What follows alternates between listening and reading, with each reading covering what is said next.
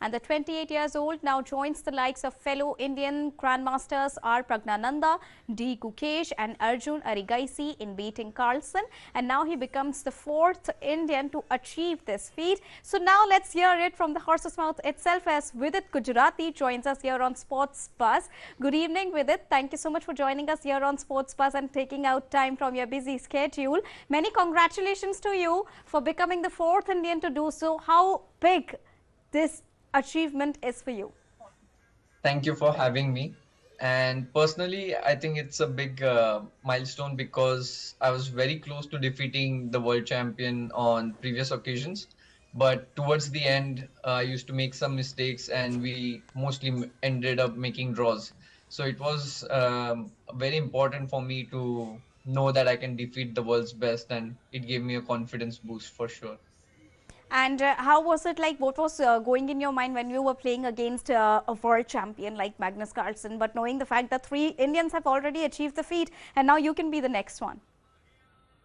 Yeah, I I believed in myself because in the previous occasions, it was very close. So I worked on the aspects which were stopping me, especially when it gets down to last 10-20 seconds. I used to panic a bit and make mistakes, but this time I managed to hold my nerve. So I think the previous games were good learning experience, which helped me this time. Now, chess specifically is more about mental health, and you have to be really mentally strong because you just mentioned that you panicked in between, and I think this happens with almost all the players when they are playing at such big levels. We saw the recent case of women's T20 cricket World Cup also, but now coming on to chess for now, how do you first of all prepare for these big events? What is it that you follow and your daily routine carries? And then we'll talk about the concept of mental fitness also.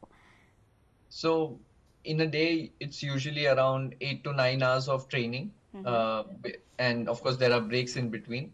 And I also take care of the physical aspect. So I play around 1 or 2 hours of badminton nowadays to keep in shape.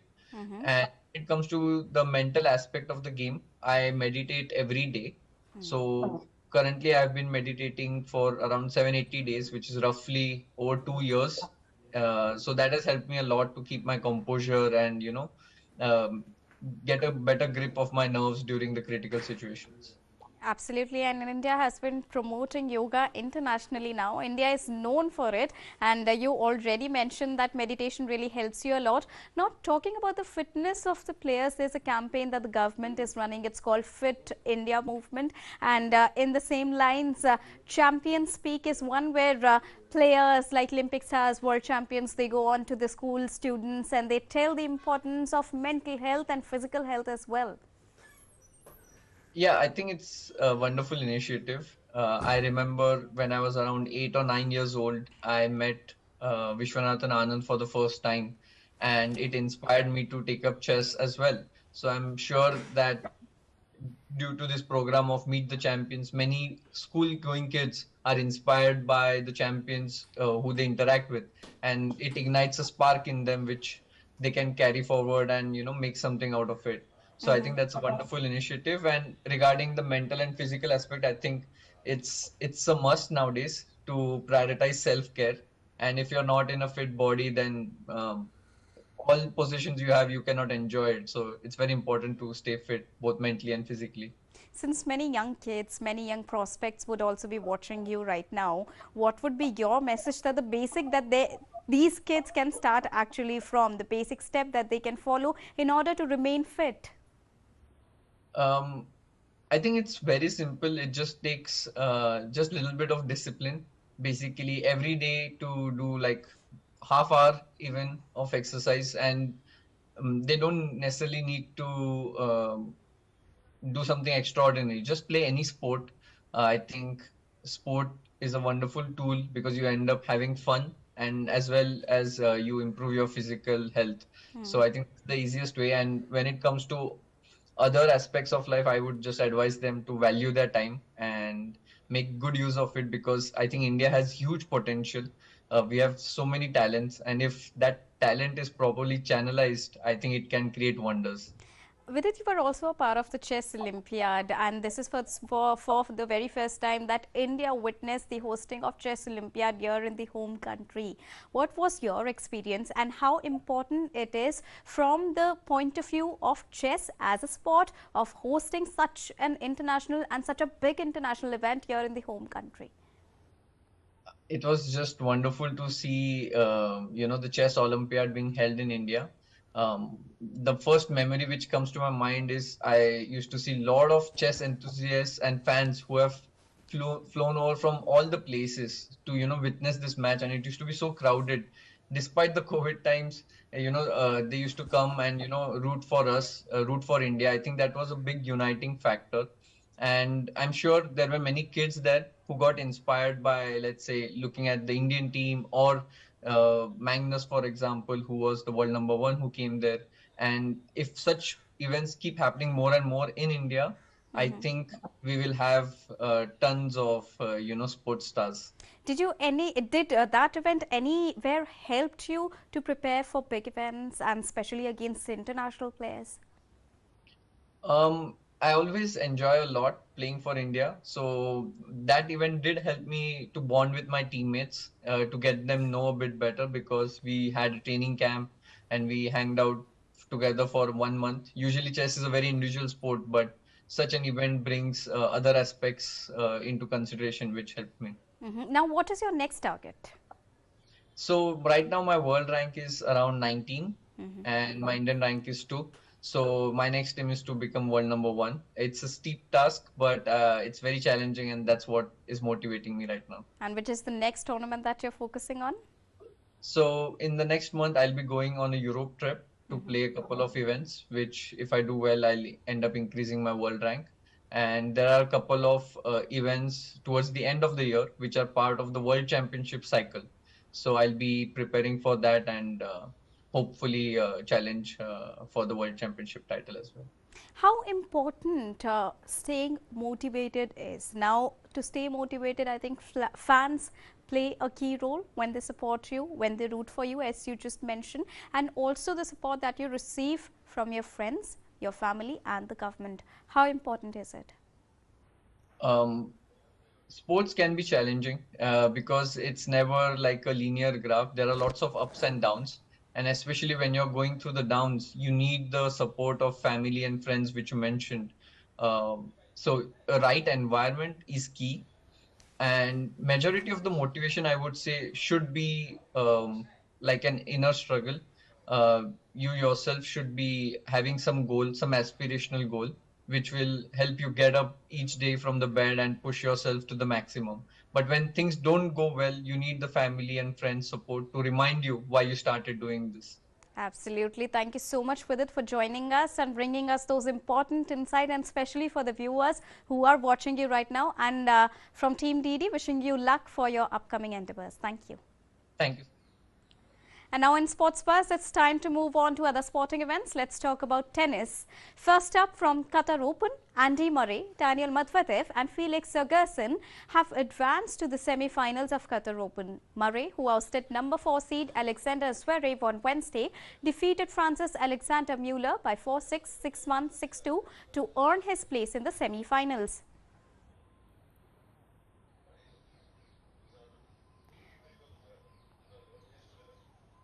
Daniel Medvedev was then put to the test by Australia's Christopher O'Connell before he managed to claw into the semi-finals with 6-2, 4-6 and 7-5 victory.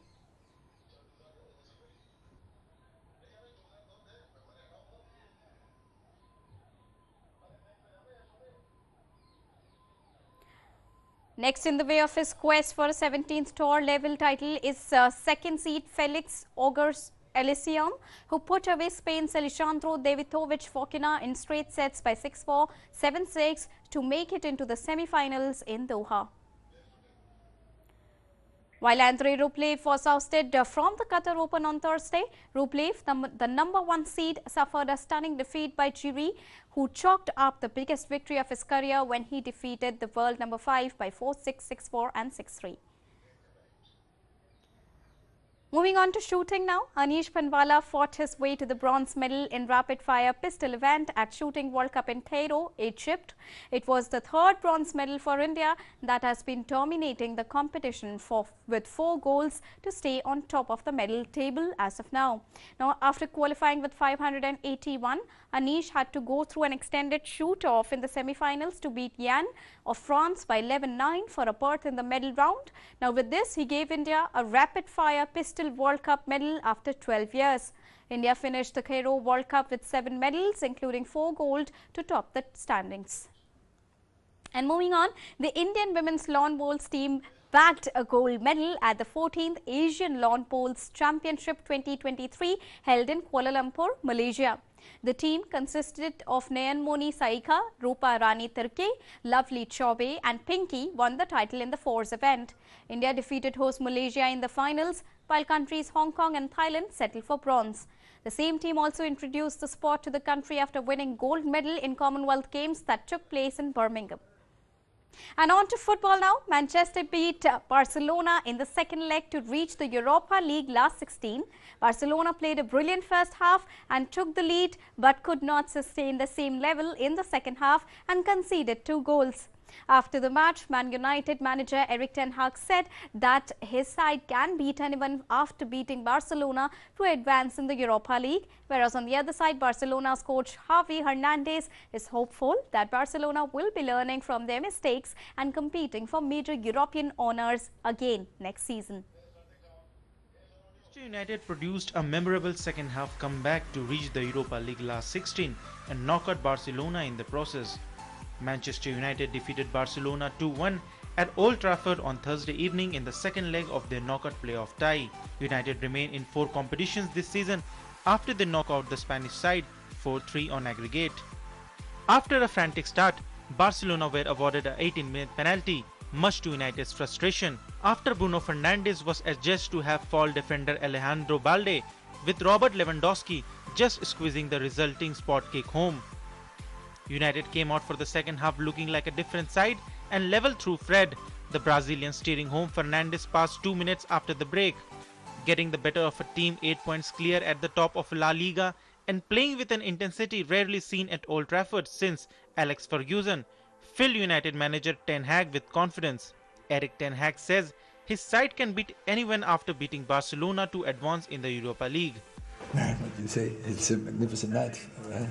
So I think it's brilliant win when you can beat Barcelona 8 points ahead in La Liga, ahead of Real Madrid. We have seen in this week Real Madrid playing, and I think then you did a magnificent performance. And we are so really happy, and we have to take it with us in the season, take it with us in building extra belief that we can win big games. You need a strategy to build that, but also you need results to get that strong belief in. And I think this is another step, because when you can beat Barcelona, I think one of the best teams in this moment in Europe, then your belief can be really strong, because then I think you are able to beat anyone. It is not for the first time this season Manchester United have come from behind in a big match at home, having beaten Premier League champions Manchester City 2-1 last month after falling behind. Ten Hag praised the character of his players. I think we have some great personalities in this team. Starting with David, Rafa, Licia, we see him, such a leadership. Casemiro, of course, Bruno, such winning types, and we have even more. I think everyone has such a strong belief in this team, in this vibe in this team, and you can see it with the subs when they are coming on. They're bringing energy, and not only energy, they bring also quality. They bring a different dynamic in games, and I think all the subs did not only this game but already many games before did brilliant. Barcelona manager Xavi Hernandez praised his opposition and termed them as a very strong side. He hopes that Barcelona will be learning from their mistakes and competing for major European honours again next season, despite experiencing their earliest exit in 25 years on Thursday. They are an opponent that are very strong at home, and they have also been on an important run of form. Let's be real here. We played ahead top opposition. Bayern Munich, Inter Milan, Manchester United. These are very strong teams, but we managed to compete. Something we were not able to do last year, if we are totally honest. With the exception of the match against Bayern, we competed in all the European fixtures. We lost games due to the little details, but we will be back at it next year having learned from those mistakes. Manchester United now switch their attentions to Wembley, where they take on Newcastle in the Carabao Cup final on Sunday. Eric Ten Hag's side then host West Ham in the FA Cup on Wednesday.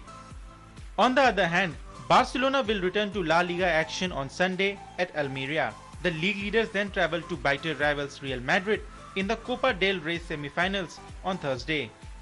Sports Desk, DD India. And in other updates from Europa League, Luke de Jong and Fabio Silva had snatched late goals for PSV as they beat Seville by 2-0 in second leg of the Europa League knockout stage playoff. But it was not enough as the Spanish club advanced by 3-2 on aggregate. After PSV failed to progress to the next round, a fan attacked Seville goalkeeper Marko Dimitrovic on the ground, but fortunately was caused much hurt to harm Dimitrovic. Later, the security personnel caught hold of the fan and took them out of the ground. And Angel Di Maria scored a hat-trick as Juventus eased to a 3-0 victory at 10-men Nantes in the second leg of the knockout stage on Thursday to reach the Europa League round of 16 by 4-1 on aggregate. Juventus also managed a 1-1 draw against the French side in the home leg as they eyed a long run in European competition to boost a miserable league campaign in which they have been deducted 15 Serie A points for financial irregularities. And with this, it's now time to wrap up this edition of Sports Buzz for now, but news and updates continues here on DD India. So don't go anywhere, keep watching and keep tracking DD India. Namaskar.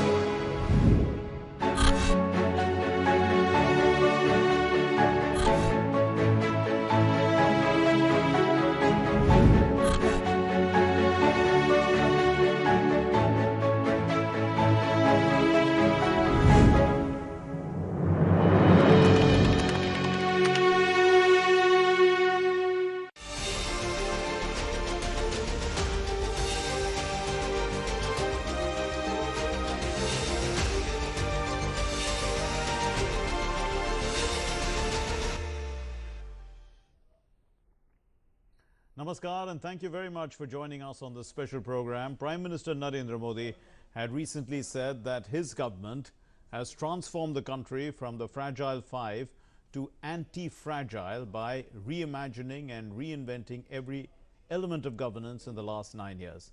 The Fragile Five was a term used by Morgan Stanley in 2013 to describe countries which were seeing a large outflow of foreign funds in the post-2008 financial crisis recovery process. They were scored on 6 factors: current account balance, ratio of foreign exchange reserves to external debt, foreign holdings of government bonds, US dollar debt, inflation, real rate differential, that's the difference of interest rates for similar class of assets in different parts of the world. Now, India had scored badly on these fronts back in 2013.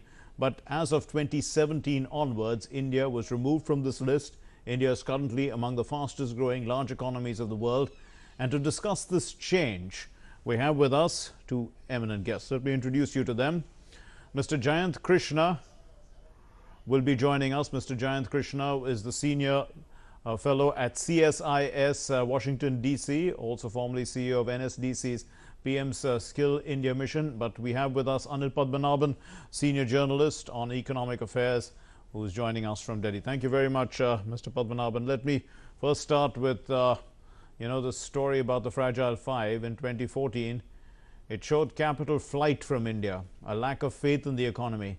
How important do you think stability, is, and also a determined reform agenda to bring in investment into our country? Mark, undoubtedly it's hugely important. Any investor looks for stability of all form, particularly policy and the direction of policy change. On both these counts, India has done extremely well. In the last, say, even actually decade, it's been building, but its transition has accelerated in the last few years dramatically, and that is the outcome we are seeing with this growing interest in India. So, do you think that it's easier said than done, of course, but transforming India from Fragile 5 to anti-fragile, it's taken a lot of vision, isn't it? Reimagining, as the Prime Minister said, the whole of India, and a lot of vision on the part of the Prime Minister itself. Oh, Mark, absolutely, because let's forget the growth numbers for a moment. Purely, if we look at it in terms of economic material empowerment, whether it is drinking water, electricity, housing, hygiene, etc., they have grown dramatically. And today, I think electricity, if you look at the National Family Health Survey, on all these indicators, we are nearly saturation point in terms of usage. So this access growth that has happened has been fantastic. And if I can take a moment to step back on the very idea of anti-fragile. Anti-fragile is a term coined by Nassim Taleb, the man who wrote Black Swan. And it's actually penned another book called Anti-Fragile. And this basically argues that how situations and circumstances, economies and individuals thrive from uncertainty. So if you look back at the last 3 years, say beginning 2020, all that India has seen is phenomenal uncertainty like the rest of the world. It started out with COVID, then plunged into supply chain disruptions, etc. And it has dealt with it. That is why this term anti-fragile fits it like a glove at this point. And Mr. Padmanabhan, Prime Minister said that the government has worked on the principle of trusting citizens. That perhaps is the first step that the government did was to reimagine once it was given the chance to serve the people. Now, trust is always a two-way street, isn't it? Do you see the innovation that the government is bringing about playing a leading role in winning the people's trust? Mark, yes, in terms of trying to win the people's trust, the one way is to deliver utilities which are of class, if not world class, at least of basic standards. So let's look at one utility which we are all using right now, are roads. So look back at a time when our roads were a struggle. Today, highways are coming up in leaps and bounds across the country. So commute has become easy. Same way, electricity, which was earlier rare commodity, is now, like I said, near saturation point. So when you deliver quality material, basic material needs to people, you win their trust. Once you win their trust, you also acquire the right to charge for these utilities. Otherwise, people always felt cheated. Now, the ball is in the court of users, which is all of us. So we need to, this is again a mindset reset that we need to undergo. We need to learn to use these amenities. I think today Narayana Murthy made a great remark when he came to Delhi, and he said that I'm most disappointed with Delhi, that the way we deal with public infrastructure. So that is the trust. The trust, like you said, is a two-way street. Now the onus is on us to reach out and handshake with the government. I can see that we are also joined by Mr. Jayant Krishna, who is the senior fellow at CSIS, Washington, D.C., joining us from Bengaluru. Thank you very much, sir, for being with us. You know, Mr. Krishna, the combination of physical and social infrastructure, we have roads, we have railways, ports, airports, along with schools, healthcare, institutions of higher education and safety nets. You were also involved with Skill India mission. Now, all governments aim to do this, but how has the Modi government been different and more effective in its approach?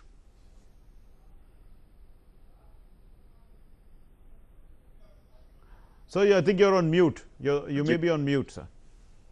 I am not on Yeah, mute. okay, fine. I can hear you now. Thank you. Go ahead, sir. Yeah. So I think fundamentally, Mark, what has happened, Modi government has brought a sense of urgency and a sense of purpose, and the velocity of decision making has become faster. There is no doubt about that. You look at from a variety of spectrum. So I'm not making an outright comment on the quality of governance, but the velocity of action has surely become more important. I'm not even saying that it's reinventing India, but surely it is reimagining India like it has not been done in the recent past, or at least since the days of early 90s of economic reforms. If you look at the infrastructure sector, the focus on roads, metros in multiple cities, many cities within a state, flyovers, railway track expansion, everywhere. I think the roads are getting constructed like never before in the country. There is no doubt about that. We had airports, we had airstrips, but many of them are getting newer terminals, or airstrips which were lying dormant are getting revived, and regional connectivity has been established.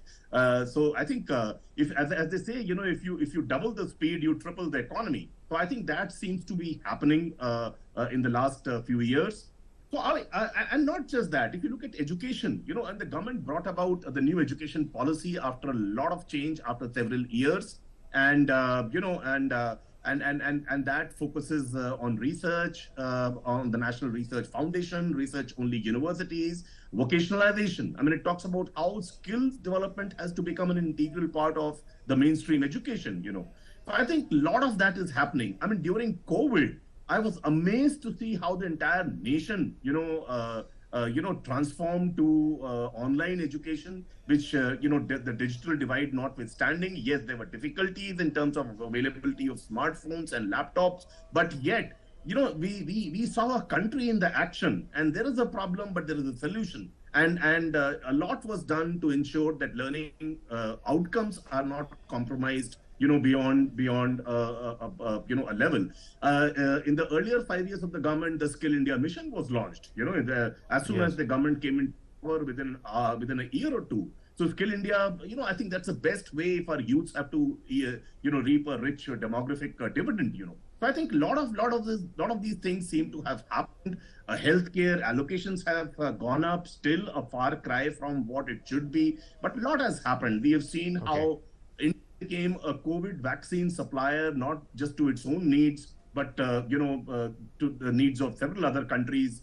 And for a lot of developing countries and underdeveloped countries, India gave those COVID vaccines free of cost also. And within the country, I think the decision that everybody will get the 2 jabs as well as the booster jab free of cost. That's a huge thing. How does healthcare insurance get to the poorest of the poor, and how do they Ayushman Bharat was again a watershed scheme, while on ground there are still some issues to be sorted out. It's in terms of the smooth rollout, but a program and a mission of that kind will always take some time before it stabilizes. So I think these are some excellent things which have happened in the last few years, and therefore I completely agree that no longer a fragile 5 country, but I'm not so upbeat about the anti-fragile India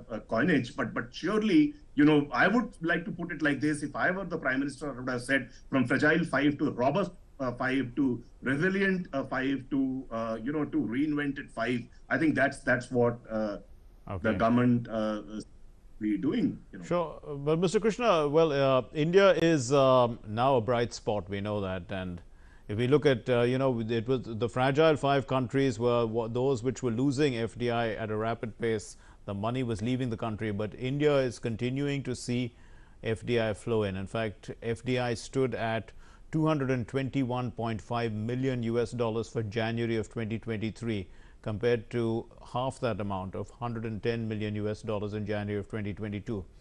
So, looking ahead, how is India positioned, you think, in the medium term, with the rest of the world in a recession?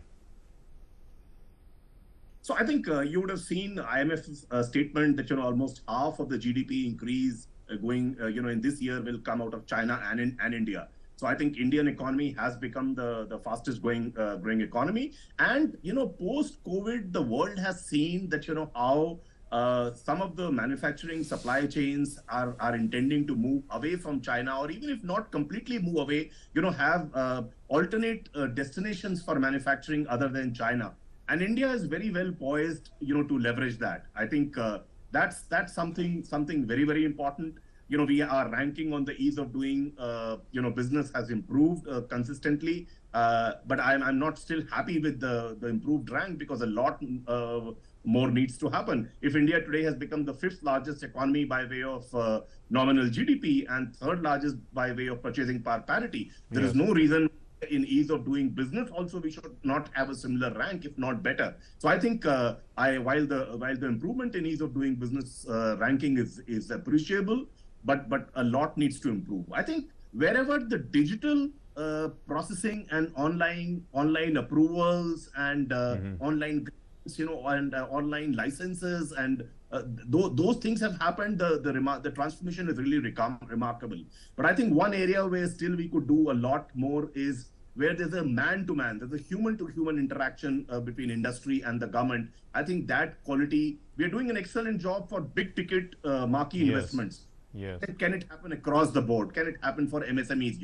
So I think that's the challenge. But I really see Indian economy, having bounced back post-COVID in such a resilient manner and such a resolute manner, more than being resilient, and that's something very good. I have a lot of hope, but surely the management of economy is no child's play at all, and all the time the government has to be on its toes to ensure that what else to be done to ensure that we actually become the 3rd largest economy, not just by PPP but in absolute terms as well.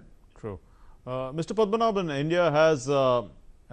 India was removed from that list, the Fragile Five list, in 2017. So, do you see India's model of emerging from this dubious group as a sort of a role model for other countries currently dealing with severe financial distress? Mark, actually, that's what the PM said in his speech. He said that India's rebound from the kind of challenges which we just discussed, whether it was COVID, the Ukraine war, the resurgence of COVID in China, and now, of course, half of the world sinking or, bordering on recession, is the ability of the economy to reinvent itself. So, yes, that the recovery has happened, and there are serious lessons to be learned. But I'm not sure whether this model can be applied internationally uniformly. But certain aspects of it, particularly, say, the digital model, which is the public digital infrastructure approach to creating a digital economy which is inclusive, basically creating digital public goods on which you can innovate and deliver public good at scale. Excuse me. So those are the areas where India's model can be deployed and applied across board, where you're seeing, like last few days, India just inked a deal on UPI with the Singapore government. It's already one operational with UAE. So those are the examples that tell you that certain aspects of India's development model can certainly be applied to elsewhere in the world. So you are saying, Mr. Padmanabhan, that of course India's model is clearly anti-fragile, because I mean the further the shocks, the greater the resilience, and we sort of seem to come out of it really well.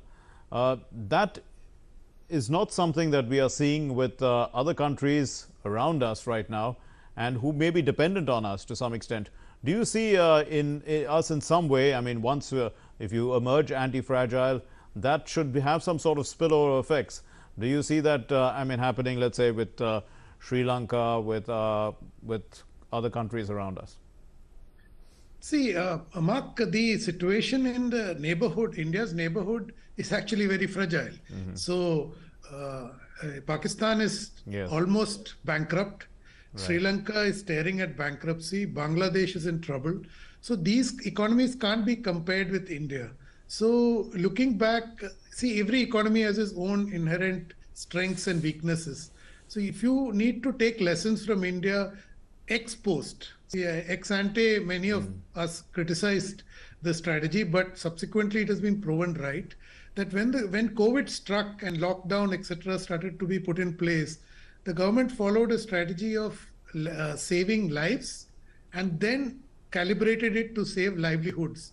So they did not pump the economy with money or with the transfers that we saw in the rest of the world, which, looking back, has given India a certain cushion, which unfortunately other countries have not had.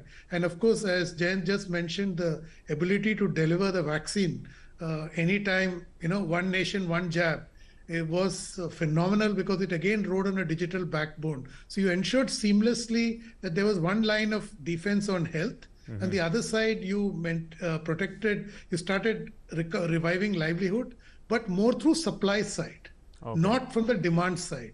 Which are the big lesson, if you want to learn from India's recovery, are these two lessons, what how it managed lives and then later on livelihood. Indeed. Mr. Krishna, are the economic fundamentals good enough to absorb shocks obtained from, let's say, the hardening of the US dollar, which is one of the factors that people look at, inflation, the depreciation of a currency, issues like that? So hardening of US dollar actually, Mark, actually it could be good for export or deals which are negotiated in dollars. But the fact is that one has to look at I would not be unduly worried unless in some manufacturing or service industry there's a huge import dependence on imports which are based on US dollar. I would not lose my sleep on that at all. But yes, India has to be very careful, because not only the weakening dollar, but the dollar becoming stronger, but also look at the recession which appears to be around the corner in the US. Look at what's happening to the UK's economy. Many European economies, the leading countries' economies are there in the EU, as well as UK. I think there are serious issues there. I think now, as our economy is not as standalone as we would have liked it to be, a lot of people say Indian economy is very robust. It will not be affected by international trends because the domestic consumption is a very, very sizable component of the Indian economy. But I don't necessarily subscribe to that. Our economy, if not for exports, but then for supply chains or for raw material dependence, we have seen, how China's economic coercion and some lack of stability in Asian countries, how it affected the semiconductor devices and other raw material availability in the last couple of years. So I think we have to be very, very careful. And therefore, as I said, the finance minister's job is not easy at all. She has to tread on her, toes all the time and keep reacting to which way the international economy is going and the way international challenges are happening. So there is India's economy is far more digitally integrated with the rest of the world vis-a-vis what it used to be 10 years, 15 years back. So I think we have to be careful, but on dollar becoming stronger, I'm not going to lose my sleep too much on it. But surely, if some of our markets, including the US and EU nations, major EU nations, if they actually undergo recession, some of them are all on the threshold of recession, then that could be a matter of concern because, especially for products, the market dependence on these markets. Mr. Padmanabhan, Indonesia, South Africa and Turkey continue to be in the Fragile Five. They were in the Fragile Five earlier too in 2013. So India and Brazil, they are no longer in the Fragile Five. So do you see India's policy of self-reliance, also protecting our country from some sort of toxic inflows that could have effects on debt? Because, some of the other countries rely heavily on debt. Mark, let's break up the two challenges here. The toxic inflows are basically a governance issue and regulatory issue with the Reserve Bank of India monitors. You're talking of hot money flows. There's a very tight scrutiny of such money that comes into India. You keep reading about it. So RBI so far has been on top of the game. And India does not have full convertibility on the capital account or balance of payments, which means money can't flow in and out on all sectors. Mostly it's convertible, but on key areas it is not convertible. So there is a line of defense on hot money flows. So I wouldn't worry about hot money flows here at this point, unlike say the other economies. We'll focus on what are the other challenges. Like Jayant said, though I disagree with him that a hard dollar is actually bad for India, and for other countries, essentially it exports inflation, which is one of the reasons why we are seeing an inflationary surge in India. But yes, and his point about decoupling is absolutely spot on. India cannot and will not be decoupled. And finally, it is not about self-reliance. It is actually the Atmanirbhar word captures far more than self-reliance. It's an ability to produce, but not to become insular to the rest of the world. So it's a very delicate term. It's not the classic definition. It can't be translated into English so easily, yes. Okay, Mr. Krishna, India is now the 5th largest economy in the world and 3rd largest in PPP. You mentioned that as well. But India also has a vision for the Amrit Kal, the next 25 years. So help us understand this goal-oriented approach. Does it lead to, the Prime Minister was also talking about people's trust, people's participation.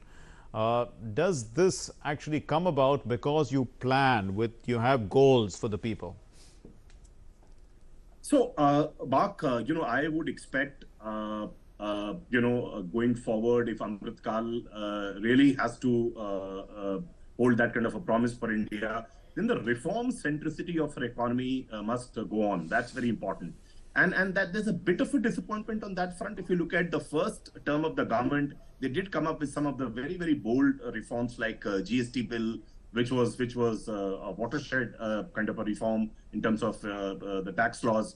Even if you look at the bankruptcy and insolvency code, that was a breakthrough. That was a very, very important reform which was waiting to happen.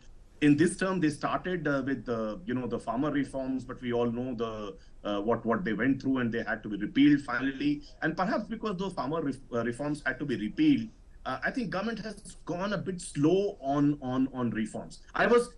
Very few countries in the world actually looked at COVID and the pandemic as an opportunity to reform. There was some short-term reforms, especially on MSME side, labor law side. Many of these, lending side, a lot of these reforms happened during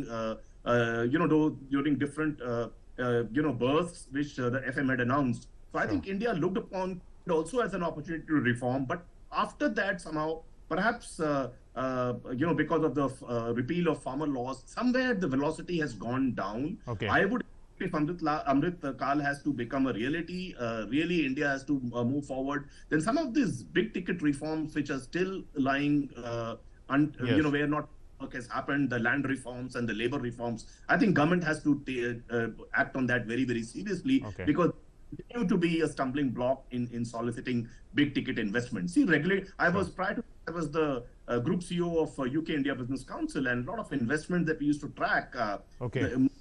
All over the world, like some kind of a regulatory. Now, that's very Krishna, important. we're running short of time, so let me just get the last word in from Mr. Padmanabhan. Globally, how does the trade war, that's the US-China one, and the real war with sanctions on Russia, put India, Indonesia, other countries in the G20 at leadership positions in a position to emerge stronger in this anti-fragile kind of approach? Mark, very big, very huge.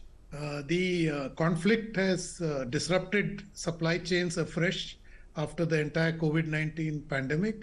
And this is manifesting simply in high energy prices. At the moment, they have dropped below $100, but that's primarily because China is struggling with its economy.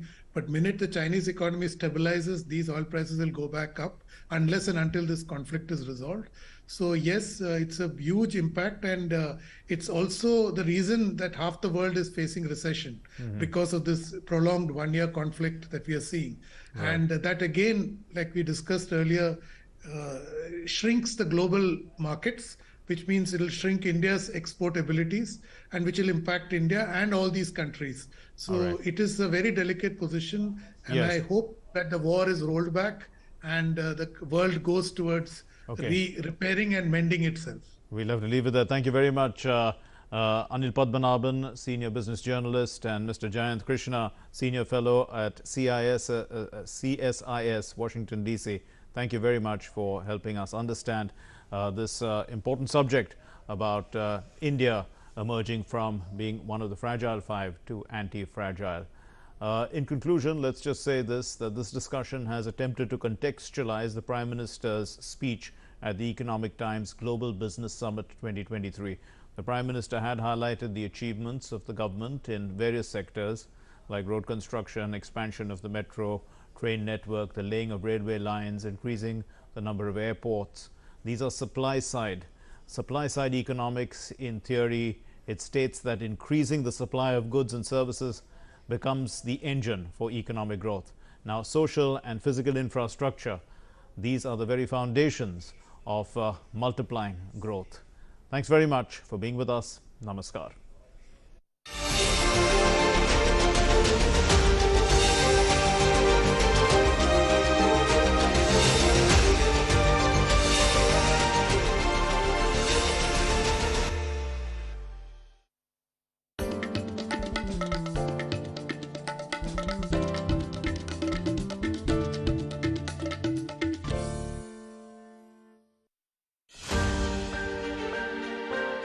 Many societies are suffering due to rising prices, and food and energy security have become major concerns across the world.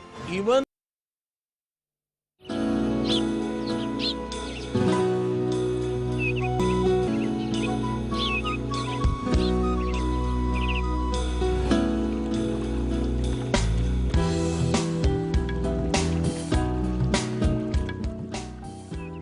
సమస్త వన సంపద, పశువులు, క్రిమికీటకాలు మరియు భూమి మీద జరిగే అన్ని ప్రాకృతిక మార్పులు పర్యావరణాన్ని ప్రభావితం చేస్తాయి.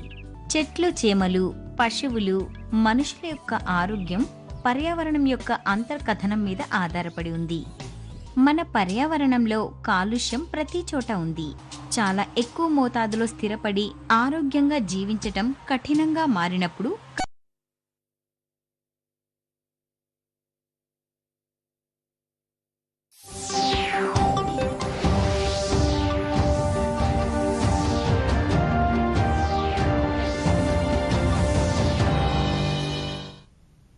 నమస్కారం. దూరదర్శన్ వార్తలకు స్వాగతం. నేను ఉమారాణి. కోవిడ్ జాగ్రత్తలతో వార్తలను ప్రారంభిద్దాం. కరోనా నియంత్రించేందుకు ప్రతి ఒక్కరూ మాస్క్ ని తప్పనిసరిగా ధరించాలి. ముక్కు, నోరు కప్పి ఉంచేలా సరైన పద్ధతిలో మాస్క్ ని ధరించాలి. తరచూ చేతులను శుభ్రం చేసుకోవాలి. వ్యక్తిగత పరిశుభ్రతను పాటిస్తూ భౌతిక దూరాన్ని తప్పక పాటించాలి. అర్హులందరూ వ్యాక్సిన్ వేయించుకోవాలి. నిబంధనలు పాటిద్దాం, కరోనాని జయిద్దాం. ఇక ముఖ్యాంశాలు.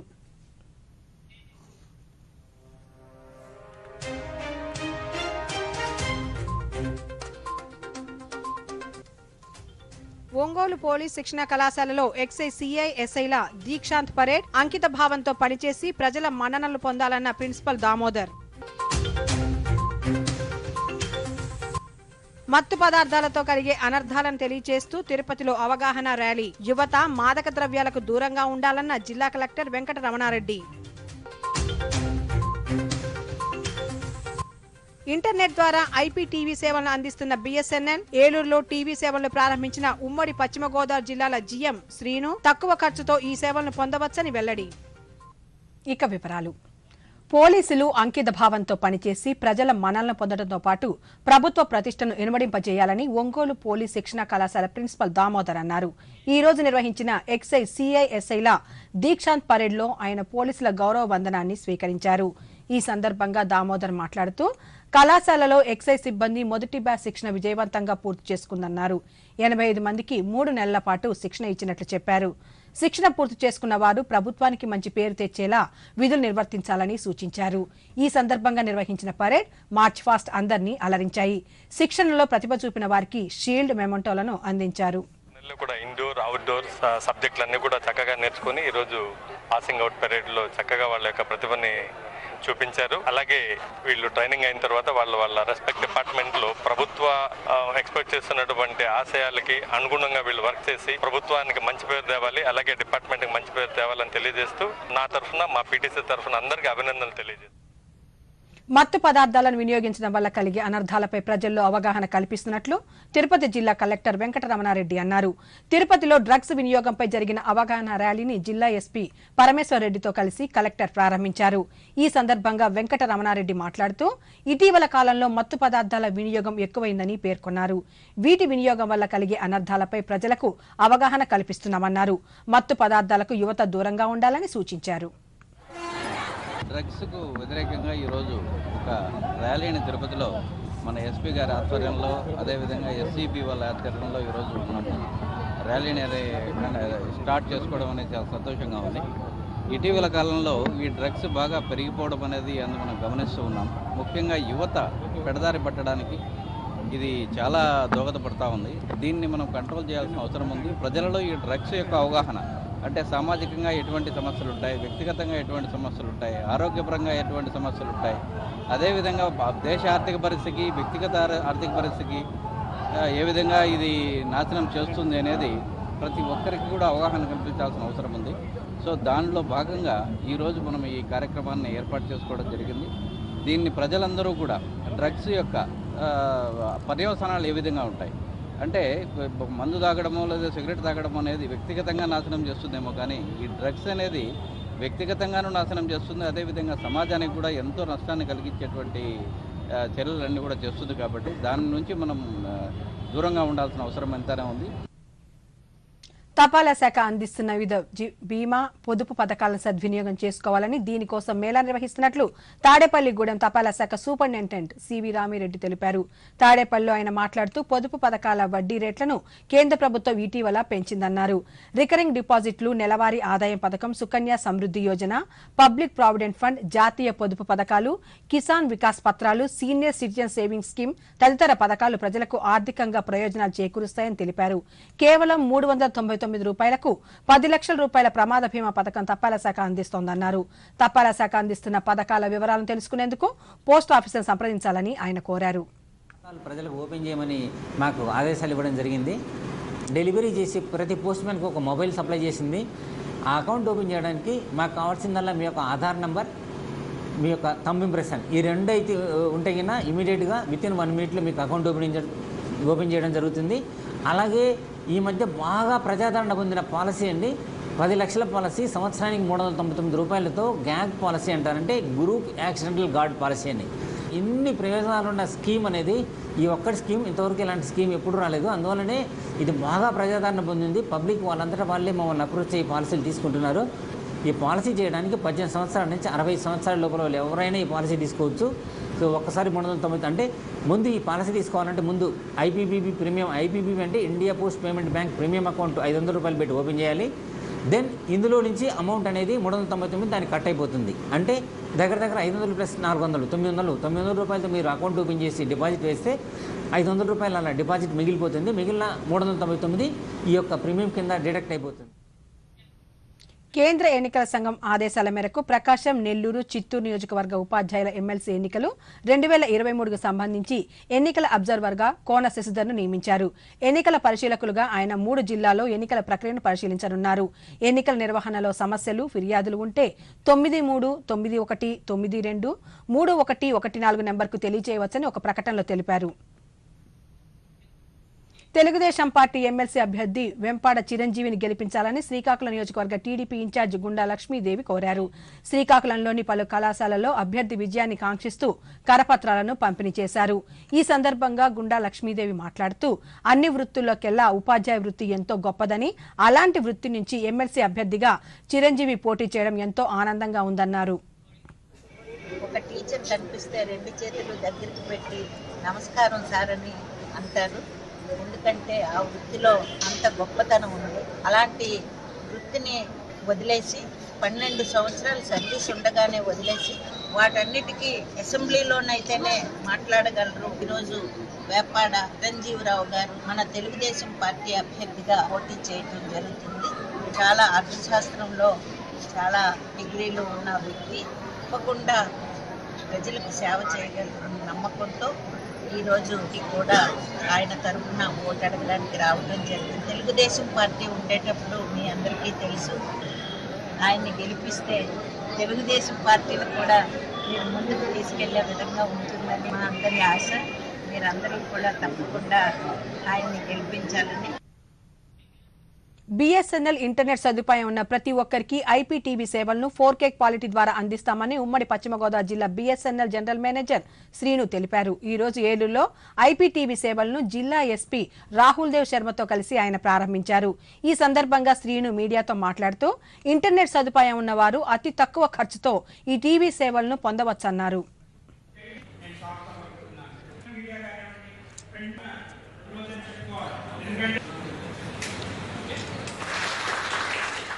ప్రస్తుతం ఏలూరు, భీమవరం జిల్లాల్లో బిఎస్ఎన్ఎల్ వారు ఉల్కా టీవీ వారితో కలిసి ఈ ఐపీటీవీ సర్వీసెస్ని లాంచ్ చేయడం జరిగింది. ఈ సర్వీసెస్ ద్వారా అన్ని మారుమూల ప్రాంతాల్లో కూడాను బిఎస్ఎన్ఎల్ ఇంటర్నెట్ సర్వీస్ ద్వారాగా ఈ సర్వీసెస్ని ప్రసారం చేస్తూ ఉంది. అదేవిధంగా ఏంటంటే ఎటువంటి ఇంటర్నెట్ బ్యాండ్విడ్త్ ఖర్చు కాకుండా ఈ సర్వీసెస్ని 4K క్వాలిటీ అయినటువంటి హై డెఫినేషన్ ఛానల్స్ అతి తక్కువ ఖర్చుతోటి ఎటువంటి అంతరాయం లేకుండా కూడాను ప్రసారం చేయటంలో ఇవాళ ఒక ప్రారంభించడం జరిగింది. ఈ సందర్భంగా మా యొక్క వినియోగదారులైనటువంటి ప్రజలందరికీ కూడాను నేను విన్నవించుకునేది ఏంటంటే మనకు కావాల్సినటువంటి ఎంటర్టైన్మెంట్ సంబంధించినటువంటి సౌకర్యాలన్నీ కూడాను ఒకే కనెక్షన్ ద్వారా పొందవచ్చు అనేసి ఈ సభాముఖంగా మీకు తెలియజేస్తాను. కరోనా నియంత్రించేందుకు ప్రతి ఒక్కరూ మాస్క్ ను తప్పనిసరిగా ధరించాలి. ముక్కు, నోరు కప్పి ఉంచేలా సరైన పద్ధతిలో మాస్క్ ను ధరించాలి. తరచుగా శుభ్రం చేసుకోవాలి. పాటిస్తూ భౌతిక దూరాన్ని తప్పక పాటించాలి. అర్హులందరూ వ్యాక్సిన్ వేయించుకోవాలి. నిబంధనలు పాటిద్దాం, కరోనాని జయిద్దాం. ఈ వార్తలు ఇంతటితో సమాప్తం. నమస్కారం.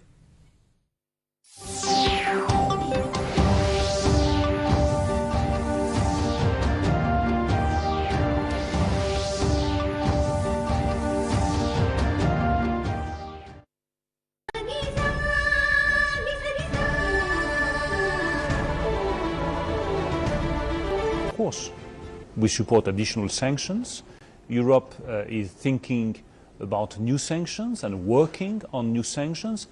And by the way, sanctions are efficient. All European sanctions are strong and efficient. And I'm deeply convinced that on the long term, they will be more and more efficient, weakening the Russian economy and giving all the concrete results that we are expecting from those sanctions. But the single point which could jeopardize this very positive forecast for the world economy and for the European economy is the war in Ukraine. And I really want to insist on that point. The war in Ukraine is affecting the global economy. It is not a local issue. Earlier, China called in a 12-point foreign ministry paper for a comprehensive ceasefire and a gradual de-escalation. The ministry paper is largely a reiteration of China's line since Russia launched what it calls a special military operation on the 24th of February last year. The peace proposal includes plans to uphold the sovereignty of both forces, abandon a Cold War mentality and ensure that nuclear power plants are kept safe. Chinese President Xi Jinping is expected to deliver a peace speech later on Friday to mark the anniversary, in which he is likely to urge peace while avoiding condemnation of Russia. The foreign ministry said it had no information on the speech. Japan's Prime Minister Fumio Kishida has said his country is preparing new sanctions related to Russia's invasion of Ukraine alongside other G7 countries. Kishida's remarks came before a call with other G7 leaders and Ukraine's President Volodymyr Zelensky planned for later on Friday. US President Joe Biden is hosting a virtual meeting of G7 leaders that will also be attended by the Ukrainian President Volodymyr Zelensky. During the meeting, Zelensky will be hoping for sweeping sanctions against Russia as its war against Ukraine enters the second year. The United States will also implement sweeping sanctions against key sectors that generate revenue for President Vladimir Putin. The United Kingdom has issued more sanctions against Russia, including export bans on every item it has used on the battlefield. The Foreign Office said internationally coordinated sanctions and trade measures would target aircraft parts, radio equipment and electronic components. As the war drags on into the second year, troops of Russia and Ukraine fought in areas near Kupiansk of northeastern Ukraine and Lyman, as well as other regions in Donetsk, according to reports updated by the two countries' military departments.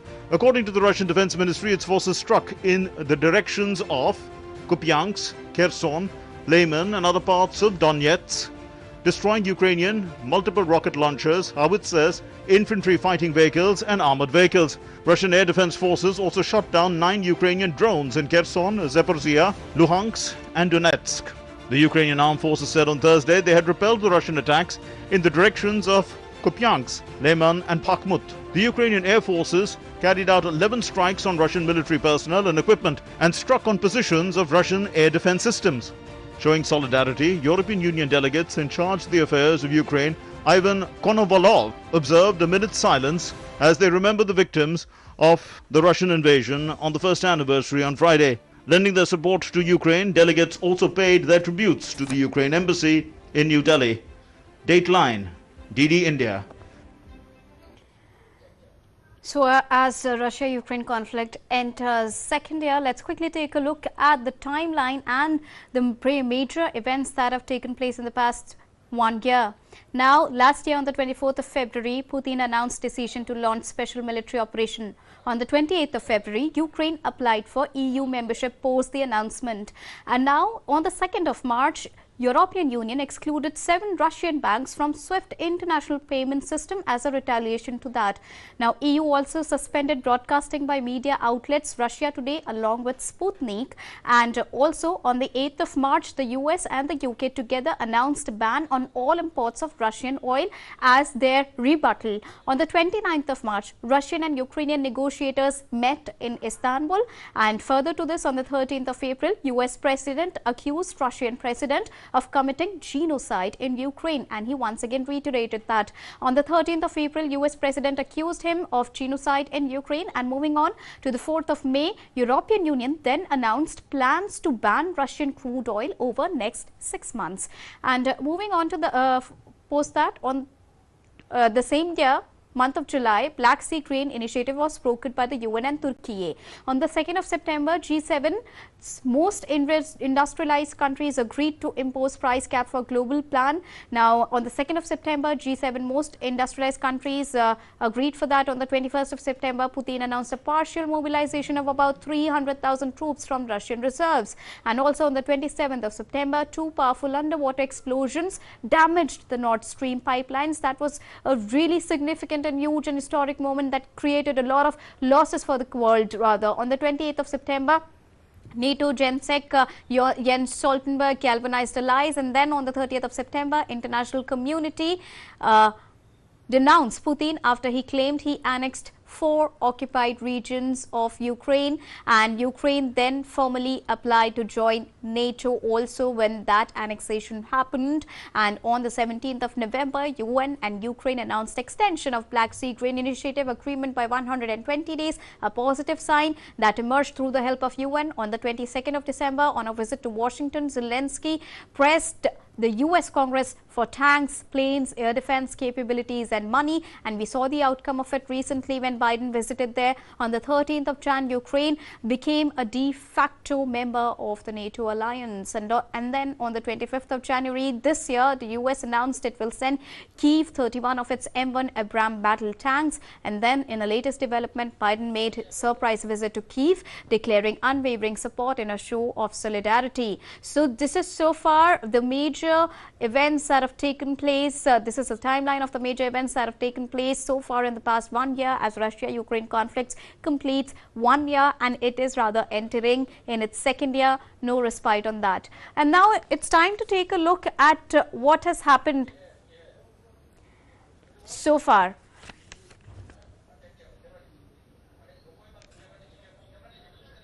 And now it's time to take a look at what has happened so far, which are the areas under control of Russia, because this is the second year where the war is beginning, the war is still going on, and there is no respite, there is no sight of peace that anybody is witnessing. So it's now time to see a situation of what is happening and what is the area of control that Russia is happening. Now this is a very quick look at the map.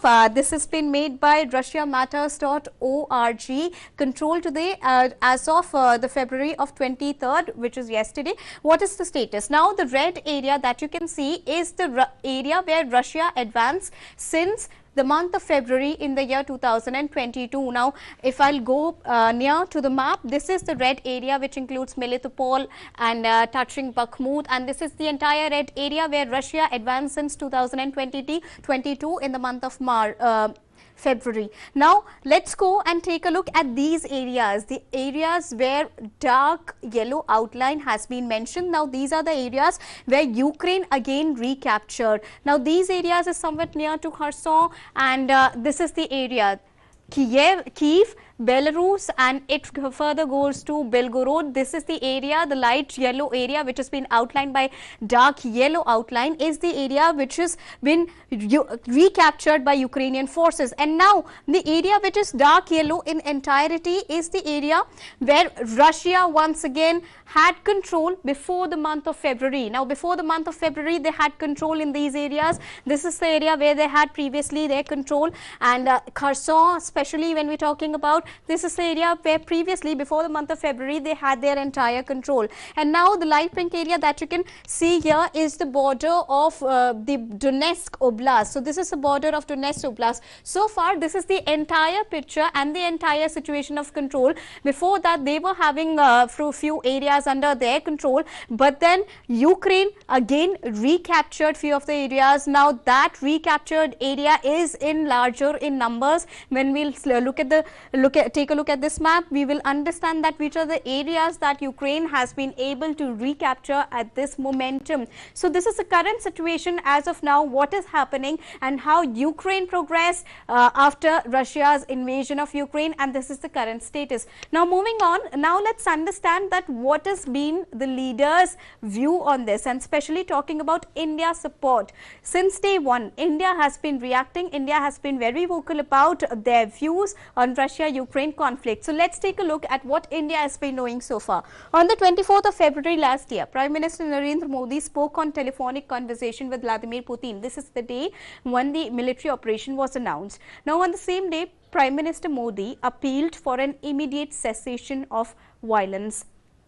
Moving on, 26th of February, 2 days after that, Prime Minister Modi spoke with President Volodymyr Zelensky and expressed India's willingness to contribute in any way towards peace efforts. And moving on the 28th of February, Prime Minister Modi again spoke on phone with the Prime Minister of Romania and Prime Minister of Slovak Republic, appreciated Romania's gesture for on permitting special evacuation flights from India for especially the students. Moving on from on the 1st of March, Prime Minister Narendra Modi spoke on phone with the President of Poland, France and European Council as well, and once again reiterated India's appeal for cessation of hostilities. Moving on to the next stage, 2nd of March, Prime Minister Narendra Modi once again had an exclusive interaction on telephone with Vladimir Putin. The Russian presidents and the leaders reviewed the situation in Ukraine, and further to this, they also discussed safe evacuation of Indian nationals from the conflict areas. Now, that was the key priority for Prime Minister Narendra Modi. Then, now on the 3rd of March, what happened is Prime Minister Narendra Modi once again participated at a virtual summit of Quad leaders, and at the Quad leaders summit also, he took the opportunity and emphasized the need to return to a path of dialogue and diplomacy for both the countries. This is Russia and Ukraine. Now, moving on to the 7th of March, Prime Minister spoke with Volodymyr Zelensky and expressed deep concern about ongoing conflict. So, around more than 10 to 15 times, PM Modi have had a telephonic conversations with the leaders as well and the president of both the countries as well. Now, Prime Minister Narendra Modi reiterated his call for immediate cessation. Now, on the 8th of March, PM Modi spoke on phone with Prime Minister of the Netherlands and once again reiterated India's consistent appeal for cessation of hostilities. So, not only to the presidents of the respective countries, but he's also having conversations, telephonic conversations with his appeal and reiteration with other world leaders as well. Now, on the 9th of March, Prime Minister Narendra Modi thanked Hungarian government for facilitating evacuation of more than 6,000 Indian citizens through Ukraine. And then on the 26th and 27th of January, the updates followed, and more than 14 to 15 times Prime Minister Narendra Modi had a telephonic conversation with both the leaders. He also appealed to other leaders, and his only reiteration so far has been maintaining peace through dialogue and diplomacy. Now, let's understand more on this with the former senior diplomat, Mr. Vishnu Prakash. Thank you so much, sir, for joining us here on Dateline 5 p.m. Today, Russia-Ukraine crisis, Russia-Ukraine conflict enters another year. Prime Minister Narendra Modi, India has been emphasizing on maintaining diplomacy, maintaining dialogue to maintain peace. What is the situation? What is the analysis that you draw out of this situation in the past 1 year so far? Deepika, good evening. It has been a most unfortunate conflict which has only produced losers and no winners. Look at what the balance sheet for 1 year. Ukraine has been destroyed, Russia has been weakened, the developing world is paying through its nose in terms of cost escalation of fuel and fertilizers. The European public is out in the streets because of cost escalation. What has been gained? Almost nothing has been gained. Yes, in fact, if I have to be very clinical about it, the only gainer has been the military-industrial complex because defense budgets have gone up. And look at the price that Ukraine has paid. Tens of thousands dead, millions who have left their country, infrastructure destroyed. Who is going to build it? How will the lives will come back? You know, it is really unfortunate that the only lesson that human beings have learned from history is that they refuse to learn lessons and continue to resolve to conflict, which is not the way forward. India, and as you were very rightly pointing out, Prime Minister Modi has been again and again pressing the sides to cease hostilities and come back to the negotiating table. Unfortunately, no side is ready so far. Absolutely. Now, considering the fact the recent move by President Joe Biden when he made a surprise visit to Kiev in show of support of Ukraine, and he also extended the sanctions on Russia and further announced another steps, and in retaliation to that we saw Russian President Vladimir Putin pulling out of the smart this thing. But now, how do you assess the support of West to the Ukrainian countries, because Vladimir Putin has been consistently blaming the West for all of these things? Well, first of all, let me say that what President Putin or Russia has done in Ukraine cannot be condoned. It has to be denounced because it's an aggression, and aggression by no means can be defended or condoned. That said, there are reasons for that. Russia has been squeezed, its legitimate security interests have been ignored, and Russia has been pushed into the conflict. That said, what is the West doing? West is adding fuel to fire by by constantly supplying weapons of all kinds. Earlier they said that they're supplying defensive weapons. Now the weapons are offensive. And the effort is by Zelensky in particular. Zelensky's craving for weapons never ends. And he's now asking for fighter jets. Now, fighter jets for what? You take conflict into Russia, will Russia sit idle? What is the game plan is beyond comprehension, because the Western world is sleepwalking into escalatory mode, and humanity will pay the price. Look at the Munich Security Conference. I mean, it is sad that the motto of the Munich Security Conference is peace through dialogue. What we heard was neither peace nor dialogue. Russia was not even invited. All that we heard was weapons, more weapons, retribution. Now, how can you bring this to a close by continuing to pump arms and weapons into Ukraine and letting the human lives being lost? It's a conflict amongst major powers, with Ukraine being the cannon fodder, and President Zelensky playing along with the Western designs. It is not comprehensible at all. Now, what are your views on the latest abstention by India? Well, India is very, very clear that the only way forward is cessation of hostilities and a dialogue. Now, what is happening is that there is talk of peace by Western quarters, but there is no signs of peace. They are only preparing for war. They are only preparing to escalate the conflict. And they are challenging Russia constantly, daring Russia to do things, reprimanding this, warning another country. So there is a gap between what is being said and what is being done. Condemning Russia alone is not the solution. Calling Russia names is not the solution. The solution is for cooler heads to prevail and to find a negotiated way forward. And for that, the war has to stop today, this moment. But that the West does not want. The fact is that the ball lies in the court of Washington. If Washington were to decide or give the go-ahead, perhaps the de-escalation process will begin, but the world has yet to see it. Absolutely, the world is yet to see it, and it remains to be seen that if this war that is taking place is a war, and the quest is to end the war or to win the war, and India says it is now time to call for peace. Thank you so much, Mr. Vishnu Prakash, for joining us and bringing us a rounded perspective on Russia-Ukraine conflict that completes another year. Thank you. And with this, it's now time to wrap up this edition of Dateline 5 p.m. But we'll keep bringing you the latest that is happening in Russia, in Ukraine, along with the rest of the world. So don't go anywhere. Keep watching and keep tracking DD India. Namaskar.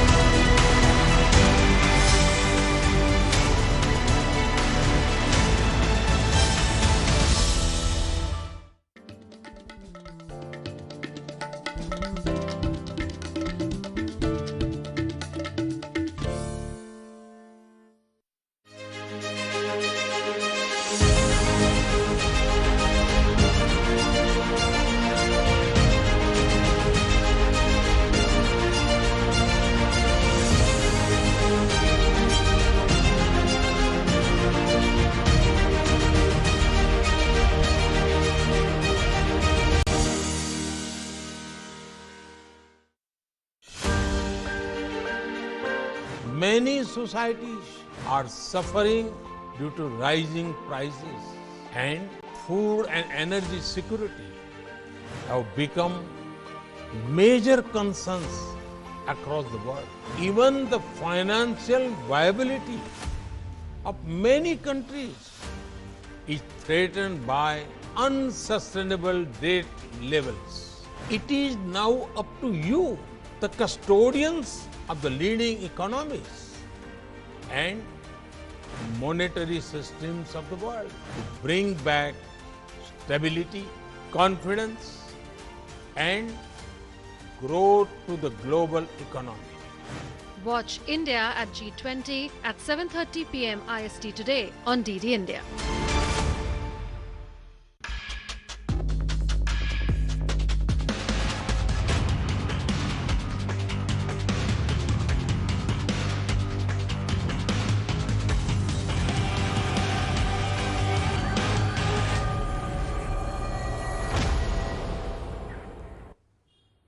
evening and welcome to Sports Buzz with me, Deepika, your daily half-an-hour window that brings you news and updates from different sporting arenas.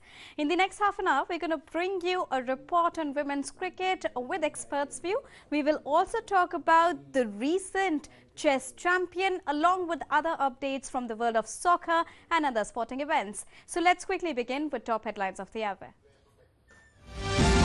In Women's T20 Cricket World Cup, England will take on host South Africa in second semi-final at Newlands in Cape Town today. The winner will face Australia in the finals of T20 Women's World Cup.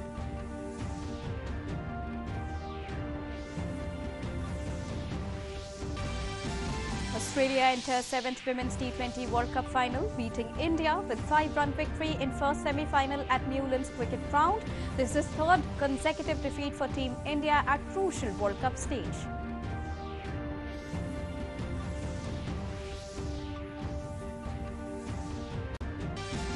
In men's cricket, Steve Smith to lead Australia in third test in Indore. Pat Cummins will not return for the third test due to family illness.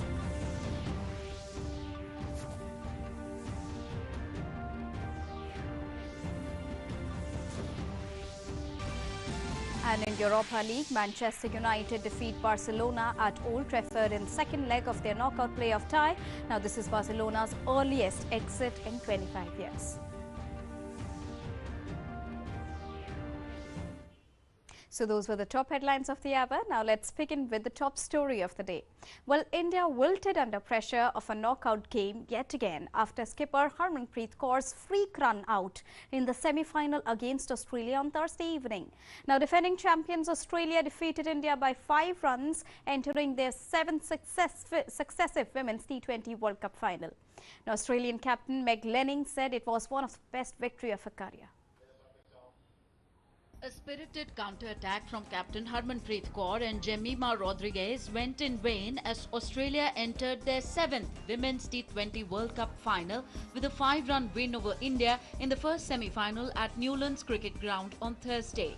After Australia's big players stepped up to make 172 for 4, India's top 3 aggregated only 15 runs among themselves. Harmanpreet and Jemima rose to the occasion by making 52 and 43 while spearheading the chase with a brilliant 69-run standoff 41 balls. But the duo falling in 4.2 overs post the 10-over mark meant India could never recover from it and ended up at 167 for 8 in 20 overs, falling so close yet so far yet again. In the 15th over of the India's innings, the Harmanpreet run out was a shocker and it knocked the wind out of India's sails even as Australia found a way to stay focused on the match. An emotional Harmanpreet said after the game, "I cannot feel unluckier than this. We got the momentum back with Jemmy. To lose from here, we were not expecting this." She also added that putting in the effort was important and we were happy to go to the last ball. We wanted to fight till the last ball. Today we wanted to chase too. So that was fine when they chose to bat. Even after losing the first 2 wickets, we knew we had a good batting lineup. I should give credit to Jemima. She gave us the momentum. I'm happy to see some good performances. We played some good cricket. Today was something where we wanted to play our natural game. Few of us did that. We again gave some easy catches away. When you have to win, you have to take your chances. We can only learn from these. Meanwhile, Australian captain Meg Lanning admitted that Australia got a little lucky with the Harmanpreet Kaur dismissal in their crucial 5-run win over India in the semi-final. The Indian captain was ill one day before the semi-final. There were doubts whether she would actually play in the game at all. But she shrugged off the illness and led from the front with the bat. Australia captain Meg Lanning said, "It was one of the best wins I've been involved in to fight back after not playing the best cricket in all 3 facets. We missed our lengths and gave some width. India came hard at us, so we knew the score would have been hard to defend. But we pulled through in the clutch moments. I got nervous a couple of times." It's quite rare to see a team lose a match despite scoring 167 runs in a women's T20 international match.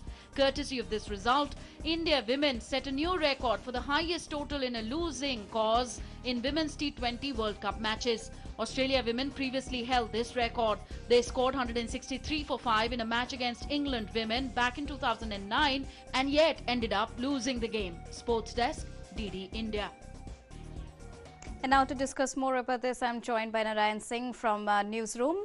Narayan, good evening. Thank you so much for joining us on Sports Buzz. Now talking about yesterday's match, Harmanpreet says it is pure unluck, but many says, and especially the experts, call it as too much of pressure on the players. It was really a great match, Deepika, and if we talk about that, this match, it's not about only India fell short of 5 runs, but it's about, it's much more than that. It tells the story of great determination and the courage of these girls who are playing against one of the mightiest women's team in the world of cricket. They have 7 World Cups under their belt, while if we talk about the T20 format, they are 5-time world champion in this format, and the 7th time they are there in the finals of the World T20. So one of the best team was there in front of them. If you take a look at their batting lineup, Bat Mooney, Meg Lanning and Alyssa Haley, what a great depth they have. If you talk about the bowling, they have the great bowling lineup too. So it was going to be already every cricket expert knew that it was going to be tough for the Indian women's team. But the way after Australia scored a big score of 172 runs on the board, and after India was slipped to 28 for 3, and the way they bounced back, the way Harmanpreet Kaur and Jemimah Rodrigues stole the show. Almost India was there. It was so close yet so far for them. But thing is that the way India bounced back, the way the women's team just after slipping to 28 for 3, making a comeback at such a big stage, it's a remarkable thing, and it will be remembered in the minds of the cricket fans for the long time. Because whenever you play, a pressure is there. I think the Australia was under more pressure than in more precipitation than India, because they were already a big team, and it was already everyone was assuming that they will be in the final. But they have Indian team has put them under pressure, and Indian team was almost there to win the match. But somehow that run out of Harmanpreet Kaur, that reminds us the run out of MS Dhoni against New Zealand in 2019 World Cup. We can say that it was somewhat that this Indian team is still in a learning curve, and with the advent of the Women's Premier League, definitely it will help them how to handle this situation in the big matches, and hoping that in the coming time they are very close. In the past edition also we saw that they are in the final and lost to Australia, and the kind of performance they are doing right now is impeccable. And if you talk about Australia's record in 2022, they lost only 1 match, and the team that beat them was India. If you take a look in the recent past also, India was the only team who broke their continuous winning streak. And this time also there was that, but in the final hurdle, it was, we can say that. Absolutely, and as you said, a new dawn can be witnessed with the advent of Women's Indian Premier League and many more international events where India will get to learn more with more number of matches. Thank you so much, Narayan, for joining us and bringing us that in-depth report. Now moving on, England will take on host South Africa in the second semi-final of the Women's T20 World Cup at Newlands in Cape Town today evening. England dominated their 4 group fixtures, topping the table with a perfect record. Now their best performance came against India, where they successfully defended 151 runs. In their last game, they posted a record-breaking total of 213 for 5 and registered a historic 114-run victory against Pakistan. On the other hand, South Africa secured a semi-final berth despite losing and suffering a loss to Sri Lanka in their opening encounter. They also fell to Group 1 leaders Australia, but managed to secure a semi-final qualification with resounding 10-wicket victory over Bangladesh in their last game. Now this is also a crucial game for both the teams. A victory at this point will bring them one step closer towards the coveted trophy. Now in men's cricket, Australia captain Pat Cummins will miss the 3rd test of the Border Gavaskar Trophy against India that is scheduled to begin in Indore from the 1st of March. Pat Cummins, who flew home to Sydney following Australia's defeat in the 2nd test due to his mother's illness, was expected to return to India for the 3rd test beginning Wednesday. However, the 29-year-old has now confirmed that he will not be available for the Indore test due to his mother's illness. In his absence, Steve Smith will lead the series. And moving on, New Zealand skipper Tim Southee completed 700 international wickets on day one of second test against England at Basin Reserve, Wellington. The right-arm pacer dismissed Ben Duckett to unlock the feat. Now, Southee completed 700 internationals while playing his 353rd match. Southee is now the first player to reach 700 wicket mark for New Zealand international cricket.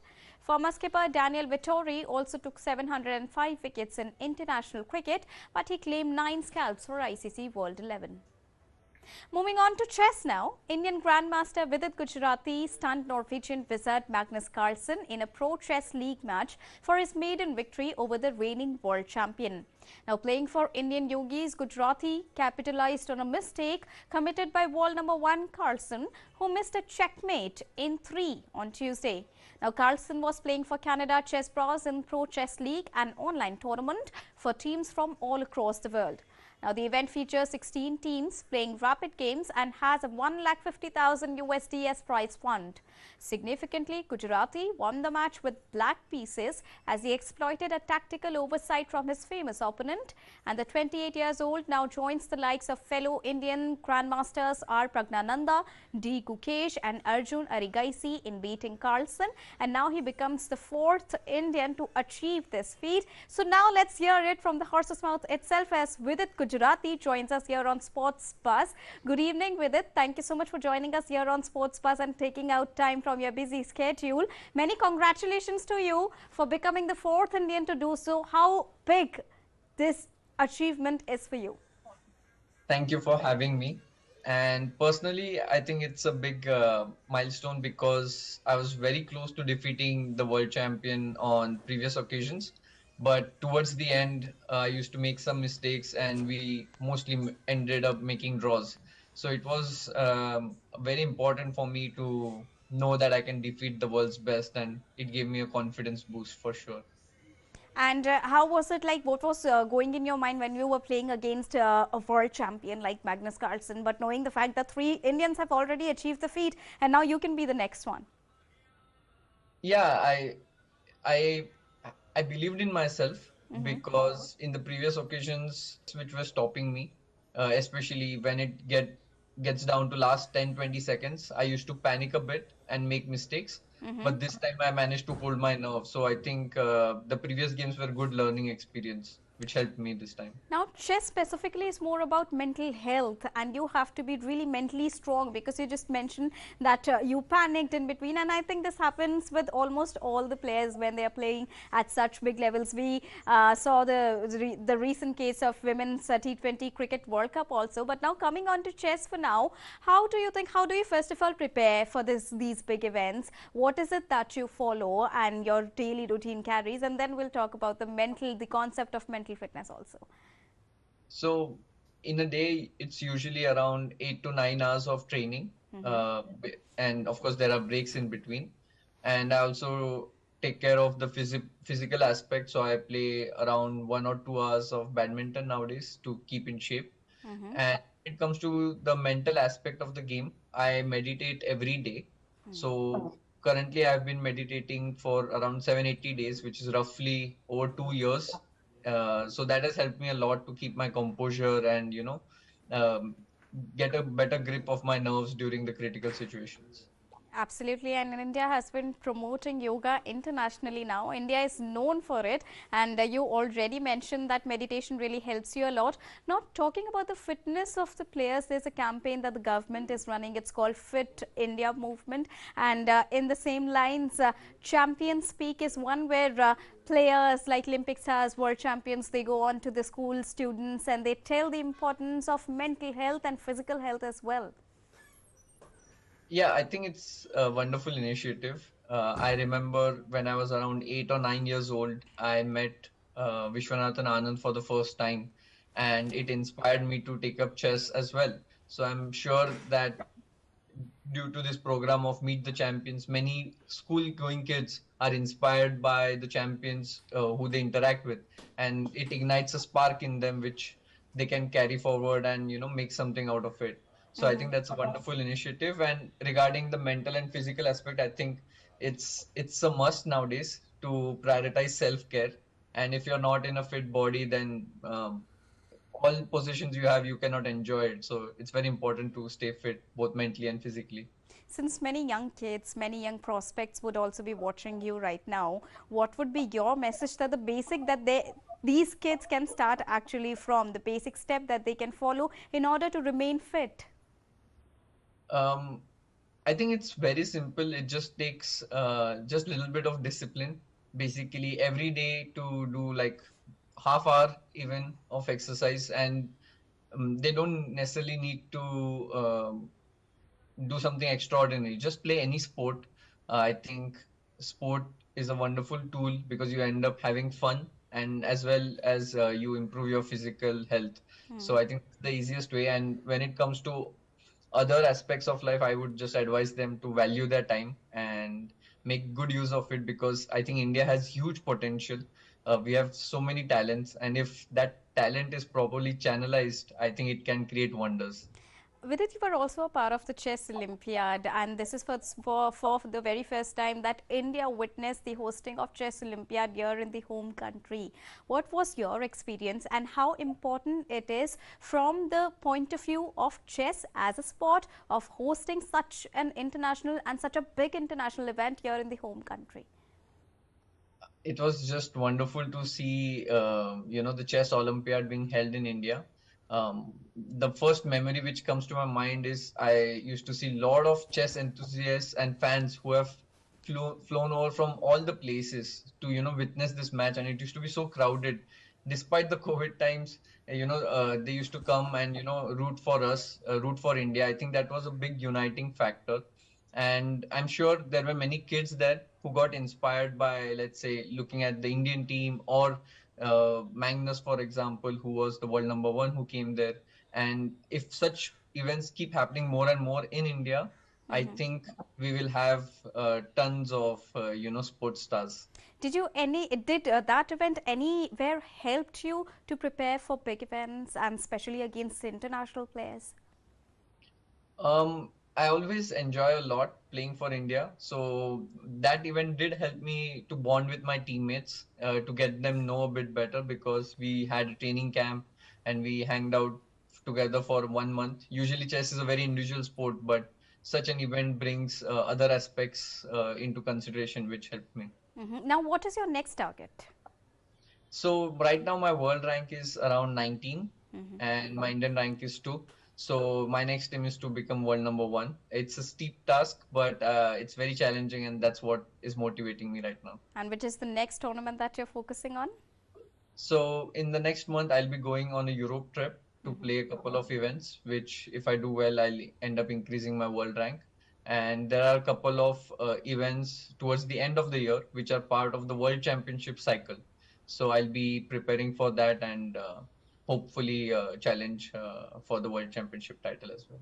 How important staying motivated is? Now, to stay motivated, I think fans play a key role when they support you, when they root for you, as you just mentioned, and also the support that you receive from your friends, your family, and the government. How important is it? Sports can be challenging because it's never like a linear graph. There are lots of ups and downs.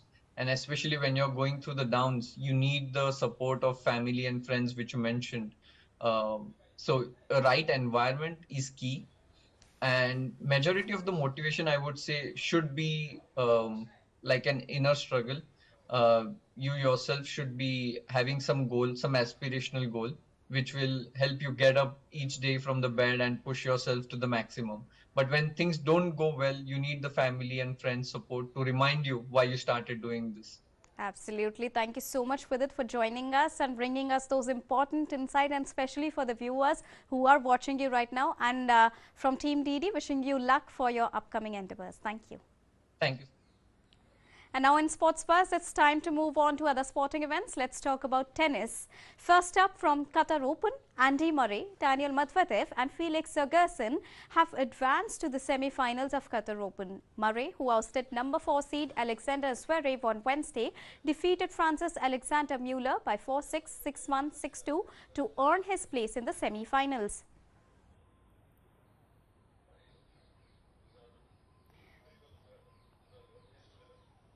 Daniel Medvedev was then put to the test by Australia's Christopher O'Connell before he managed to claw into the semi-finals with 6-2, 4-6 and 7-5 victory.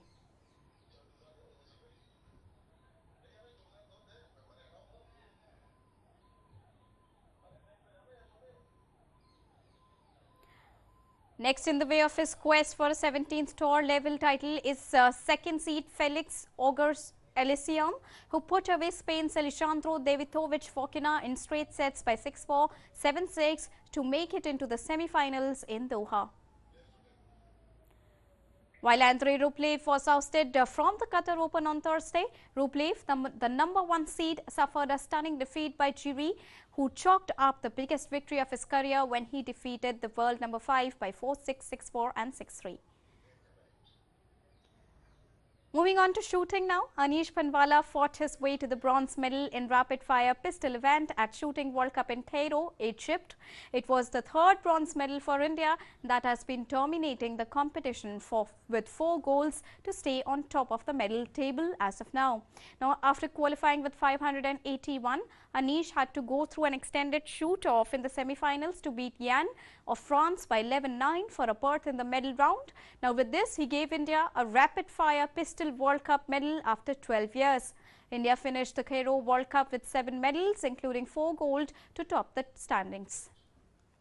And moving on, the Indian women's lawn bowls team bagged a gold medal at the 14th Asian Lawn Bowls Championship 2023 held in Kuala Lumpur, Malaysia.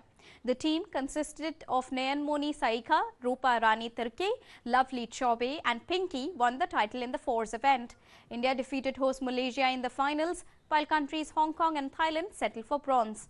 The same team also introduced the sport to the country after winning gold medal in Commonwealth Games that took place in Birmingham. And on to football now. Manchester beat Barcelona in the second leg to reach the Europa League last 16. Barcelona played a brilliant first half and took the lead, but could not sustain the same level in the second half and conceded 2 goals.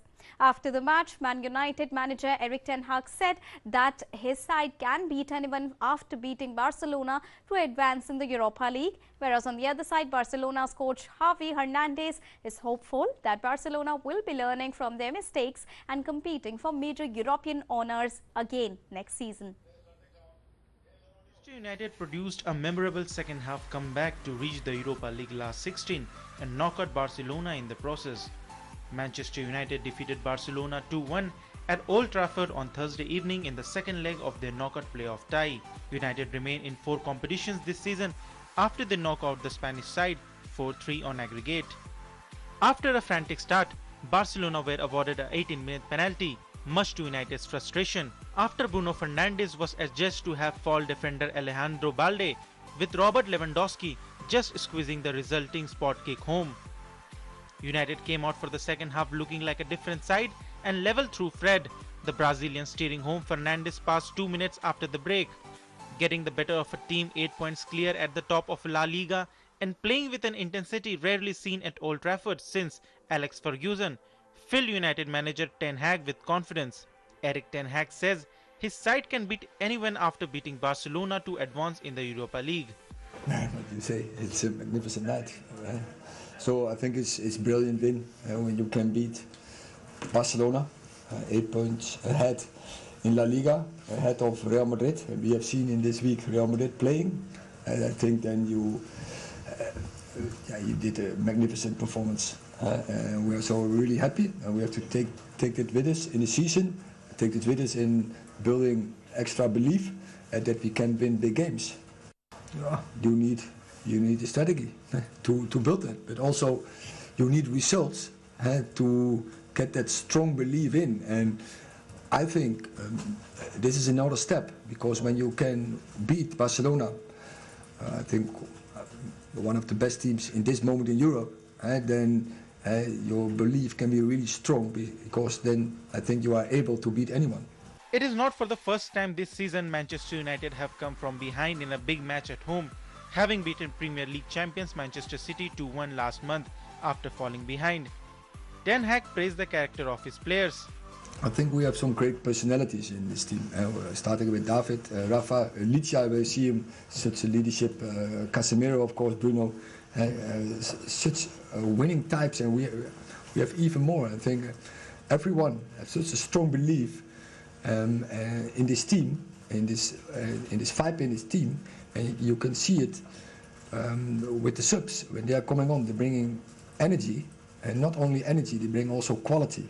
They bring a different dynamic in games, and I think all the subs did not only this game but already many games before did brilliant. Barcelona manager Xavi Hernandez praised his opposition and termed them as a very strong side. He hopes that Barcelona will be learning from their mistakes and competing for major European honors again next season, despite experiencing their earliest exit in 25 years on Thursday. They are an opponent that are very strong at home, and they have also been on an important run of form. Let's be real here. We played ahead top opposition, Bayern Munich, Inter Milan, Manchester United. These are very strong teams, but we managed to compete, something we were not able to do last year, if we are totally honest. With the exception of the match against Bayern, we competed in all the European fixtures. We lost games due to the little details, but we will be back at it next year having learned from those mistakes. Manchester United now switch their attentions to Wembley, where they take on Newcastle in the Carabao Cup final on Sunday. Eric Ten Hag's side then host West Ham in the FA Cup on Wednesday. On the other hand, Barcelona will return to La Liga action on Sunday at Almeria.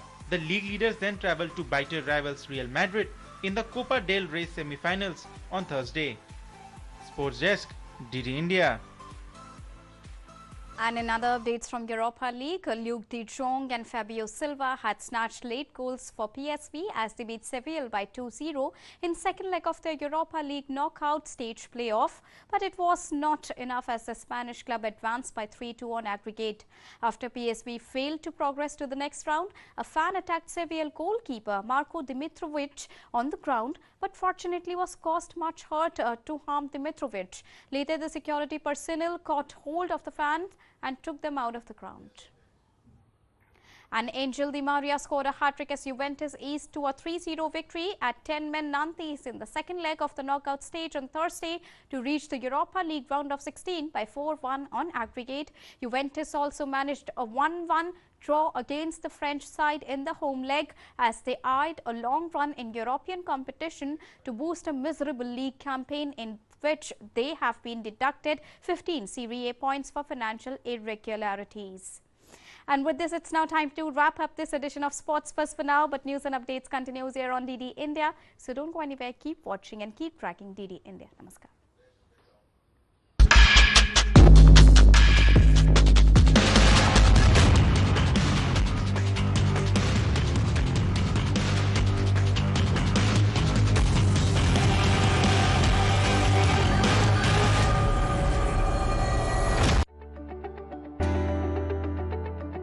It's 1 year since the Russia-Ukraine conflict. India has maintained a fiercely independent stand. The present world order is based on the world as decided by the victors of the Second World War.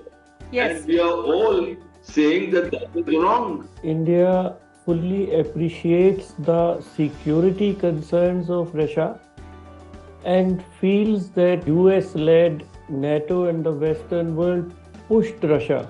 And we also feel that Russia overreacted. Today, India is not non-aligned.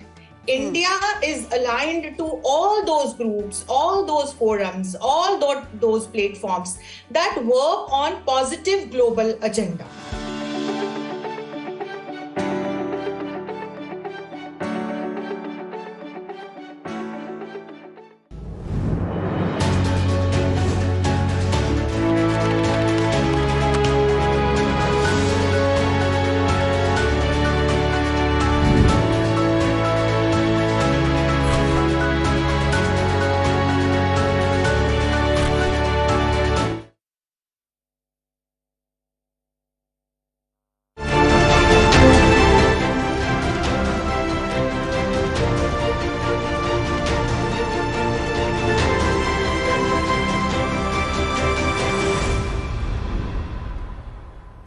Good evening. Welcome to World Today, your daily window to the world. Today is 24th of February. The war in Ukraine entered its second year on Friday with no end in sight. As fighting raged on in Ukraine's east and south, its allies around the world showed their support on the first anniversary of the conflict. India reiterated its position, saying that peaceful dialogue was the only way out. Also on the show, an update on India slamming Pakistan on its dubious track record on harboring terrorists on its soil. And North Korea test-fired 4 strategic cruise missiles to demonstrate its ability to conduct a nuclear counter-attack against hostile forces. This and much more over the next 1 hour. I'm Tanvi Taneja. Let's get started with the headlines. NATO and EU leaders react reservedly to Chinese ceasefire proposal for Ukraine. NATO chief says Beijing did not have a lot of credibility as a mediator. EU chief Ursula von der Leyen says China had not shared a peace plan but some principles. Chinese President Xi Jinping expected to deliver a peace speech later in the evening. UN General Assembly adopts resolution demanding Russia to withdraw troops and halt the hostilities in Ukraine. 141 member states in favor and 7 against the resolution. Ukraine says it is satisfied with the outcome. India among the 32 countries that abstained.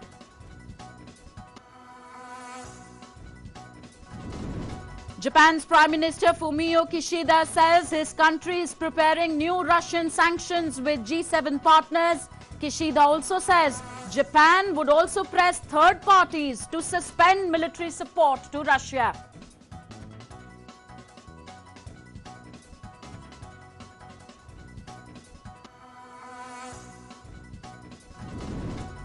Hungary's Prime Minister says more talks needed before lawmakers vote on ratification of Finland and Sweden's NATO membership bid. Also adds Turkey's concerns regarding Sweden's entry should also be heard.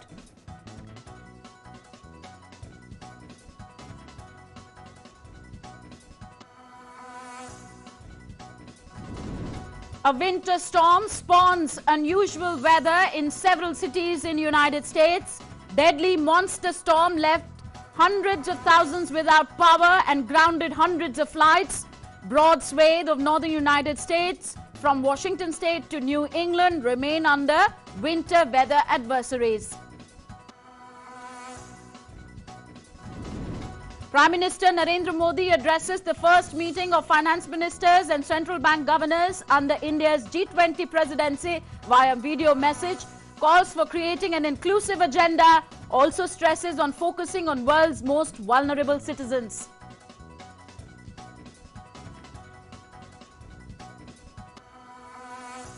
And North Korea test fires 4 long-range cruise missiles, says launch designed to demonstrate its ability to conduct nuclear counter-attack against hostile forces. 4 Hwasal-2 missiles fired in the area of Kim Chak City, North Hamgyong province. So those were the headlines we were tracking on World Today. Let's begin the bulletin with the big news.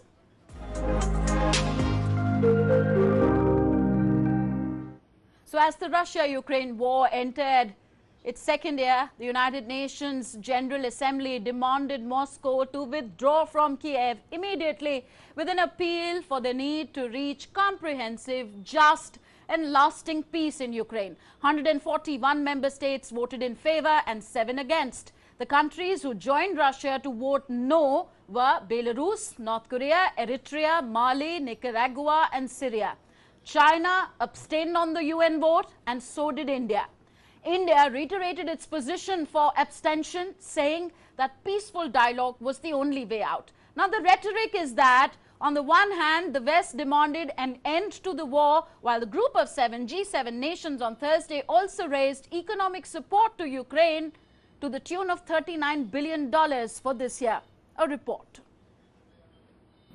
The result of the vote is as follows. In favor, 141. Against, 7. Abstentions, 32. draft resolution A/ES11/L7 is adopted. The UN General Assembly on Thursday called for ending the war in Ukraine and demanded Russia's immediate withdrawal from the country in line with the UN Charter. The world body adopted a new resolution calling for an end to the war only hours before the conflict entered its second year on Friday. The results were 141 member states in favor and 7 against. Belarus, the Democratic People's Republic of Korea, Eritrea, Mali, Nicaragua, Russia and Syria. Among the 32 abstentions were China, India and Pakistan. Following the vote, Ukraine and its allies said they believe Russia is more isolated than ever. I think this vote testifies to the opposite. 141 vote. This is much more than the West represents. Also, this vote defies the argument that Global South does not stand on Ukraine's side, because many countries representing Latin America, Africa, Asia voted in favor today. Russia has tried during the whole week to distract and disrupt United Nations work with maneuvers. Once again, it has failed. We see that clearly on the votes. On the Russian side, there is a small handful of votes, confirming that in the eyes of the world, the aggression against Ukraine needs to stop. And it needs to stop now and open the door to a just, sustainable, and comprehensive peace. 141 countries recommitted to tackling the threats to energy, finance, the environment, food insecurity, nuclear security that Russia's war has unleashed upon the world. And as stated in Ukraine's resolution, these 141 countries reiterated a clear demand to Russia: withdraw immediately, completely, and unconditionally from Ukraine's internationally recognized territory. Send your troops home and end this war. French Foreign Minister reiterated that France will intensify and accelerate military support to Ukraine, confirming a future delivery of Caesar cannons, armored vehicles, and anti-aircraft systems and ammunition. On the military level, we have also strengthened our support with new training and with the delivery of tanks and mixed tanks. 10 tanks that are currently arriving in Ukraine, as well as the future delivery of new Caesar cannons, armored vehicles, and anti-aircraft systems and ammunition that are essential for Ukraine to defend itself against the Russian aggressor.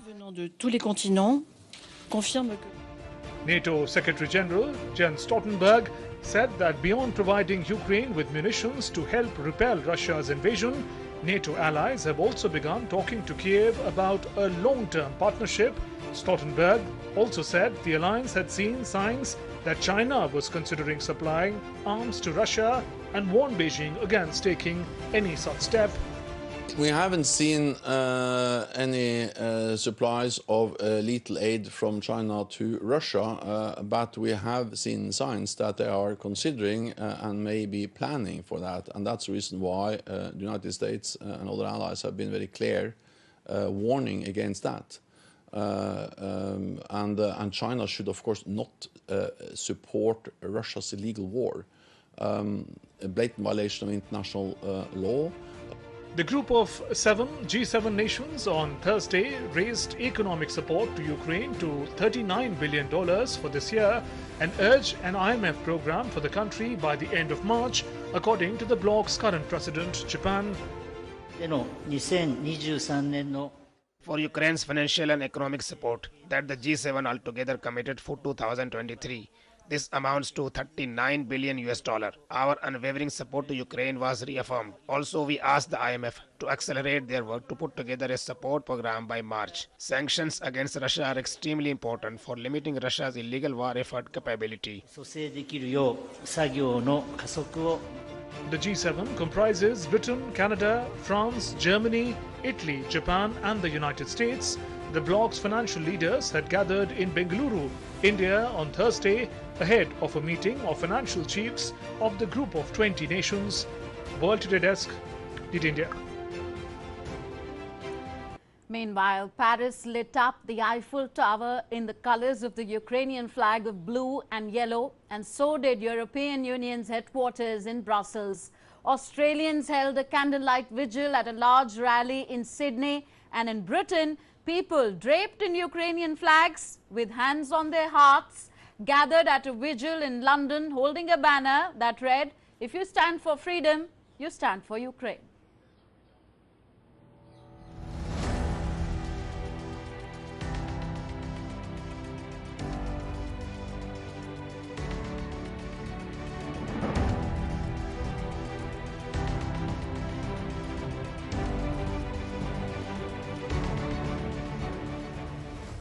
As the world marks 1 year of war between Ukraine and Russia, people in a number of countries came out to show their support and solidarity with the people of Ukraine. Various landmarks and monuments too were lit up in the support of Ukraine.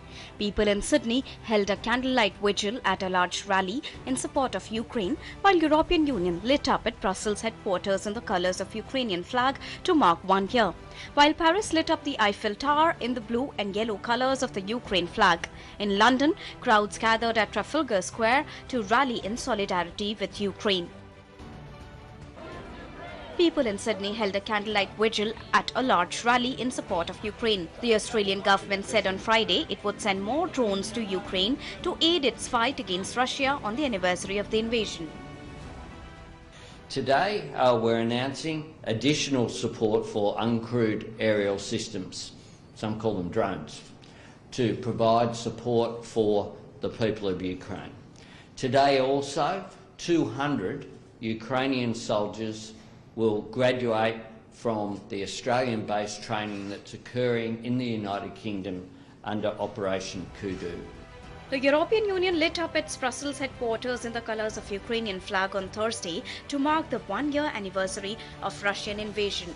The EU says that since the start of the conflict, the European Union has welcomed 4 million Ukrainian refugees on its soils and has pledged to spend 67 billion euros in financial, humanitarian, emergency budget and military support. Crowds gathered at London's Trafalgar Square and rally in solidarity with Ukraine. The protesters, some carrying Ukrainian flags, and unfurled a huge banner.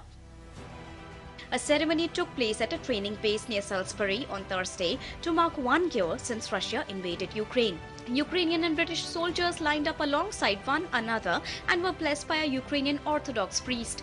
A moment of silence was held during the ceremony that also saw the Ukrainian ambassador to the United Kingdom making an address. We're humbled to be here with you today and seeing all of you with different uniforms, different badges, sometimes even English is different. We are very happy to be here, and the most happy of us, the soldiers, all soldiers who came here all the way from Ukraine, who are trained, prepared, and will get this knowledge back to their nation, to be able to save it, to liberate it. Paris lit up the Eiffel Tower in blue and yellow colours of the Ukraine flag on Thursday as Ukraine's allies around the world prepare to mark 1 year of the war between Ukraine and Russia. There will be a life after this war because Ukraine will win. I think no one will run out of the fierce desire for freedom, for Europe, for democracy that the Ukrainians are showing. Yes, there will be a day after, and we will be there. We will be there to accompany them in the reconstruction of this wonderful country that is Ukraine, and I believe that Ukraine is giving us is not only this lesson of courage and democracy, but also one about the love of Europe and of freedom.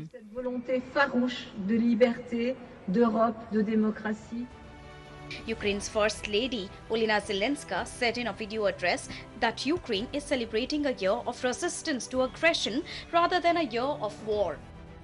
Повномасштабної війни – це страшна дата, бо це рік нападу. Today, we are not commemorating a year of war, but we are celebrating a year of resistance to aggression, a year of courage, a year of mutual assistance and rescue of each other, a year of humanity and a year of friendship. Crowds filled the streets outside the Russian consulate in New York on Thursday evening, waving the Ukrainian flag and holding a candlelight vigil to decry the war in Ukraine. Since the war began on the 24th of February last year, tens of thousands of Ukrainian civilians and troops on both the sides are believed to have died in the past year. World Today Desk, DD India. European Union delegates and charged affairs of Ukraine, Ivan Konovalov, observed a minute of silence as they remembered the victims of the Russian attack on its first anniversary on Friday. Russian President Vladimir Putin had ordered tens of thousands of troops into Ukraine on a special military operation seeking to disarm Kiev, purge it of nationalists and halt NATO's expansion on 24th of February last year. Lending their support to Ukraine, delegates paid their tributes at the Ukrainian embassy in the Indian capital. NATO Secretary General Jens Stoltenberg on Friday reacted reservedly to a Chinese proposal for a ceasefire in Ukraine, saying Beijing did not have a lot of credibility as a mediator. Doesn't have much credibility because they have not been able to condemn the illegal invasion of Ukraine. And they also signed just days before the invasion an agreement between President Xi and President Putin on limitless partnership with Russia. While the European Commission President Ursula von der Leyen said China had not shared a peace plan, but some principles. So, indeed, the Chinese paper, I think you have to see the principles they shared. It's not a peace plan, but principles that they shared.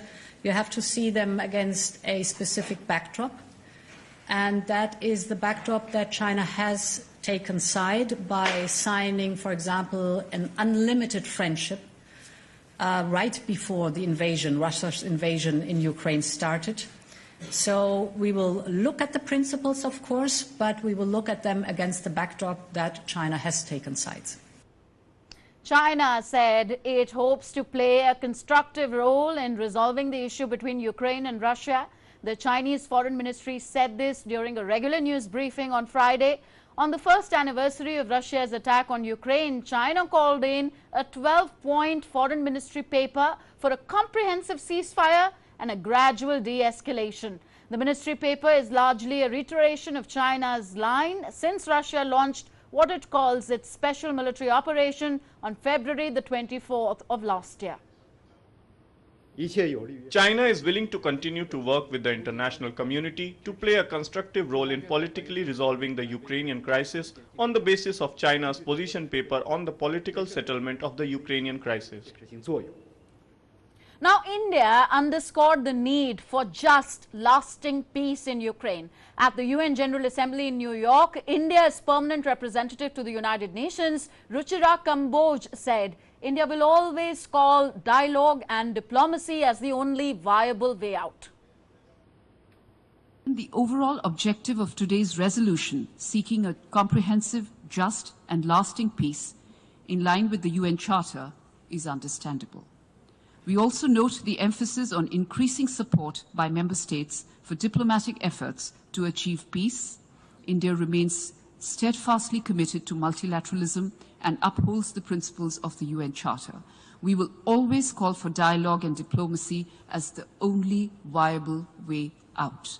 While we take note of the stated objectives of today's resolution, given its inherent limitations in reaching our desired goal of securing lasting peace, we are constrained to abstain.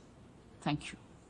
Now, through our video wall next, let's try and understand India's steadfast commitment for lasting peace in Ukraine. Right from the time the war started, India has been maintaining its position for a call for dialogue to solve this conflict. In March 29, when Russia and Ukraine held their peace talks, India called for a purposeful engagement by both parties. India expressed hope towards immediate de-escalation of tensions. Not just this, India called for unimpeded humanitarian access to areas of armed conflict in Ukraine at the United Nations. Now, another important development came on 16th of September when Prime Minister Narendra Modi participated in the Shanghai Cooperation Organization Summit in Uzbekistan.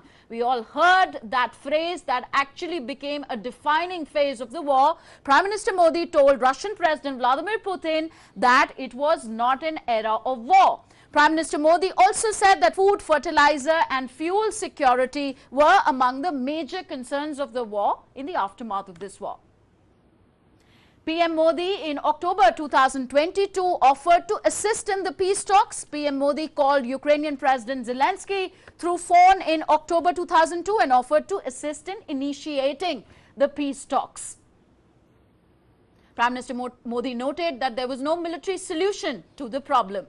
Next, on December 16, 2022, now Prime Minister Modi phoned Russian President Vladimir Putin and reiterated the call for dialogue and diplomacy. PM Modi in this dialogue also briefed the Russian president on India's ongoing G20 presidency and highlighting its key priorities. So, Prime Minister Modi made telephonic calls to both Putin and Zelensky and reiterated calls for dialogue and diplomacy as the only way forward. Then on December 26th, Ukraine asked for India's help for peace. PM Modi voiced support for the peace efforts in Ukraine during the phone conversation with Zelensky. Now, Zelensky at that time wrote on Twitter that I announced the peace formula and now I count on India's participation in the implementation of this peace formula. Then PM Modi strongly reiterated his call for an immediate end to hostilities.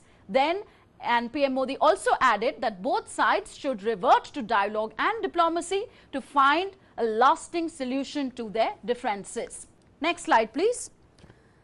Now, come to this date, the first anniversary of the war, February 24, 2023, again at the UNGA vote, although India has abstained, but India has called for dialogue and diplomacy. India remains steadfastly committed to multilateralism and keeping up with the principles in the UN Charter.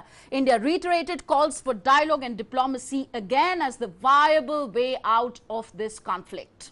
And India's approach to Ukraine conflict will continue to be people-centric. That's what India's permanent representative to the UN, Ruchira Kambodge, said. India stated that it continues to provide both humanitarian assistance to Ukraine and economic support to neighbors in the global south. And if we talk of India's humanitarian assistance to Ukraine, as of December 2022, India provided 12 consignments measuring 99.3 tons of humanitarian assistance to Ukraine. So almost 100 tons of humanitarian assistance has been sent to Ukraine. Then India also provided for financial aid for reconstruction of educational institutions at Ukraine's request. India has also provided financial assistance for reconstruction of Kiev Gymnasium of Oriental Language #1. Then Indian pharmaceutical companies have donated more than $8 million worth of medical aid and financial assistance to Ukraine. So all this sums up India's lasting commitment for peace in the region. We are joined by Dr. Swasti Rao now in World Today, Distinguished Fellow from Institute of Defence Studies and Analysis, to take this discussion forward. Very good evening to you, Dr. Swasti.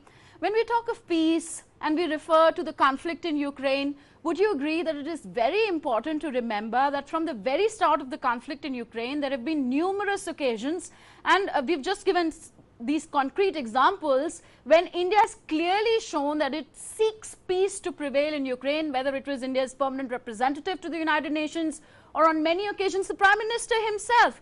India has always strongly spoken of the need for peace to prevail there, right?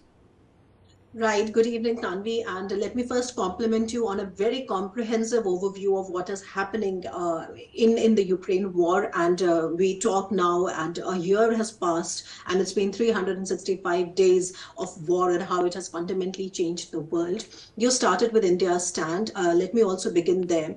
You see, in my opinion, the Ukraine war has unleashed a truly intersectional global moment for India's statecraft. You know, remaining neutral has given India the credibility to emerge as the voice of the global South. You mentioned G20, you mentioned the South Shanghai Cooperation Organization, and India is holding the presidency of these two multilateral forums. And this particular neutrality has given India the ability to harness its international posturing as a long-standing democracy which is rooted in non-alignment. So it is a further reiteration of the fact that we reject the alliance worldview, okay? But at the same time, and this is where the interesting intersectionality comes in, Tanvi, is that at the same time, that despite being neutral, India is not a bystander. At the same time, the country is deepening and expanding its spectrum of cooperation with the West, with lots of its allies. And that said, India still remains Russia's friend and partner. So this is something which is really, truly remarkable, especially at a time when the world is undergoing such a flux. Now, the point is that how long can we go on with it? See, in my understanding, there are a couple of trends that are emerging that are also affecting India directly. So we need to be prepared for it. For example, you started with saying that we recently abstained, at the United Nations General Assembly resolution on the war in Ukraine against Russia, and it was expected that we would abstain, right? But this neutrality stance, again, like I said, that this is not a passive neutrality. This is an active neutrality, and this is something that I always try to highlight when I am talking on any of these discussions and debates. That you really truly have to understand that there is a difference between passive neutrality and active neutrality, and we have mentioned how India can play a role in bringing about some mediation around the peace plan. Now, I just wanted to clarify a certain bit there, Tanvi, if you'll allow me, which is that I think right now, no one country is in a situation to actually bring the war to an end. I mean, ever since it started, there have been different countries that have tried for it. If you remember, there's been Turkey that has been trying to play the role of a mediator with a lot of gusto. There's been Israel that has tried to play this role. There's been Oman, UAE, even China. Now China is doing that, and we'll get to China later as to what really is China's intentions. But coming to India, what I feel is that no one country is in a position to bring the war to an end, because the Ukrainians are not willing to give up. The Ukrainians are willing to fight as long as it takes, and the West is willing to support them as long as it takes, despite all the war fatigue. But what can be more constructive, and it's an argument that I've been making for a while now, that I think India should try to specifically mediate around specific issues in something that is called a limited mediation strategy, so that there can be tangible de-escalation and tangible outcome of that mediation. Because if you just go on talking about the peace plans would not work. We have to understand that President Zelensky's peace plan, which is a 10-point peace plan, is entirely incommensurate with what President Putin has been saying. President Putin is asking for a Korea-style division of Ukraine. Now, if you look at China's peace plan is a 12-pointer, which starts, the first point of the peace plan starts with the territorial integrity of everyone. What does it mean? I mean, do they mean the territorial integrity as Ukraine puts it, or the territorial integrity after the referenda that Russia is pushing for? However, that said, of course, China goes on to talk about upholding the UN Charter and international law and cessation of violence. That all is there. But all I'm trying to say is that the mediation around peace plans right now would not work. If India wants to play a more constructive role in terms of mediation, we should try a limited mediation strategy. And a good example can be given from how Turkey mediated along with the United Nations to allow for the grain corridors, if you remember, back in summer of 2022. So I think we need to work around those kind of issues. But let me just conclude by saying this particular, in my response, that India's neutrality must be understood and interpreted and also conveyed as an active neutrality, because there is a lot riding on our shoulders. There is a G20 and an SCO. And please tell me, I mean, how else do we go on with the stewardship of something like a G20, where there is an increasing fault line between the G7 and the rest? And there is a global South as well. And the global South is having a lot of faith in India's leadership of its roles and its concerns. So all I'm saying is that we know that there is a bumpy road ahead for us in 2023, because we are handling these donning these hats at the same time. And to ensure constructive outcome at the end of the G20 summit in September, November this year, I think we really need to be neutral. Otherwise, how else do we remain credible, isn't it? So I think this has to be looked into that perspective, along with all the calls that you also mentioned about de-escalating violence. And we've been very, very, I would say, consistent on that. So that is my view of how I look at India's neutrality. Okay, on a general plane, when we talk about conflict in any region of the world, including Ukraine, wouldn't it be a fair assessment to say that India's principal stand has always been in support of peace? We come from the land of Mahatma Gandhi. Right from our independence history, it is a fair call to stand with peace, isn't it?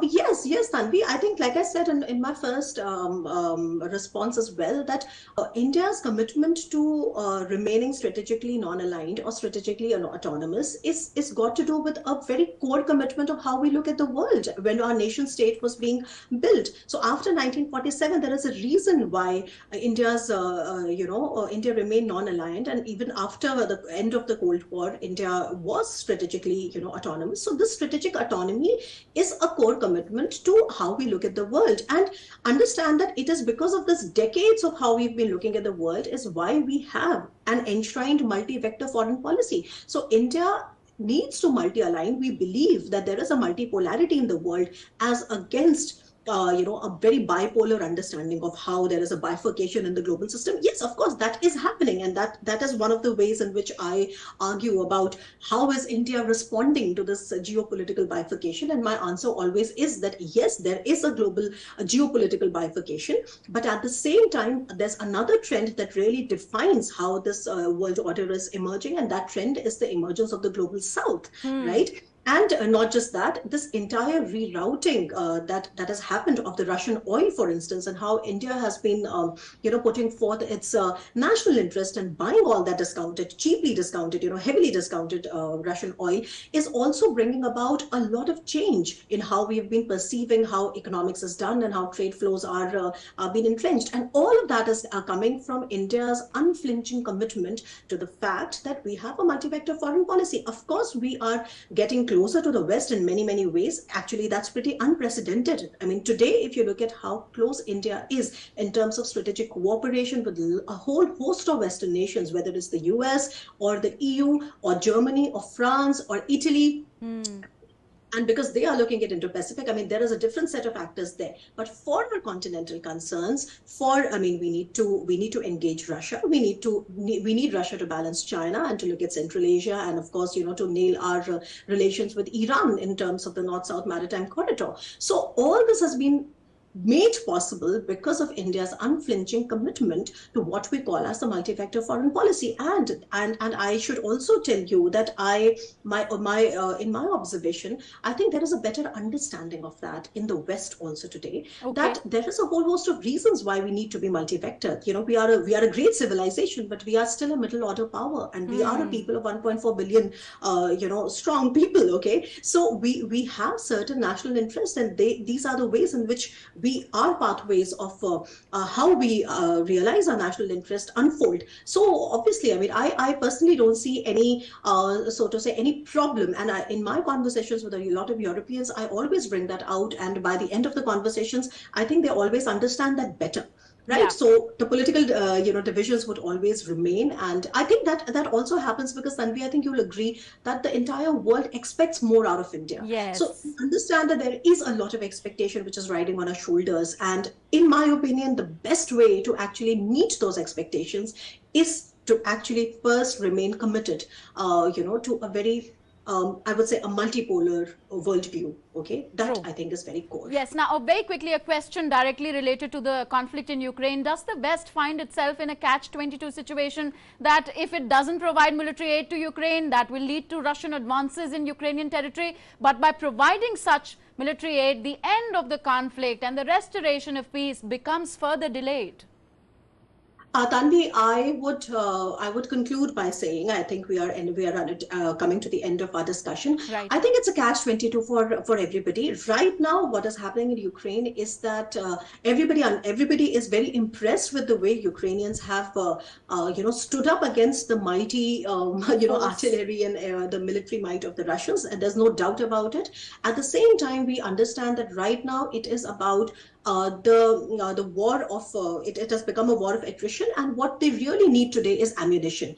And both sides, talking about the West first, in Ukraine, the rate of consumption of, say, for example, artillery ammunition is far more than the rate of production. And when I say the rate of production, I mean all the NATO allies, together. So what the West is racing to do is to increase that industrial production of shells and of ammunition, etc. And on the other hand is Russia. And of course, we know that even in Russia, though they are a heavy artillery military, but even they are running short of a lot of things because of logistical problems and a lot of other issues. And that is precisely the reason why they're looking for China for kamikaze drones and to Iran for kamikaze drones and to North Korea for munitions. So there's a reason why, they are also looking outward. So right now in Ukraine, the thing is that it has become a war of attrition with a stalemate, of course. But if you want to break that stalemate, whether it's Ukraine or Russia, if it is Ukraine, then the West has to really speed up, their deliveries of weapons. And at Rammstein, when they had the 9th Defense Contact Group meeting on the 14th of February, they really decided on sending, more of Leopard tanks and etc. So the West is is pretty resolved right now. The question is how long can they do it? Because there is an election that is going to come up in the US next year. So the point is the dimension of time. And as far as Russia is concerned, we all know that Russia is weakened, but at the same time, they still have the capacity to launch all the offensive and all the major mobilization which is happening in the country. Okay, so I think it's something which is very unfortunate because it's actually making a lot of people lose their lives. But at the same time, I do not see that any of the two is going to back out, because actually there is no other exit strategy than to reach a point where you can actually negotiate in a more favorable way. And in my opinion, the race is that who reaches that point first, so that is where the race is. Well, 1 year has passed. Let's just hope that it's now a matter of months that this conflict comes to an end. On that note, we'll have to wind up the discussion now. Thank you very much, Dr. Swasti, for joining us in World Today. Okay, Japan is preparing a new package of sanctions against Russia over its invasion of Ukraine in step with other group of 7 countries. Prime Minister Fumio Kishida said on Friday, speaking at a news conference to mark the 1-year anniversary of the invasion, which Moscow calls a special military operation, Kishida said Japan would also press third parties to suspend military support to Russia. The G7 would like to present new sanctions against Russia, because people have been pointing out that third parties are providing military support to Russia.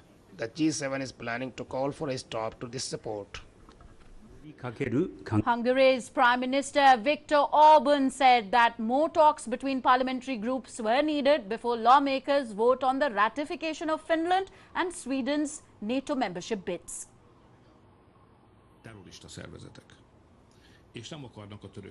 I fall into the camp of those urging calm. I understand, indeed I agree, with the view of parliamentary group that not all is well. However, I ask them that in the end, it should be clear that in principle we support Sweden and Finland's NATO entry. However, some serious discussions will be needed beforehand. Okay, shifting gears now. A winter storm is spawning unusual weather in California, where much of the state was under high wind and winter storm warnings. A broad swathe of the northern United States from Washington state to New England remained under winter weather advisories, with another 18 inches of snow, winds up to 50 miles per hour, and wind chills equivalent to minus 40 degrees Fahrenheit, that's minus 40 degrees Celsius, possible throughout the day, the National Weather Service said. The storm wreaked havoc on morning air travel. Some 3,500 flights were delayed or cancelled across the nation, according to FlightAware.com. Travelers in Chicago's O'Hare Airport faced delays and cancellations. Now, shifting attention to the Indo-Pacific region. North Korea test-fired 4 strategic cruise missiles during a drill designed to demonstrate its ability to conduct a nuclear counter-attack against hostile forces, its state-run television KRT said on Friday. The exercise on Thursday involved an apparently operational strategic cruise missile unit of the Korean People's Army, which fired the 4 Hwaseo-2 missiles in the area of Kim Chaek City, North Hamgyong Province, towards the sea of the east coast of the Korean Peninsula, said KRT. The 4 strategic cruise missiles hit a preset target after traveling the 2,000-kilometer-long elliptical and 8-shaped flight orbits for 10,208 seconds to 10,224 seconds, the KRT report said. The drill demonstrated the war posture of North Korea's nuclear combat force, bolstering up in every way its deadly nuclear counter-attack capability against its hostile forces, it added. Moving on, in updates from back home, the first G20 finance ministers and central bank governors FMCBG meeting under India's G20 presidency is underway in Bengaluru, Karnataka.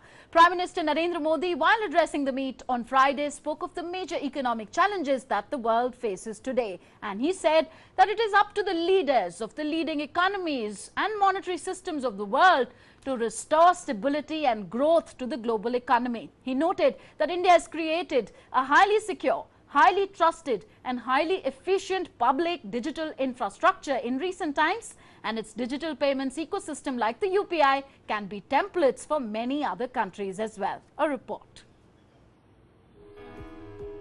Union Finance Minister Nirmala Sitharaman warmly welcomed G20 finance ministers and central bank governors to their first meeting under India's G20 presidency in Bengaluru. The meeting started with a condolence message for the victims of the devastating earthquake in Turkey. While delivering a video message during the inaugural session of the meeting, Prime Minister Narendra Modi urged the delegates to focus their discussions on the most vulnerable citizens of the world and stressed that global economic leadership can win back the confidence of the world only by creating an inclusive agenda. I would urge that your discussions should focus on the most vulnerable citizens of the world. Only by creating an inclusive agenda will the global economic leadership win back the confidence of the world. The theme of our G20 presidency also promotes this inclusive vision. One Earth, one family, one future. The Prime Minister emphasized the need to strengthen multilateral development banks for meeting global challenges like climate change and high debt levels. Citing the after effects of COVID-19 on the global economy, he said that rising geopolitical tensions, disruptions in global supply chains, rising prices, food and energy insecurity, and unsustainable debt levels are affecting the viability of many countries, and there is an erosion of trust in international financial institutions due to their inability to reform quickly. Trust in international financial institutions has eroded.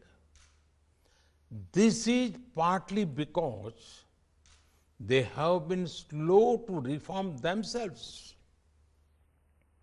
It is now up to you, the custodians of the leading economies and monetary systems of the world, to bring back stability, confidence, and growth to the global economy. The Prime Minister noted that India has created a highly secure, highly trusted and highly efficient digital public infrastructure in recent times, and its digital payments ecosystem like the UPI can be templates for many other countries as well. In the world of finance, technology is increasingly dominant. During the pandemic, digital payments enable contactless and seamless transactions.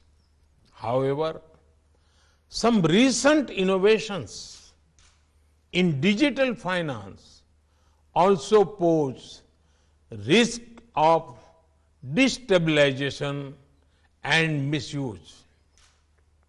I hope that you will explore how the power of technology can be used for good while developing standards to regulate its possible risks. Finance Minister Nirmala Sitharaman urged the G20 leaders to explore holistic solutions to pressing global economic challenges. Supporting the countries most in need and reflecting the concerns and aspirations of developing countries will be central to our efforts. We will work closely with the Troika, the G20 membership, international organizations and guest countries to carry forward the exemplary work of G20 presidencies before us. Reserve Bank of India Governor Shaktikant Das, who is the co-chair of the meeting, delivered the vote of thanks. He cautioned that while the world economy may have avoided deep recession, yet uncertainty lies ahead. He urged the leaders to promote global economic cooperation. At the G20 meet of Finance Minister in the IT city Bangalore, digital public infrastructure dominated the meetings. The G20 nations deliberated upon the digital infrastructure and also resolved to build and strengthen a strong financial architecture for financial inclusion. The meeting also discussed upon various aspects with regard to multilateralism and geopolitical issues. With cameraman Prabhakar and Ajay Mishra, Aisha Khanam, DD India, Bangalore. Time now for all the stories from the world of business.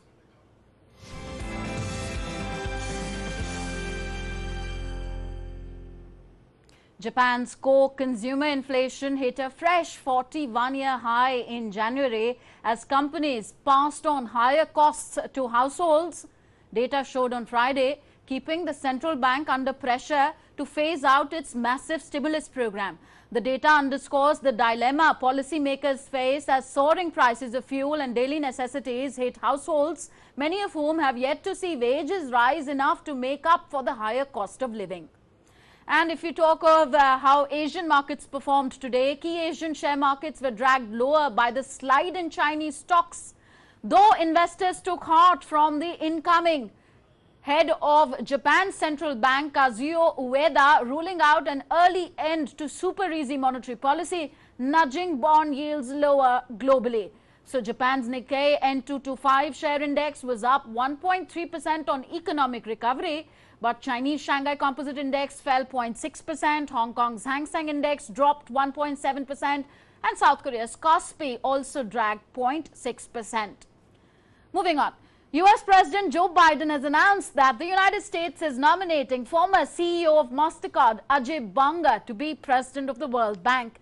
The White House in a statement said, President Biden announced that United States is nominating Ajay Banga, a business leader with extensive experience leading successful organizations in developing countries and forging public-private partnerships to address financial inclusion and climate change, to be the president of the World Bank. Biden further in a statement said that he also has critical experience mobilizing public-private resources to tackle the most urgent challenges of our time, including climate change. Raised in India, Ajay has a unique perspective on the opportunities and challenges facing developing countries and how the World Bank can deliver on its ambitious agenda to reduce poverty and expand prosperity. And now it's time for all the updates coming from the world of sports.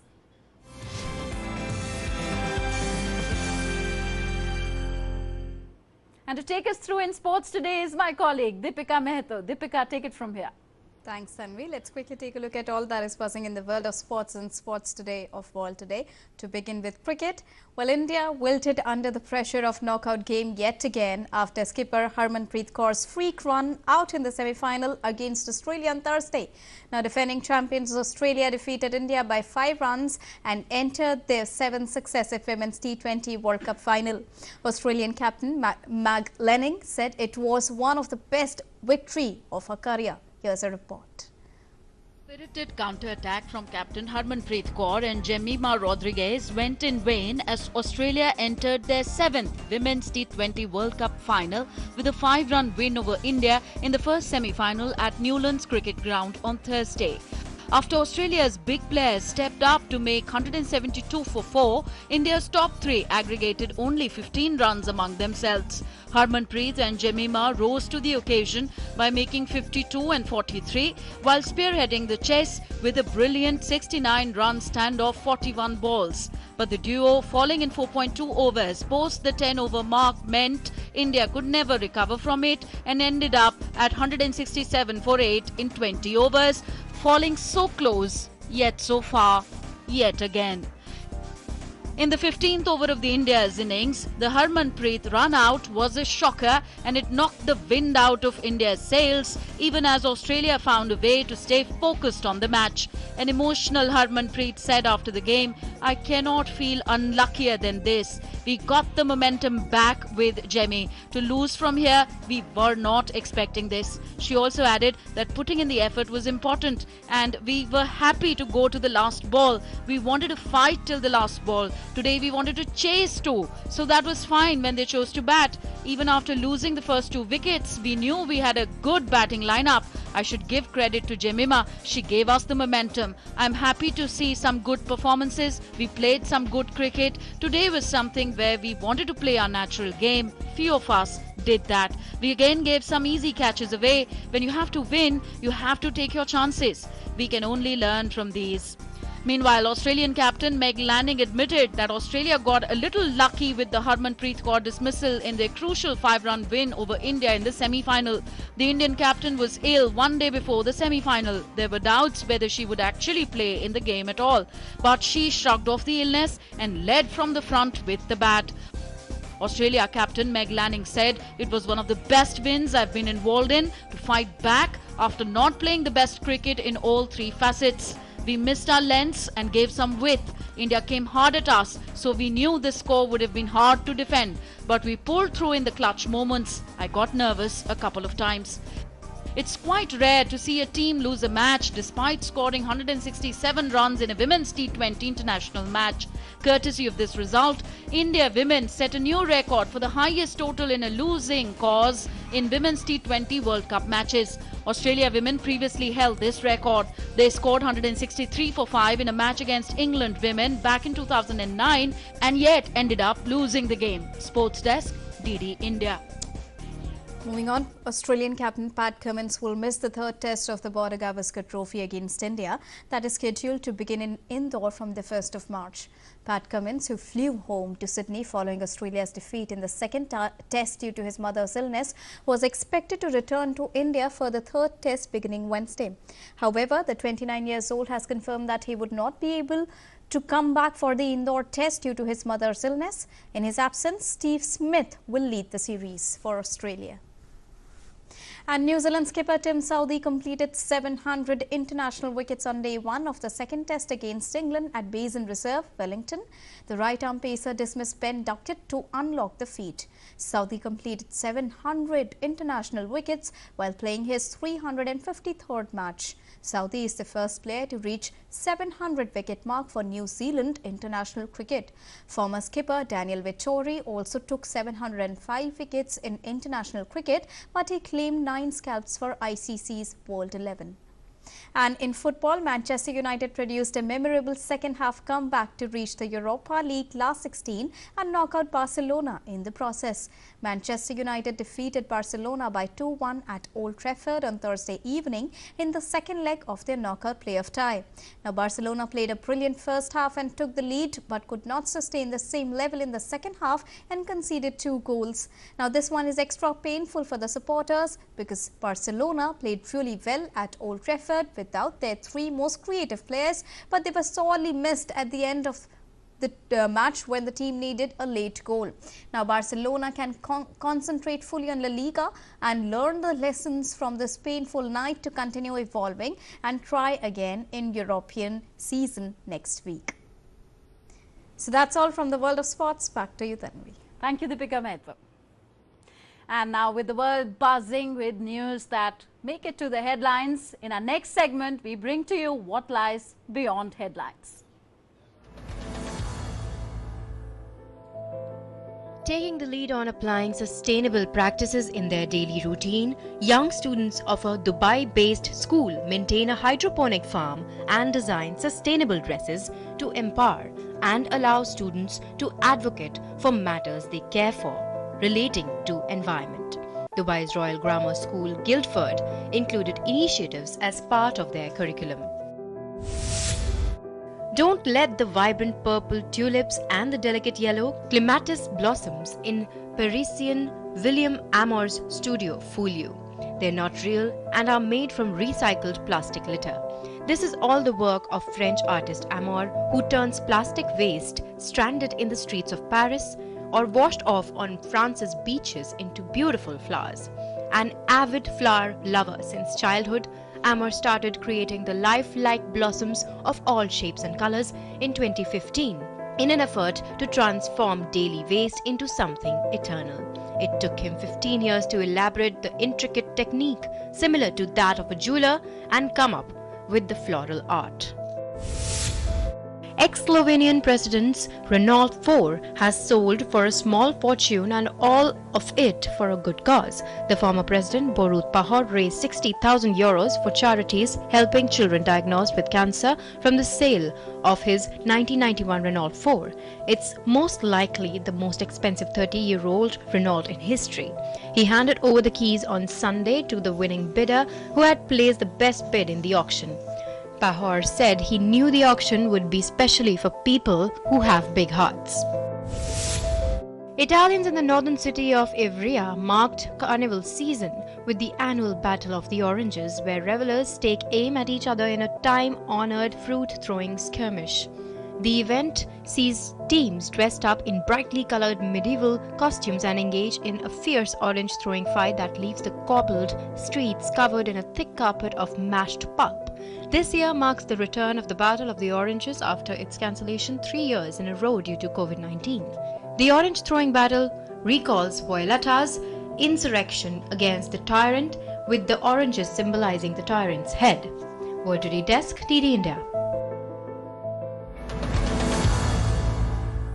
Now, as we wind up this edition of World Today, another story of hope, another story of the change. People in western Japan's Yamaguchi prefecture participated in an annual grass burning event on Thursday. The event took place on Mine City's Akiyoshiya-dai, one of the country's largest limestone plateaus. Setting fire to a field of dry grass in order to clear the way for new growth is a traditional practice that heralds the arrival of spring. Every year at this time, over 1,100 hectares are burned on Akiyoshiya-dai.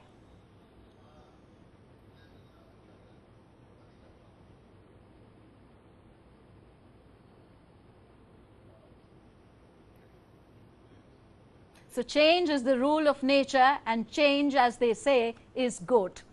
On that note, we wind up this edition of World Today. Hope you liked watching the show as much as we like presenting it before you. Thank you for being with us. Namaskar.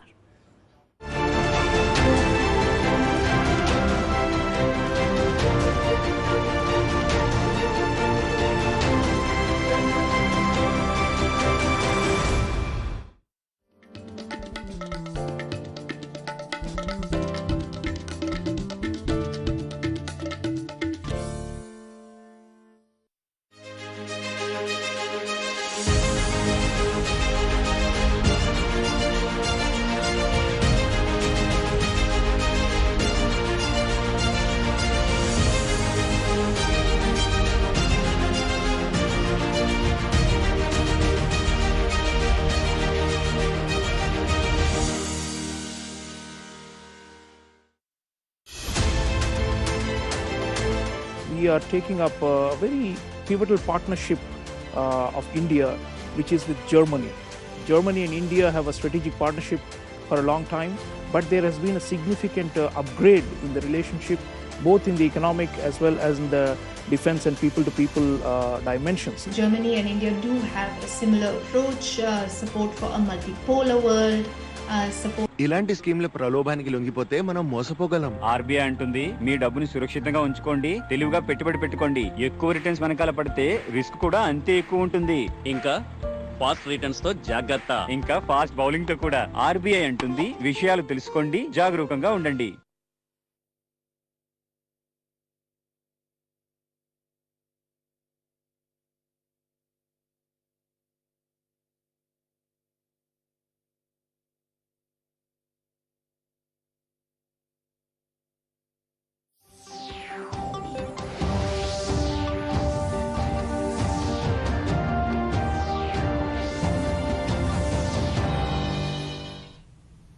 నమస్కారం. దూరదర్శన్ వార్తలకు స్వాగతం. నేను Uma Rani. Covid జాగ్రత్తలతో వార్తలను ప్రారంభిద్దాం. Corona నియంత్రించేందుకు ప్రతి ఒక్కరూ మాస్క్ను తప్పనిసరిగా ధరించాలి. ముక్కు నోరు కప్పి ఉంచేలా సరైన పద్ధతిలో మాస్క్ను ధరించాలి. తరచూ చేతులను శుభ్రం చేసుకోవాలి.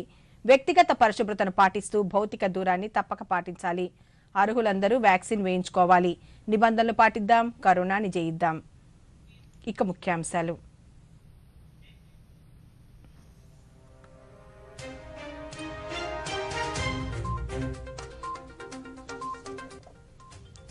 మేఘాలయ, నాగాలాండ్లలో ప్రధాని ఎన్నికల ప్రచారం. మేఘాలయలో భారతీయ జనతా పార్టీ అధికారంలోకి వస్తే అవినీతి నిర్మూలిస్తామన్న మోదీ. ఈశాన్య రాష్ట్రాల అభివృద్ధికి ఎన్డీఏ ప్రభుత్వం నిరంతరం కృషి చేస్తోందన్న ప్రధాని.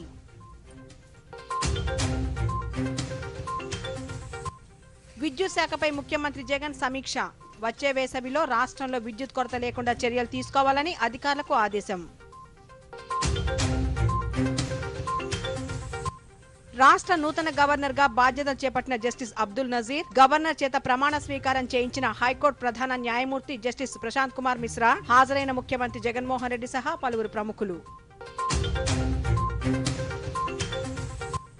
బెంగళూరులో 2 రోజుల పాటు G20 దేశాల ఆర్థిక మంత్రులు, సెంట్రల్ బ్యాంక్ గవర్నర్ల సమావేశం. వర్చువల్ విధానంలో ప్రసంగించిన ప్రధాని ఆర్థిక సవాళ్లను అధిగమించేందుకు భారత్ నుంచి ప్రేరణ పొందాలని ప్రపంచ దేశాలకు మోదీ సూచన. ప్రధానమంత్రి మన్ కీ బాత్ కార్యక్రమం ఎల్లుండి ఉదయం 11 గంటలకు ప్రసారం. తెలుగు అనువాదం వెనువెంటనే దూరదర్శన్ సప్తగిరి, యాదగిరిలలో ప్రసారం. ఇక వివరాలు. మేఘాలయ శాసనసభ ఎన్నికల ప్రచారంలో భాగంగా ప్రధానమంత్రి నరేంద్ర మోదీ ఈరోజు తురాలో జరిగిన ఎన్నికల ర్యాలీలో పాల్గొన్నారు. మేఘాలయ సమగ్ర అభివృద్ధికి భారతీయ జనతా పార్టీ కృషి చేస్తోందన్నారు. మేఘాలయలో బీజేపీ అధికారంలోకి రాగానే హింసను నిర్మూలిస్తామన్నారు. అన్ని వర్గాల సమగ్ర అభివృద్ధికి కృషి చేస్తానని, అవినీతి నిర్మూలిస్తానని పేర్కొన్నారు. పేదలకు ఇళ్ల నిర్మించి ఇవ్వడంతో పాటు విద్యుత్, తాగునీటి సౌకర్యం కల్పిస్తామన్నారు. మేఘాలయలో బీజేపీ అధికారంలోకి రాగానే యువతకు ఉద్యోగ, ఉపాధి అవకాశాలు కల్పిస్తామని తెలిపారు. మహిళలు, యువత, బాలికల సంక్షేమానికి కృషి చేస్తామన్నారు. మేఘాలయలో గిరిజన సంస్కృతులు, భాషకు విస్తృత ప్రచారం కల్పిస్తామన్నారు. बम, ब्लॉकेड और हिंसा से मुक्ति। मेघालय में बीजेपी सरकार यानी हर रीजन और हर रिलीजन को सपोर्ट करने वाली सरकार। मेघालय में बीजेपी सरकार यानी घोटालों और करप्शन से मुक्ति। मेघालय में बीजेपी सरकार यानी गरीबों को पक्का घर, बिजली और पानी की सुविधाएं पहुंचाने वाली सरकार। मेघालय में बीजेपी सरकार यानी यहां के यूथ को रोजगार के ज्यादा से ज्यादा मौके। मेघालय में बीजेपी सरकार यानी यहां की महिलाओं, बहनों, बेटियों की दिक्कतें कम करने वाली सरकार।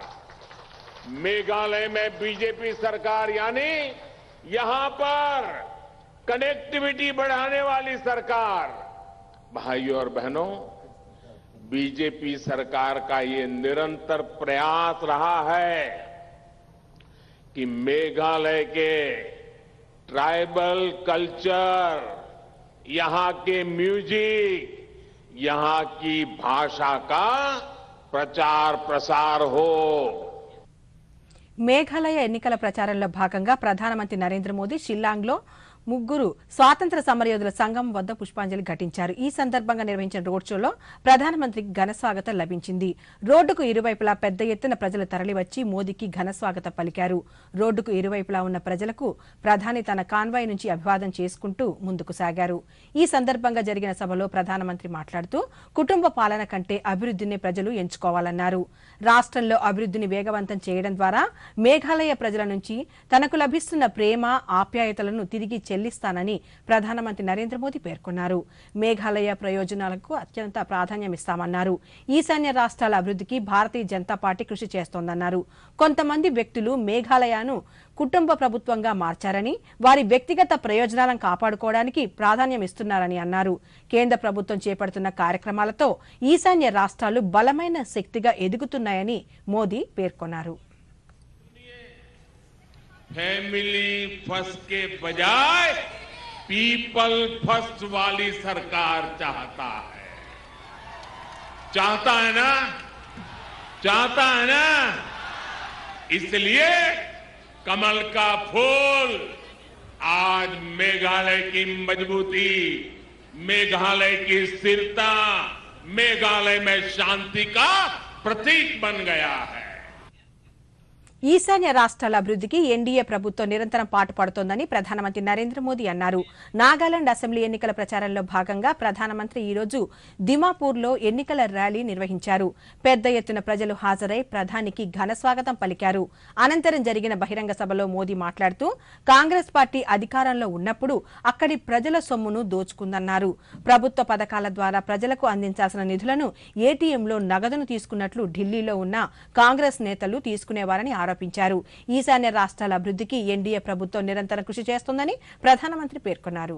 हमारी सरकार ने पूरे नॉर्थ ईस्ट के लिए दिल्ली की पॉलिटिकल सोच को ही बदल दिया है. कांग्रेस के समय में नॉर्थ ईस्ट को सिर्फ कांग्रेस के नेताओं को जेब भरने के लिए हमेशा नॉर्थ ईस्ट को एटीएम ही माना, एटीएम की तरह यूज किया. आप जानते हैं जब पैसों की जरूरत है लोग एटीएम से पैसे निकालते हैं. ये दिल्ली में बैठे हुए कांग्रेस के नेता नॉर्थ ईस्ट के हक का जो पैसा था ना वो एटीएम की तरह निकाल करके दिल्ली ले जाते थे. हम नागालैंड को, नॉर्थ ईस्ट के 8 राज्यों को कांग्रेस की तरह एटीएम नहीं बल्कि हमारे लिए तो ये अष्टलक्ष्मी है, अष्टलक्ष्मी है. इस अष्टलक्ष्मी को भारत की ताकत मानते हैं. नॉर्थ ईस्ट का कल्चर, यहां का यंग टैलेंट और यहां के रिसोर्सेज नॉर्थ ईस्ट के ही काम आए, इसके लिए हमने काम शुरू किया है. इसलिए हमारा ये प्रयास है कि दिल की दूरियां भी मिटे और दिल्ली से दूरी भी कम हो.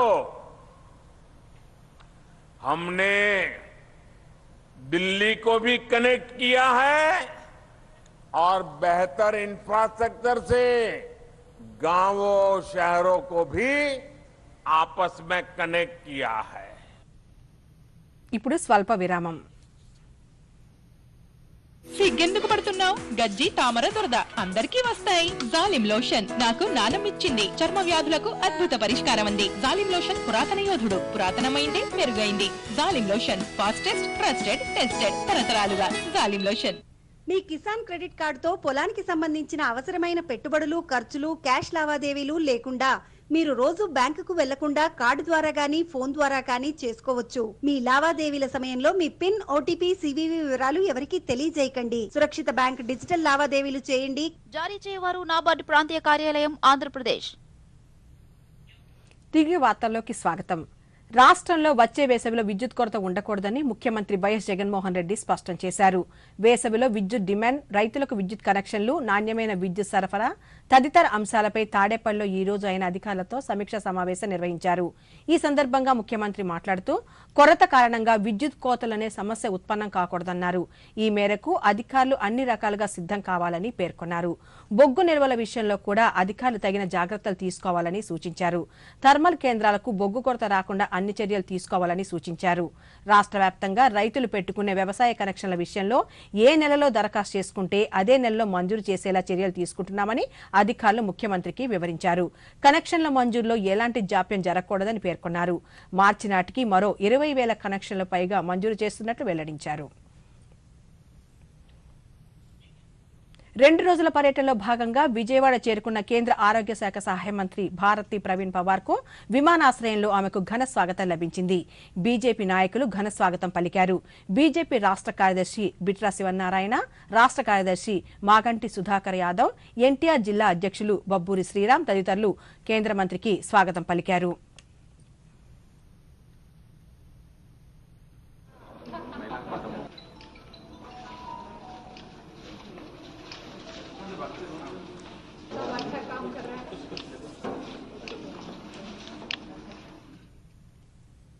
ఆంధ్రప్రదేశ్ రాష్ట్ర నూతన గవర్నర్ గా జస్టిస్ అబ్దుల్ నజీర్ ప్రమాణ స్వీకారం చేశారు.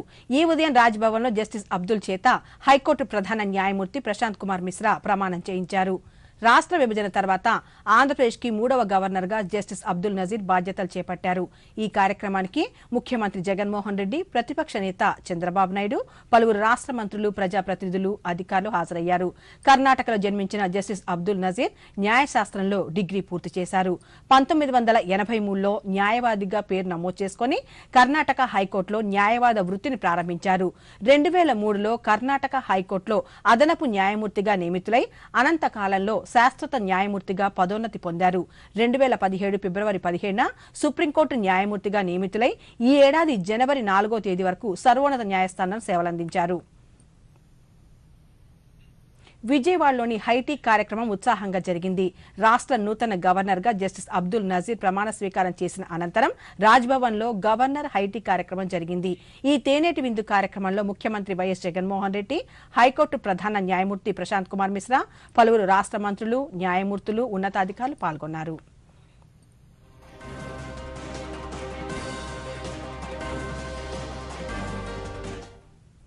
రాష్ట్ర ప్రభుత్వం విద్యారంగానికి అధిక ప్రాధాన్యతనిస్తోందని రాష్ట్ర సాంఘిక సంక్షేమ శాఖ మంత్రి మేరుగ నాగార్జున అన్నారు. సచివాలయంలో ఈ రోజు ఆయన మీడియాతో మాట్లాడుతూ విద్యారంగానికి ప్రభుత్వం కోట్లాది రూపాయలు వెచ్చిస్తోందన్నారు. వసతి గృహాల్లో విద్యార్థులకు మెరుగైన సౌకర్యాలు కల్పిస్తున్నట్లు చెప్పారు. రాష్ట్రంలో ఉన్న ఎస్సీ, ఎస్టీ, బీసీ, మైనార్టీ హాస్టల్లో ప్రభుత్వం డైట్, కాస్మెటిక్ ఛార్జీలు పెంచుతోందని తెలిపారు. 3వ తరగతి నుంచి 4వ తరగతి వరకు ఫ్రీ మెట్రిక్ వసతి గృహాలు మరియు గురుకుల పాఠశాలలో చదువుకునే పిల్లలకు ప్రస్తుతం 1000 రూపాయలు ఉంటే ఇచ్చిన డైట్ ఛార్జీలు 1150 రూపాయలు. అట్లాగే 5వ తరగతి నుంచి 10వ తరగతి వరకు ఫ్రీ మెట్రిక్ వసతి గృహాలు మరియు గురుకుల పాఠశాల పిల్లలకు ఇది వరకు 1250 రూపాయలు ఉంటే ఇప్పుడు 1400 రూపాయలు.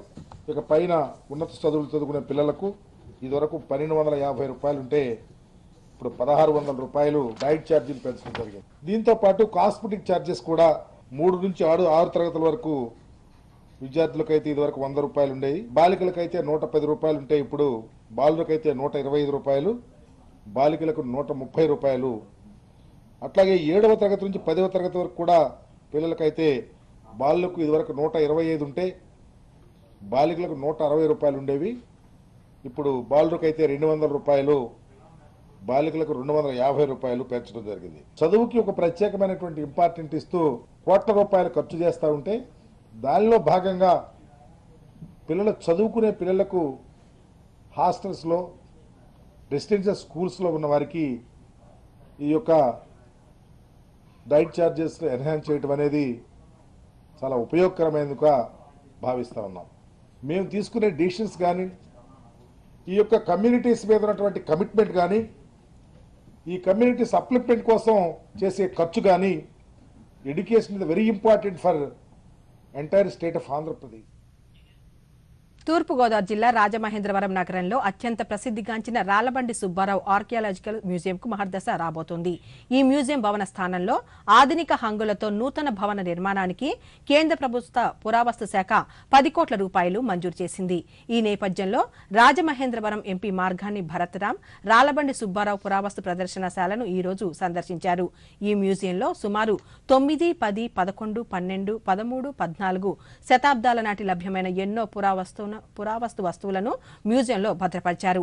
ఈ సందర్భంగా ఎంపీ మాట్లాడుతూ ఎంతో విలువైన విశేషమైన సజీవ సాక్ష్యాధారాలను భవిష్యత్ తరాలకు పదిలంగా అందించేలా కాపాడుకోవాల్సిన బాధ్యత అందరిపైన ఉందన్నారు.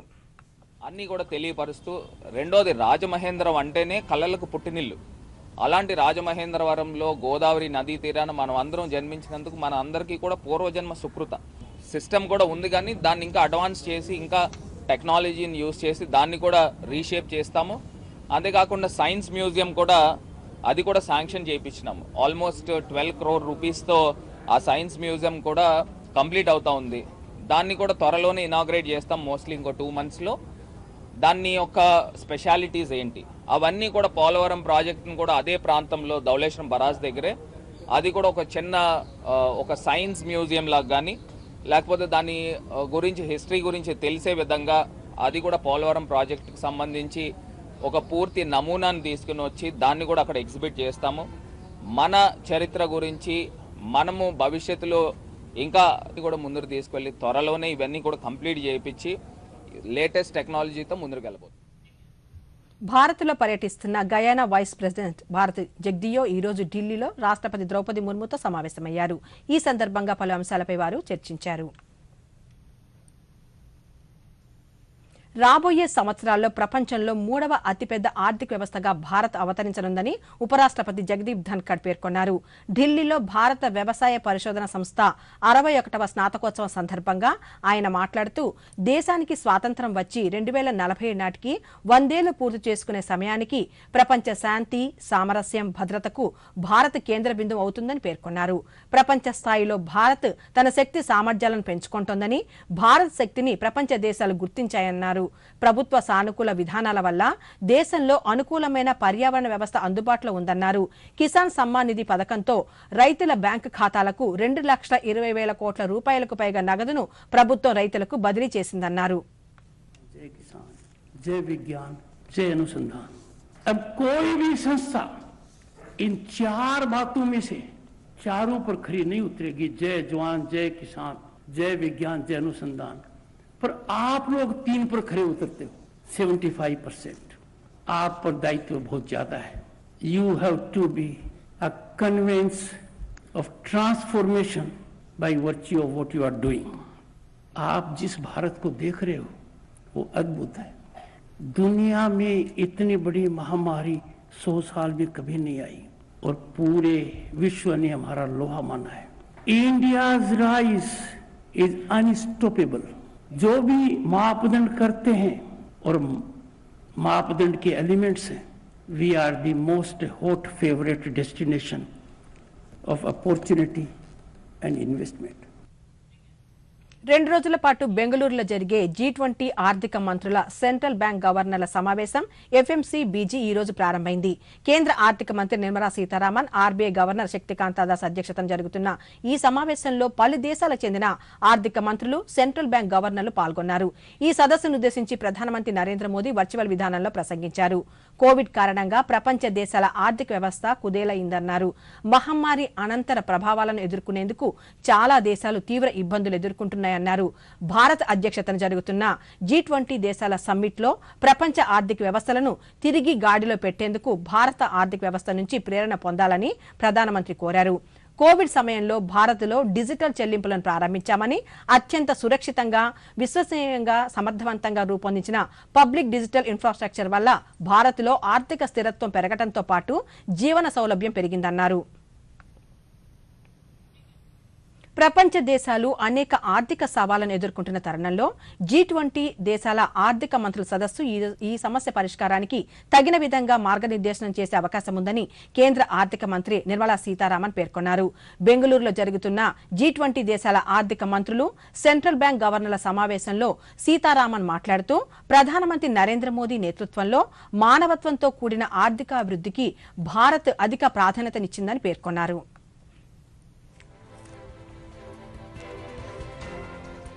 The G20 discussions in 2023 will focus on exploring holistic solutions to the most pressing global challenges. The G20 can transform lives around the globe by leveraging the complementary strengths of its members while respecting country needs and circumstances. It can be a global prime mover and the incubator of new ideas, a force for collective good, and a forum to listen to the voices of the global south. ఇప్పుడు కాసేపు విరామం. సిగ్గెందుకు పడుతున్నావు? గజ్జి, తామర, దురద అందరికీ వస్తాయి. జాలిం lotion నాకు నానమిచ్చింది. చర్మ వ్యాధులకు అద్భుత పరిష్కారం ఉంది. జాలిం లోషన్ పురాతన యోధుడు. పురాతనమైంది, మెరుగైంది. జాలిం లోషన్ ఫాస్టెస్ట్, ట్రస్టెడ్, టెస్టెడ్ తరతరాలుగా. జాలిం లోషన్. సార్, మీ కేవైసీ అప్డేట్ చేయాలి, లేకపోతే అకౌంట్, ఏటీఎం కార్డు బ్లాక్ అయిపోతాయి. జాగ్రత్త జాగ్రత్త. 2.5 కోట్ల బహుమతి నాకు. చూడండి, తెలియని కాల్స్, దొంగ ఈమెయిల్స్, లింక్స్, ఇంకా మోసగించే యాప్స్ నుంచి మీ పిన్, ఓటీపీ, పాస్వర్డ్ ఎప్పుడు ఎవరితోనూ షేర్ చేయకండి. మీరు జాగ్రత్తగా ఉంటే నష్టం రాదంతే. ఆర్బీఐ అంటుంది, విషయాలు తెలుసుకోండి, జాగరూకంగా ఉండండి. తిరిగి వార్తల్లోకి స్వాగతం. దేశంలో వ్యవసాయ సహకార రంగాలను ప్రోత్సహించేందుకు పలు సంస్కరణలు అమలు చేస్తున్నట్లు ప్రధానమంత్రి నరేంద్ర మోదీ తెలిపారు. బడ్జెట్ అనంతర వెబినార్లో భాగంగా ప్రధానమంత్రి ఈ రోజు వ్యవసాయం, సహకార వ్యవస్థలకు ఇస్తున్న ప్రోత్సాహకాలపై ప్రసంగించారు. గత 9 సంవత్సరాలుగా వ్యవసాయ బడ్జెట్కు కేటాయింపులు పెరుగుతూనే ఉన్నాయన్నారు. 2014లో 25,000 కోట్ల లోపు ఉన్న వ్యవసాయ బడ్జెట్ నేడు 1,25,000 కోట్లకు పైగా పెరిగిందన్నారు. ఆత్మనిర్భర్ భారత్లో భాగంగా ఆహార ధాన్యాలను దిగుమతి చేసుకునే స్థాయి నుంచి ఎగుమతి చేసే స్థాయికి దేశం చేరుకుందన్నారు. రైతులకు అవసరమైన మౌలిక సదుపాయాలను కల్పించడం, పండిన పంటలకు సరైన గిట్టుబాటు ధర కల్పించడానికి అధిక ప్రాధాన్యతనిస్తున్నామని పేర్కొన్నారు. వ్యవసాయ రంగంలో యువతను ప్రోత్సహించేందుకు అగ్రి స్టార్టప్లను ప్రారంభించినట్లు ప్రధానమంత్రి తెలిపారు. ఇప్పటి వరకు దాదాపు 3,000కు పైగా స్టార్టప్లు పనిచేస్తున్నాయన్నారు. సహకార రంగాన్ని మరింత బలోపేతం చేసేందుకు బడ్జెట్లో నిధులు కేటాయించినట్లు ప్రధానమంత్రి వివరించారు. 25,000 करोड़।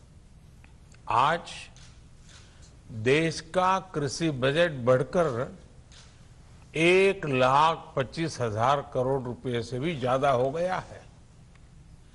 हमारे किसानों ने हमें न सिर्फ आत्मनिर्भर बनाया, बल्कि आज उनकी वजह से हम निर्यात करने में सक्षम हो गए हैं।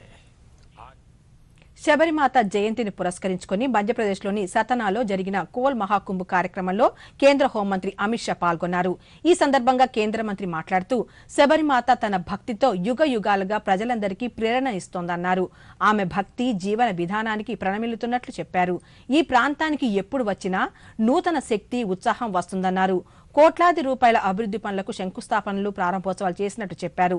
సమాజంలో ఆఖరి వ్యక్తి వరకు సగర్వంగా నిలిచేలా ప్రభుత్వ సంక్షేమ ఫలాలను అందించాలన్నదే బీజేపీ ప్రభుత్వ లక్ష్యమన్నారు. కాంగ్రెస్ హయాంలో పేదల ఇళ్లలో శౌచాలయాలు లేవని, అయితే ప్రధానమంత్రి నరేంద్ర మోదీ అధికారంలోకి వచ్చిన తర్వాత దేశవ్యాప్తంగా 10 కోట్ల మంది పేదల గృహాలలో శౌచాలయాలు అందుబాటులోకి వచ్చాయన్నారు.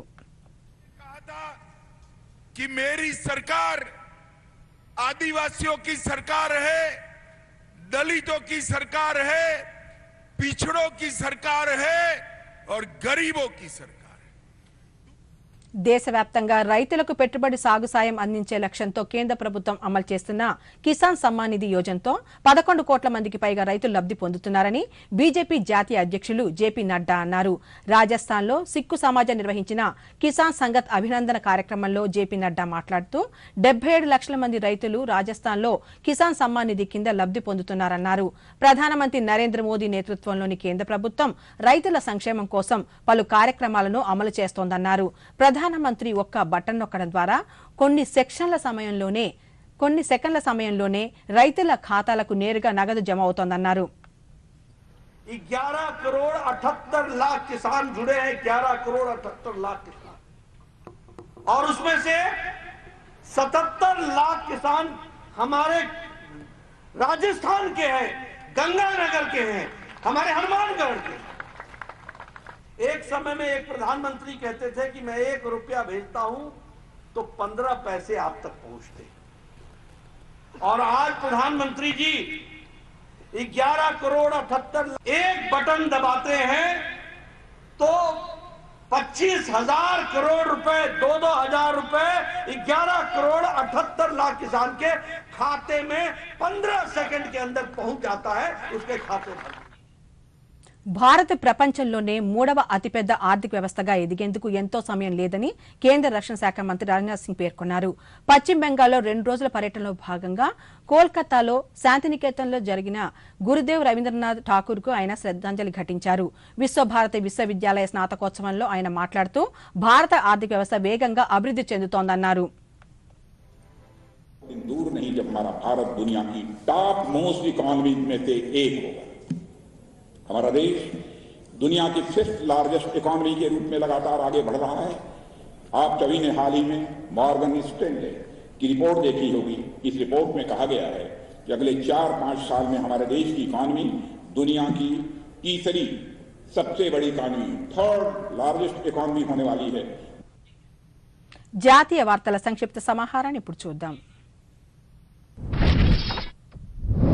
సుప్రీంకోర్టు తీర్పులకు న్యూట్రల్ సైటేషన్స్ అందుబాటులోకి రానుంది.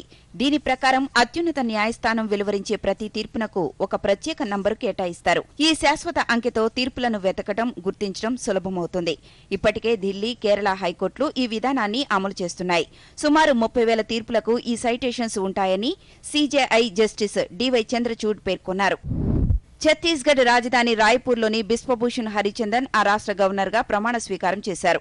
ఆ రాష్ట్ర హైకోర్టు ప్రధాన న్యాయమూర్తి జస్టిస్ అరూప్ కుమార్ గోస్వామి బిశ్వభూషణ్తో ప్రమాణ స్వీకారం చేయించారు. ఈ కార్యక్రమంలో ముఖ్యమంత్రి భూపేష్ బఘేల్ పాల్గొన్నారు.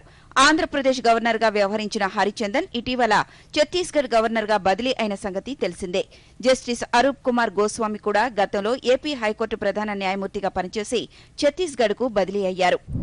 తమిళనాట ప్రతిపక్ష అన్నా డీఎంకే పార్టీలో మాజీ సీఎం ఎడప్పాడి పళనిస్వామి పూర్తిగా పైచేయి సాధించారు.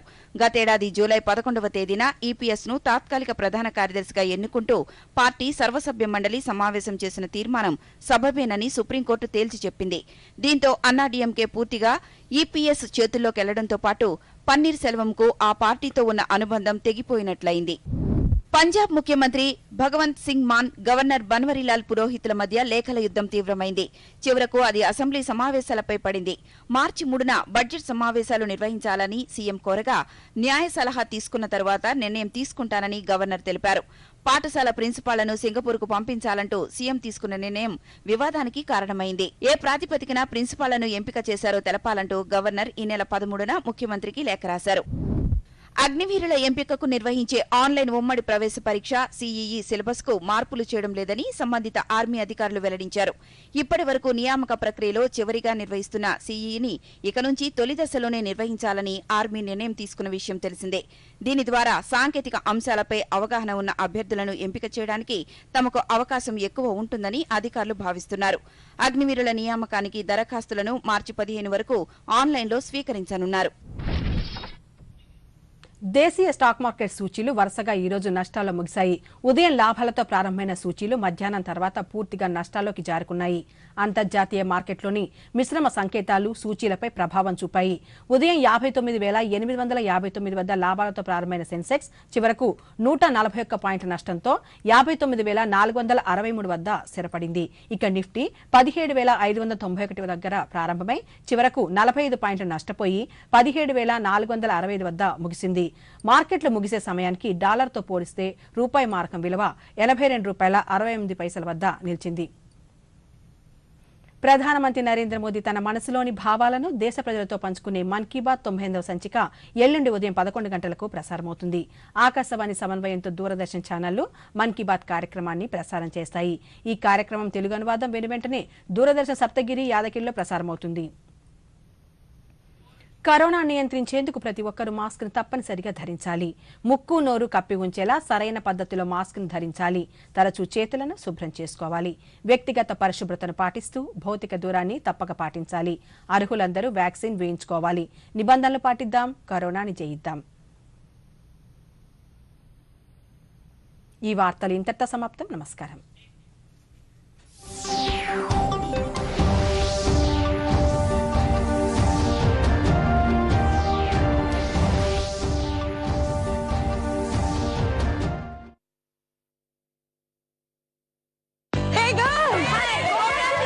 ఈవేళ పార్టీ కావాలంతే. ముందు ఛాంపియన్ తో సెల్ఫీ తీసుకుందాం. ఐడియా, ఇక్కడే చేసుకుందాం పార్టీ. Pizza party. ఇది నీ కార్డు పిన్ను నా కార్డ్ డీటెయిల్స్ స్వయంగా వేస్తాను. ఆర్బీఐ అంటుంది మీ పిన్, ఓటీపీ, సివివి లేదా ఇంటర్నెట్ బ్యాంకింగ్ పాస్వర్డ్ ఎవరితోనూ షేర్ చేసుకోకండి. ఆన్లైన్ బ్యాంకింగ్ మీ సొంత కంప్యూటర్, మొబైల్ ఇంకా secure. Category of community welfare. Now tell us about your related activities in a little more detail. My project is a team oriented. We are working together with the local communities and the students and different stakeholders.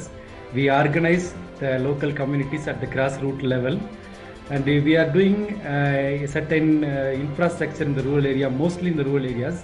It includes construction of bridges, developing water stream. Now we are doing the check dams as well as electrification of villages. Also we have built one toilet in schools. So our project is a multi-dimensional project. We work in different areas.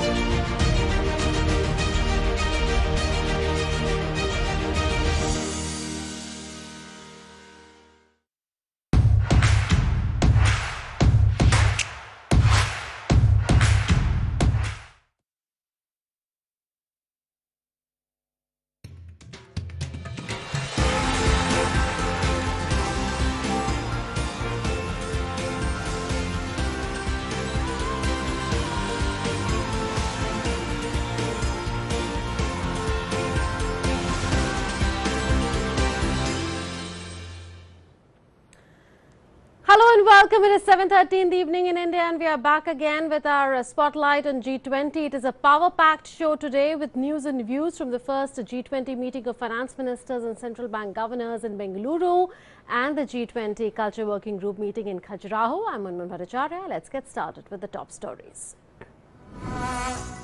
Two-day G20 meeting of finance ministers and central bank governors commences in Bengaluru. Deliberations on day one focus on international financial architecture, sustainable finance, infrastructure, financial sector and financial inclusion aimed at fostering global economic cooperation.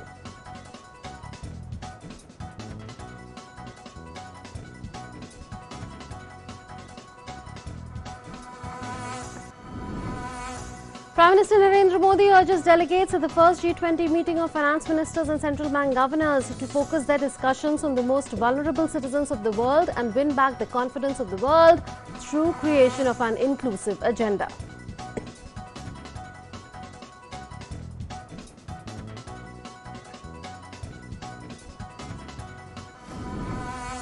Finance Minister Nirmala Sitharaman says that multilateral development banks need to be strengthened for attaining sustainable development goals and poverty eradication, highlights rising debt vulnerabilities in many countries, says managing global debt vulnerabilities would be crucial for the world economy.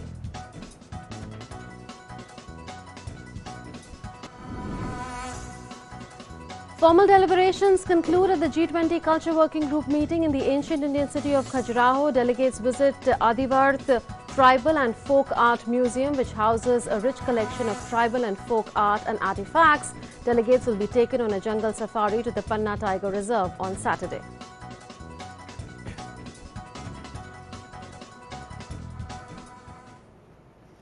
The two-day G20 meeting of finance ministers and central bank governors started in Bengaluru today with a video message of Prime Minister Narendra Modi.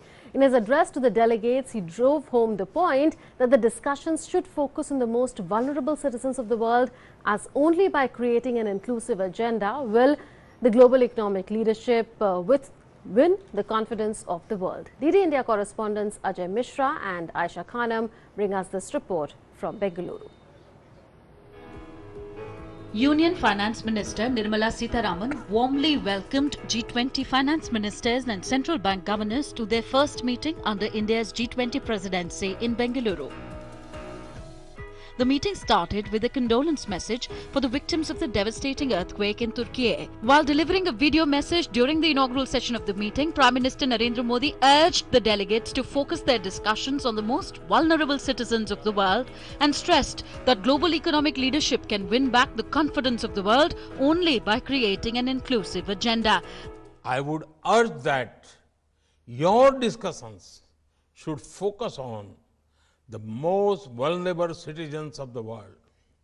Only by creating an inclusive agenda will the global economic leadership win back the confidence of the world. The theme of our G20 presidency also promotes this inclusive vision. One Earth, one family, one future.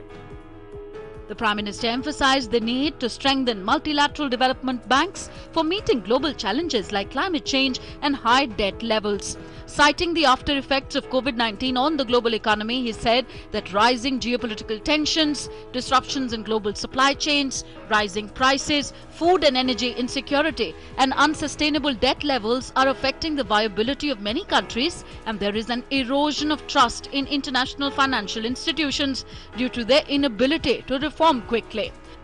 Trust in international financial institutions has eroded.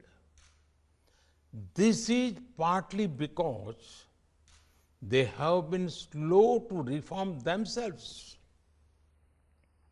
It is now up to you, the custodians of the leading economies and monetary systems of the world, to bring back stability, confidence, and growth to the global economy.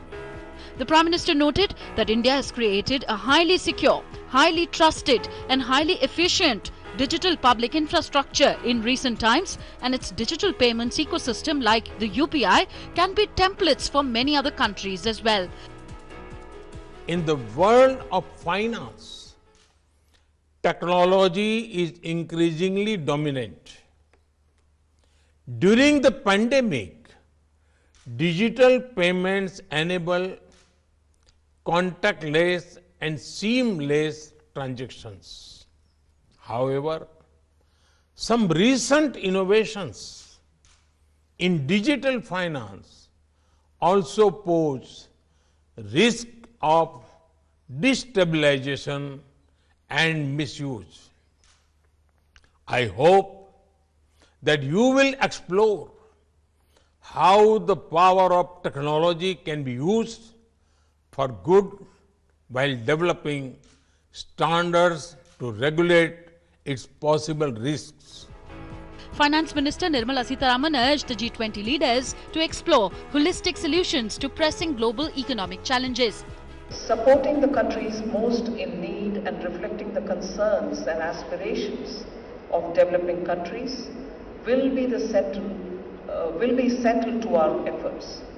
We will work closely with the Troika, the G20 membership, international organizations and guest countries to carry forward the exemplary work of G20 presidencies before us. Reserve Bank of India Governor Shaktikant Das, who is the co-chair of the meeting, delivered the vote of thanks. He cautioned that while the world economy may have avoided deep recession, yet uncertainty lies ahead. He urged the leaders to promote global economic cooperation. At the G20 meet of Finance Minister in the IT city Bangalore, digital public infrastructure dominated the meetings. The G20 nations deliberated upon the digital infrastructure and also resolved to build and strengthen a strong financial architecture for financial inclusion. The meeting also discussed upon various aspects with regard to multilateralism and geopolitical issues. With cameraman Prabhakar and Ajay Mishra, Aisha Khanam, DD India, Bangalore. The first session of a G20 Finance Ministers and Central Bank Governors meeting was jointly steered by Union Finance Minister Nirmala Sitharaman and RBI Governor Dr. Shaktikant Das today. The session focused on issues relating to international financial architecture, sustainable finance and infrastructure. The Finance Minister sought views on how multilateral development banks can be strengthened to address shared global challenges of the 21st century while maintaining a focus on sustainable development goals and poverty eradication. The FM highlighted rising debt vulnerabilities in many vulnerable countries and sought views on multilateral coordination while making the point that managing global debt vulnerabilities will be crucial for the world economy. She invited views on policy initiatives that can enable financing for SDGs and mobilize timely and adequate resources for climate finance. The Finance Minister also spoke about India's G20 priority of financing cities of tomorrow and sought views on domestic policy experiences on financing inclusive, resilient and sustainable cities of tomorrow. RBI Governor Shaktikant Das and Chair of the US Federal Reserve Jerome H. Powell exchanged views in Bengaluru. The RBI Governor also met Dr. Thomas Jordan, Chairman of the Governing Board of Swiss National Bank. In an exclusive conversation with DD India's correspondent Ajay Mishra, Infosys Chairman Nandan Nilekani said that India's digital public infrastructure can be a role model for the world to adopt. Mr. Nilekani had moderated a high-level symposium on DPI on the sidelines of the G20 Finance Track meeting. He is the co-chair of India's G20 Task Force on Digital Public Infrastructure for Economic Transformation, Financial Inclusion and Development. Listen in. We have with us the chairman of Infosys, who actually moderated a high-level symposium on digital public infrastructure. So thank you very much, sir. What was the general sense of the House about India's digital public infrastructure? I think one thing that has really come out in this G20 is the world beginning to understand and appreciate the sophisticated and comprehensive digital public infrastructure that India has built over the last several years. And there was a lot of appreciation and also a belief that this is a model that could perhaps be used in other countries. So you are also co-chairing a task force on the financial inclusion. What is the way ahead as far as the G20 is concerned? Yes, I'm co-chairing a digital transformation task force on how to use DPI for governance, technology, efficiency and all that.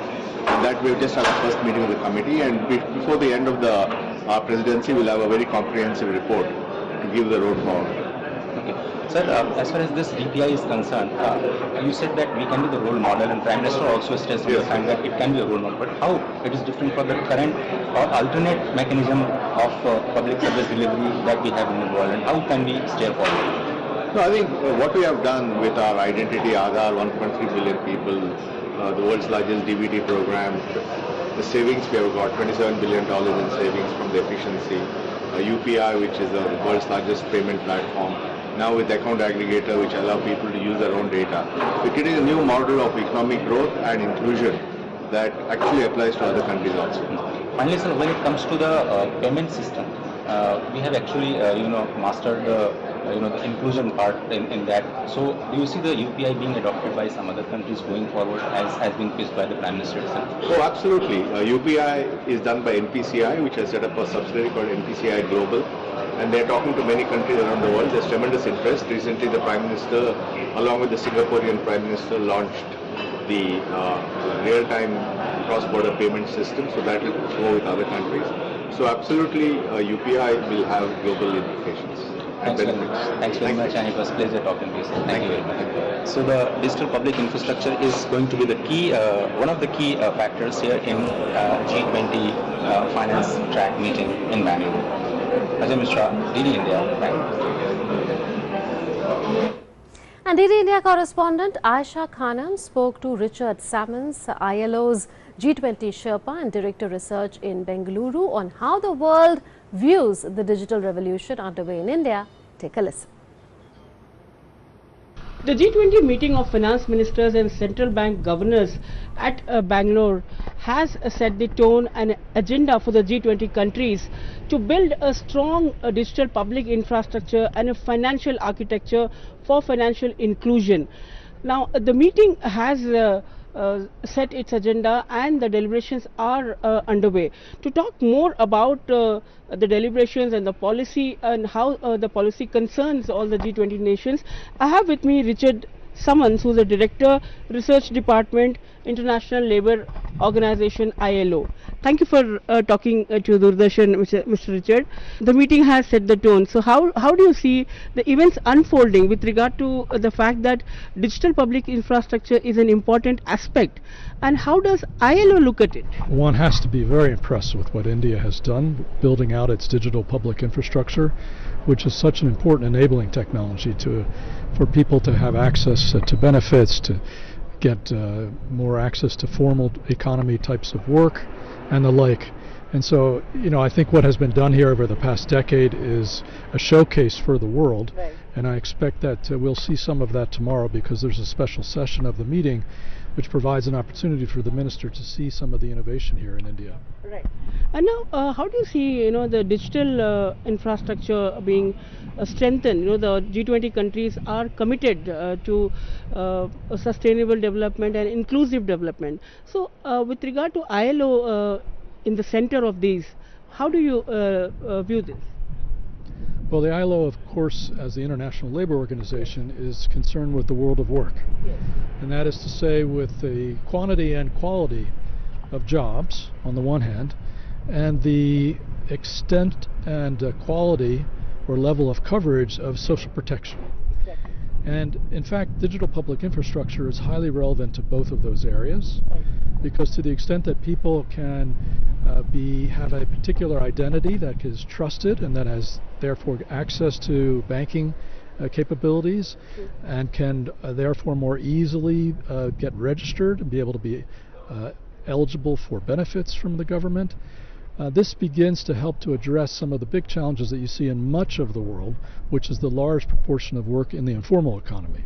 That was Richard Sammons talking about the agenda here at this meeting, and how this will unfold in the coming days with regard to the policies, and also how skilled labor and how people can utilize the digital infrastructure, and how this can lead to a better economic growth of all the countries. With cameraman Prabhakar, Aisha Khanam, DD India, Bangalore. DD India correspondent Aisha Khanam also caught up with the Brazilian ambassador to India, André Correa do Lago, in Bengaluru on India's G20 presidency and Prime Minister Narendra Modi's address to the first meeting of the finance ministers and central bank governors meeting under India's G20 presidency. Take a listen. The first meeting of the finance ministers and central bank governors is underway at Bengaluru. G20 delegates have been making several deliberations here at Bangalore. To talk more about today's events and today's first day's discussions, I have with me Mr. Andre from he's ambassador of Brazil. So how do you see today's the agenda that unfolded, and Prime Minister Narendra Modi clearly set the tone for this meeting. So the responsibility lies on the shoulders of the G20 countries to find solutions to this global economy. Yes, absolutely. I think that it was very clear that the priorities of the Indian presidency are being followed very seriously by the other countries. So India's leadership in these subjects is undeniable. I mean, the efforts of India regarding sustainability and the extraordinary experience of India in digital inclusion are two elements that obviously have a very special meaning for the rest of the world.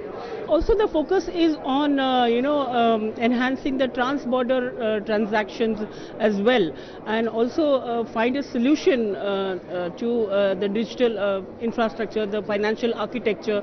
So how do you see the G20 countries contributing to this vision? No, I think that the fact that there was this fantastic understanding between India and Singapore in having these transfers, everybody's very impressed, and I think that it shows that technology is now essentially an element for strengthening democracy and for strengthening income of the lower income people. And I think that many people thought technology is like a luxury or whatever. No, technology is what is going to bring more justice. Thank you very much for talking to us. Thank you. That was the Brazil ambassador talking to Doordarshan, and he stressed upon the fact that finding solutions to empower the last mile delivery and also the financial transactions solutions is one of the focus areas at the G20 meetings here at Bangalore. With cameraman Prabhakar, Aisha Khanam, DD India, Bangalore. Finance Minister Nirmala Sitharaman met Bruno Le Maire, who is the Minister of Economy, Finance and Industrial and Digital Sovereignty, on the sidelines of the first G20 meeting of finance ministers and central bank governors under India's G20 presidency in Bengaluru today, terming international taxation and debt restructuring two of the priorities identified by India's G20 presidency as important for France too. The French finance minister called for regulation of cryptocurrency in the interest of consumers and global financial stability. Take a listen. France has been advocating for a regulation of cryptocurrencies for many years, explaining that there is a need to protect the consumers and to protect the financial stability, so we stick to that position. Today was day 3 of the 4-day G20 Culture Working Group meeting in the ancient city of Khajuraho in the Indian heartland state of Madhya Pradesh. Deliberations concluded on the 4 priority areas of the meeting. Delegates visited the western group of temples, a UNESCO World Heritage Site, on Thursday, and on Saturday morning they will be taken on a jungle safari to the Panna Tiger Reserve, home to a wide range of species of birds and wild animals. Formal deliberations at the G20 Culture Working Group meeting drew to a close on Friday in Khajuraho, an ancient Indian city known for its magnificent temples and intricate sculptures. Discussions took place on the 4 priority areas identified by India's G20 presidency: protection and restitution of cultural property, harnessing living heritage for a sustainable future, promotion of cultural and creative industries and creative economy, and leveraging digital technologies for protection and promotion of culture. Over 3 days, 25 antiquities repatriated by the government of India and displayed at the exhibition on Readdress, Return of Treasures, was the center of attraction for the delegates. The delegates were taken on a tour to the world-famous temples in the city, built between 950 and 1050 AD. By the Chandela dynasty, these temples represent various forms of meditation, spiritual teachings and relationships through stimulating art. The temples are famous for their craftsmanship that consist of splendid demonstrations of fine sculptures and exceptional architectural skill, making them one of the most stunning UNESCO World Heritage Sites in India. Delegates also got to experience India's vibrant cultural diversity through the Khajuraho Dance Festival cultural performances.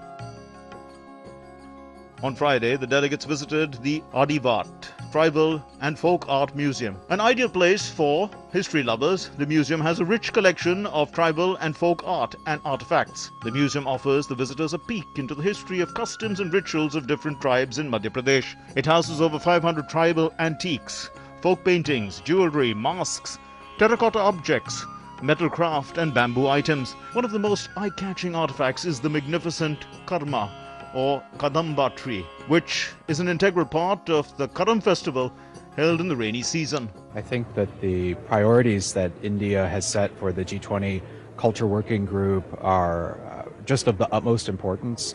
The G20 countries and guests have come together, and I am here to represent the United States. For us, we agree with India that the number one priority of this track should be the protection of cultural property, and also the inclusive nature of the cultural economy. Exhibition that you've mounted here in the venue is a really good way to bring more sensitivity and more knowledge of this issue of restitution of cultural property to a wider audience. And I think one of the things that we need to do is get the word out a little bit more and get more people aware. Really important to enhance that global cooperation, as well as work on frameworks and mechanisms that can mainstream and make it easier to achieve the 4 priority successes. For Bangladesh, what is important to us is to enhance cooperation, cross-border cooperation among member states, to promote culture and to preserve culture and heritage, and how we can collectively make a contribution to promote cultural diversity across the globe. आदरणीय भारत से दोस्तों, आपको बहुत बहुत धन्यवाद. रूसी हिंदी की दोस्ती जिंदाबाद. जय रूस, जय Hind.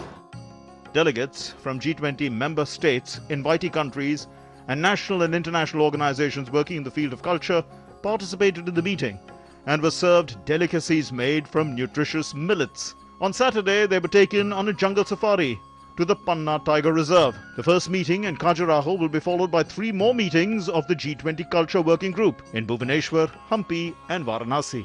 The 4 important topics discussed in the first Culture Working Group meeting in Khajuraho will not only help in promoting the culture of G20 countries, but will help sharing with each others. However, it is true, India has been working very seriously for the last 7 to 8 years on the 4 important topics which was discussed in this meeting. With camera person Baldev Mishra, Aditya Srivastav, DD India, Khajuraho. DD India correspondent Aditya Srivastav spoke to Govind Mohan, Union Secretary at the Ministry of Culture in the Government of India, on all that was agreed upon in the formal sessions of the first G20 Culture Working Group meeting in Khajuraho. Take a listen. We are with the Secretary of Culture Ministry, Govind Mohan sir. Sir, what are the outcomes of this important meeting?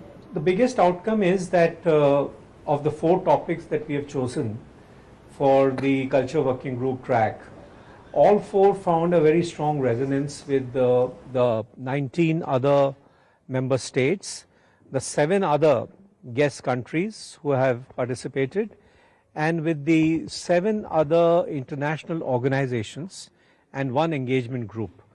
So restitution of cultural property, culture and sustainability, digital transformation and culture, and creative industries and culture, all those 4 found a very strong resonance. Besides that, we had bilaterals with a large number of countries.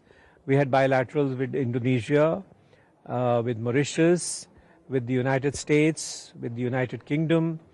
We are going to have 2 or 3 more bilaterals with countries like Saudi Arabia.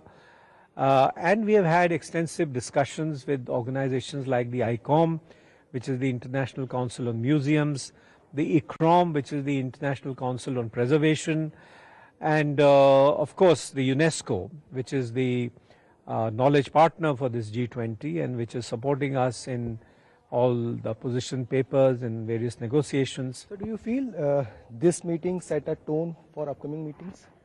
Oh yes, it did set the tone, and now as maybe you are aware, if not I should tell you that there will be 3 more meetings of the Culture Working Group.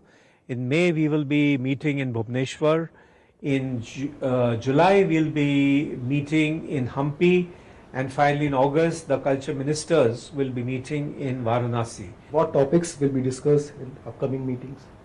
No, see, these are the 4 topics, these are the 4 streams. Now we will go further into them, and one of the big things that we have done is that now we will be doing periodic webinars with them, which will be coordinated by the UNESCO, where we will now talk at the level of the experts. Thank you so much, sir. Govind Mohan, Secretary of the Ministry of Culture, said this meeting is set the tone for upcoming meetings also. With Person Baldev Mishra, Aditya Srivastav, DD India, Khajuraho.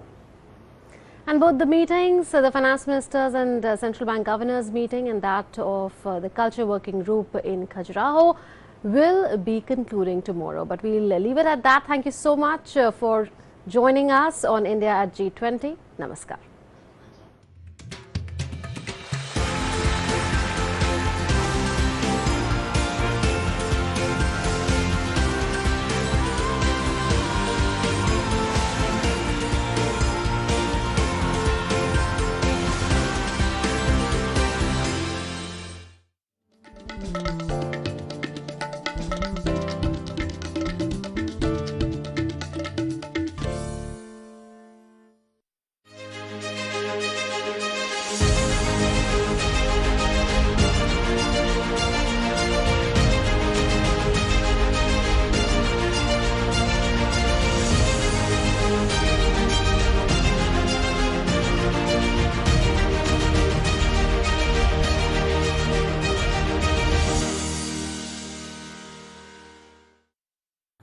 दीदी नौकरी लग गई।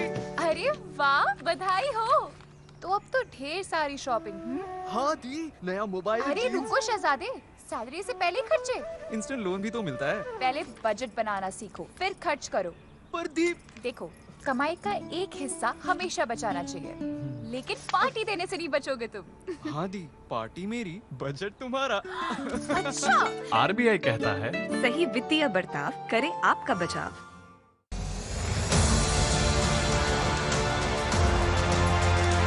It's my pleasure and honor to introduce former DG DIA, Lieutenant General Dillon. Thank you so much for talking to us, Nadir. Army is a passion. Army is a love affair. Army is a job nahi hai. Bombard Balakot, and Balakot has a history in Indian history, which I mentioned in the book also. The message of the government was very strong and firm that we will hit you inside Pakistan. अगर इतिहास लिखना है, तो किसी को इतिहास बनाना पड़ेगा. Don't miss it. DD Dialogue on DD India with Sakal Bhatt. Thank you. Jai Hind.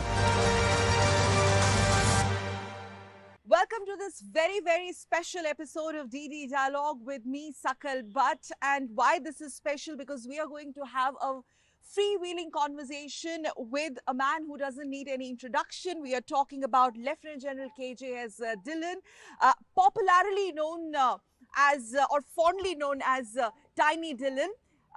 But his body of work as an infantry veteran and his accomplished and highly distinguished career as a soldier is beyond tall. Honor to introduce, in fact, it's my pleasure and honor to introduce former DG DIA, Lieutenant General Dillon. Thank you so much for talking to us, Nadir. Namaste. How are you doing, All sir? good, always good. Sir's book, Kitne Ghazi Aaye, Kitne Ghazi Gaye, even before its formal launch, has made headlines. It continues to make headlines for the reason that the book talks about certain In fact, it demystifies some truths and half-truths about Kashmir conflict, so to say, which is a thing of past. Behind the scenes of Pulwama and Balakot and much more. And most importantly, I must tell our viewers, Sir has had multiple tenures in the valley as an officer, and he is known to have brought the soft power of military to resolve the conflict which now is history. Thank you again. I'm going to quickly start with the title which has intrigued one and all. Kitne Ghazi aaye, kitne Ghazi gaye, ye naam kahan se aaya? Where, I mean, what is the genesis? Ma'am, you were there on that morning of February 2019, immediately after the Pulwama ID blast in the village Pinglana where this operation was going on. You are covering that operation from there. Yes. And after that, once we eliminated the module which carried out the Pulwama ID blast within 100 hours, then this press conference happened on 19th of February 2019 morning. And in that press conference, since Ghazi was the code word of the mastermind of Pulwama ID blast, the Pakistani terrorist Kamran of Jaish-e-Mohammed. So there was a lot of buzz in the media for the last 4-5 days, ever since Pulwama blast, that Ghazi has carried out this blast. So in the press conference, a question was asked to me, is Ghazi dead? Okay. And Ghazi is a very preferred code word by the Pakistani terrorist. And during my multiple tenures in Kashmir earlier, a lot of terrorists, Pakistani terrorists with the code name of Ghazi, were eliminated by security forces. And when this question was asked, is Ghazi dead? I didn't want to give much credence to the terrorist. So my instant reply was, kitne Ghazi aaye, kitne Ghazi gaye. So that was impromptu. Impromptu reply, kitne Ghazi aaye, kitne Ghazi gaye, parwah nahi, don't worry, we are there. And if you look back in the history of India, Muhammad Ghazni se leke aaj tak, any Ghazi who has come to interrupt or intervene or sort of do any damage to India has been eliminated. India stands tall. It stood tall that time, it stands tall today. So that's how the title of the book, Kitne Ghazi aaye, kitne Ghazi gaye. The widespread appreciation for initiating unconventional, people-friendly operations during your tenure have been widely talked about, and that part of it has been criticized by some quarters as well. But do you think, I mean, that actually cut ice with the people and it gave you results? Ma'am, as a captain or as a major in a conflict zone or in a counter-terrorist operational area, probably the job of a captain or a major is about 80 to 90% the hard operations. 10 to 20% local operations as bhavna or local meeting with the people, looking after the interest of the awam.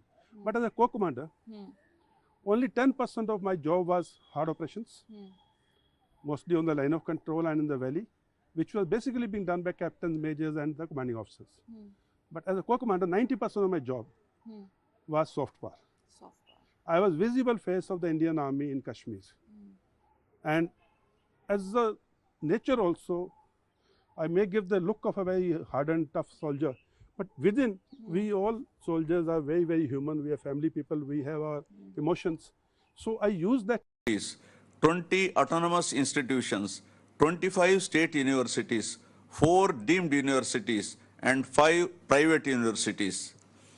Andhra Pradesh is marching ahead in all respects and is poised to achieve higher growth rate in key development sectors in the country in the very near future. I hope that the welfare-based development and the growing of Andhra Pradesh will continue in the same spirit in the coming days, taking the state to a top position in the country under the dynamic leadership of our young Chief Minister, Shri Y.S. Jagan Mohan Reddy. Before concluding, I would like to recall the wise words of Dr. Sarvepalli Radhakrishna, our first Vice President, who said, and I quote, "I firmly believe that if any part of India is capable of developing an effective sense of unity, it is in Andhra. The hold of conservatism is not strong. Our generosity of spirit and openness of mind are well known. Our social instinct and suggestibility are still active. Our moral sense and sympathetic imagination are not much warped by dogma. Our women are relatively more free. Love of the mother tongue binds us all, unquote. I seek the cooperation and wholehearted support of the people of Andhra Pradesh in the discharge of my duties and responsibilities as Governor of the state. Andariki ధన్యవాదాలు. Jai Hind.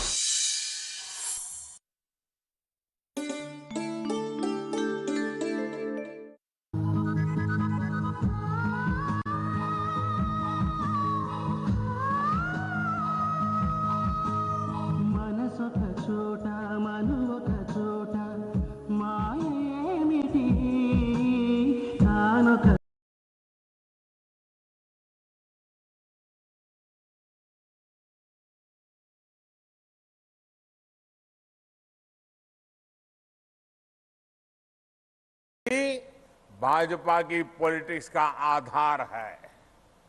North east के राज्यों में BJP और NDA सरकारें होने से border से जैसे डिस्प्यूट भी तेजी से हल हो रहे हैं। प्रधानमंत्री मोदी ने मेघालय के तुरा और शिलांग में जनसभाएं की। मेघालय में प्रधानमंत्री ने मेघालय मांगे बीजेपी सरकार का नारा दिया। तुरा में रैली के लिए मैदान नहीं देने पर विपक्ष पर निशाना साधते हुए प्रधानमंत्री ने कहा कि मेघालय की जनता ने मोदी को दिल में जगह दे रखी है। मेघालय के लिए डबल इंजन की सरकार की जरूरत बताते हुए उन्होंने कहा कि केवल भाजपा के पास ही राज्य के विकास का विजन है। उन्होंने कहा कि आदिवासियों के कल्याण के लिए भाजपा हमेशा समर्पित रही है। बीजेपी हमेशा से ट्राइबल डेवलपमेंट के लिए समर्पित रही है। कांग्रेस की सरकारें आदिवासियों के लिए जितना बजट रखती थी उससे 5 गुना अधिक बजट इस बार हमने दिया है। शिलांग की जनसभा में विपक्ष की निराशा पर तंज कसते हुए प्रधानमंत्री ने कहा कि जिन्हें देश ने नकार दिया वे लोग मोदी के खिलाफ अपशब्द का प्रयोग कर रहे हैं। जो निराशा की गर्त में डूब चुके हैं वो आजकल माला जपते हैं, माला, और वो कह रहे हैं मोदी तेरी कब्र खुदेगी। लेकिन देश कह रहा है, हिंदुस्तान के आवाज कह रही है, हिंदुस्तान का हर कोना कह रहा है मोदी तेरा कमल खिलेगा, मोदी तेरा कमल खिलेगा। शिलांग में जनसभा से पहले प्रधानमंत्री मोदी ने रोड शो भी किया। बड़ी संख्या में मेघालय के लोग अपने चहेते जननेता की एक झलक पाने के लिए सड़क के दोनों किनारों पर खड़े नजर आए। कई जगहों पर मेघालय के लोगों ने प्रधानमंत्री नरेंद्र मोदी का फूलों से स्वागत किया। रोड शो के दौरान बड़ी संख्या में जुटे लोगों ने मोदी मोदी के नारे के साथ प्रधानमंत्री का अभिनंदन किया। प्रधानमंत्री मोदी ने भी सड़क के दोनों किनारों पर खड़े लोगों का हाथ हिलाकर अभिवादन स्वीकार किया। सड़क के किनारे लोग अपने पारंपरिक वेशभूषा में पारंपरिक वाद्य यंत्रों के साथ प्रधानमंत्री का स्वागत करने पहुंचे थे। इससे पहले शिलांग पहुंचने के बाद प्रधानमंत्री मोदी ने मेघालय के 3 स्वतंत्रता सेनानियों यू टिरोट सिंह, यू कियांग नांगवा और पा तोगन संगमा को पुष्पांजलि भी अर्पित की। दीमापुर से नीरज सिंह, शिलांग से विशाल बैरिस्टो और तुरा से रमा त्यागी के साथ bureau report, DD news.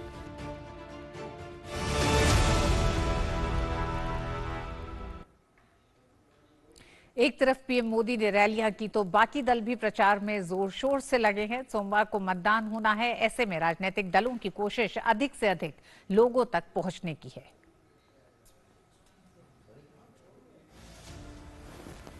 Meghalaya और नागालैंड में प्रचार को अब केवल शनिवार का ही दिन रह गया है।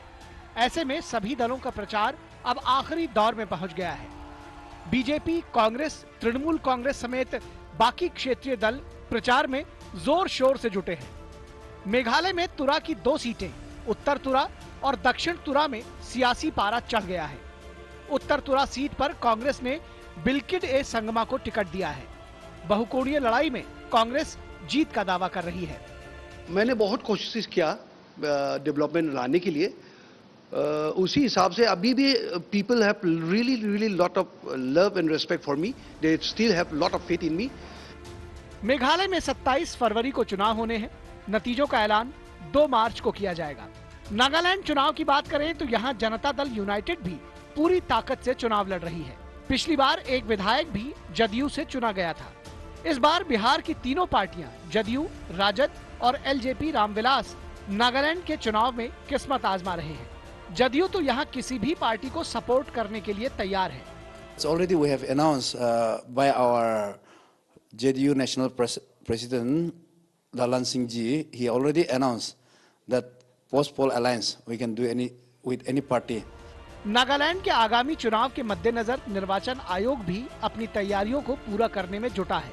आयोग का कहना है कि वो 27 फरवरी को होने वाले मतदान के लिए पूरी तरह से तैयार है। हमारी चुनाव से जुड़ी जो भी तैयारियां होती हैं हम सारी पूरी कर चुके हैं। हमारे जो इलेक्शन के मशीन्स हैं उनकी कमीशनिंग हो गई है, वो पूरी तरह से सुरक्षित तरीके से स्ट्रांग रूम में भी सील की गई हैं और जिसको जो हमारे पॉलिटिकल पार्टीज़ हैं, जो हमारे कैंडिडेट्स हैं, उन्होंने भी उसको विटनेस किया हुआ है। दोनों राज्यों में सभी दल जोर शोर से प्रचार में जुटे हुए हैं, तो चुनाव आयोग भी अपनी तैयारियां पूरी कर रहा है। नतीजे 2 मार्च को आएंगे। रमा त्यागी, नीरज सिंह और उर्मिलेश भट्ट के साथ ब्यूरो रिपोर्ट, डीडी न्यूज। और अन्य खबरों में प्रधानमंत्री नरेंद्र मोदी ने शुक्रवार को कहा कि केंद्रीय बजट 2023-24 पिछले 8-9 वर्षों की तरह ही कृषि क्षेत्र पर केंद्रित है। इसमें तिलहन और खाद्य तेलों पर भारत की आयात निर्भरता को कम करने के लिए कदम उठाए जा रहे हैं। प्रधानमंत्री मोदी कृषि और सहकारिता क्षेत्रों के हितधारकों के साथ बजट के बाद के वेबिनार को संबोधित कर रहे थे। इस दौरान उन्होंने कहा कि भारत का कृषि बजट कई गुना बढ़कर 1.25 लाख करोड़ रुपए हो गया है।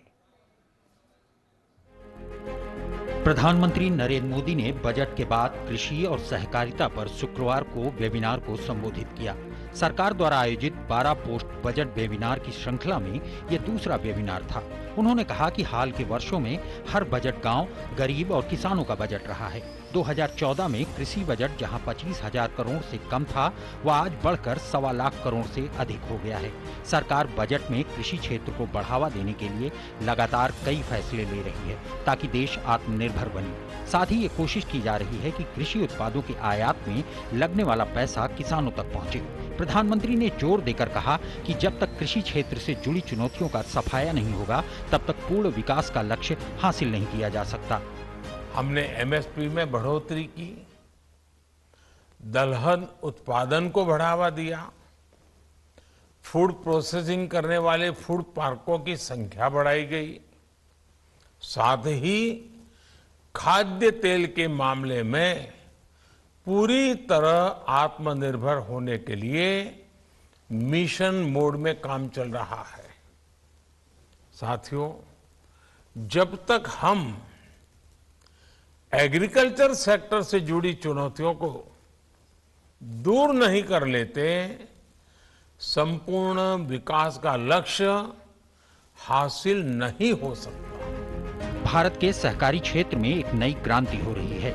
इस वर्ष के बजट में सहकारिता क्षेत्र में कर से संबंधित राहत दी गई है, जिससे विनिर्माण में लगी नई सहकारी समितियों को फायदा होगा। प्रधानमंत्री ने इस बात पर जोर दिया कि डेयरी और मत्स्य पालन जैसे क्षेत्र, जिनमें पहले सहकारी समितियां नहीं थी, आज किसानों को बहुत लाभ पहुंचाएंगे। भारत के सहकारिता सेक्टर में एक नया रिवॉल्यूशन हो रहा है। अभी तक ये देश के कुछ एक राज्यों और कुछ एक क्षेत्रों तक ही सीमित रहा है, लेकिन अब इसका विस्तार पूरे देश में किया जा रहा है। इस बार के बजट में कोऑपरेटिव सेक्टर को टैक्स संबंधी राहतें दी गई हैं, जो काफी महत्वपूर्ण है।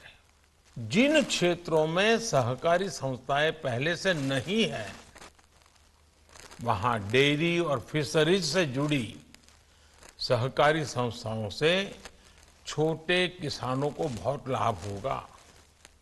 विशेषकर फिशरीज में हमारे किसानों के लिए कई बड़ी संभावनाएं मौजूद है। बजट में एग्रीटेक स्टार्टअप के लिए राशि बढ़ाई गई है। प्रधानमंत्री ने युवाओं से इसका फायदा उठाने की अपील की और साथ ही इस दिशा में और तेज रफ्तार से बढ़ने को कहा। इस बार के बजट में एक और महत्वपूर्ण घोषणा हुई है। एग्रीटेक स्टार्टअप्स के लिए एक्सेलरेटर फंड की व्यवस्था की गई है।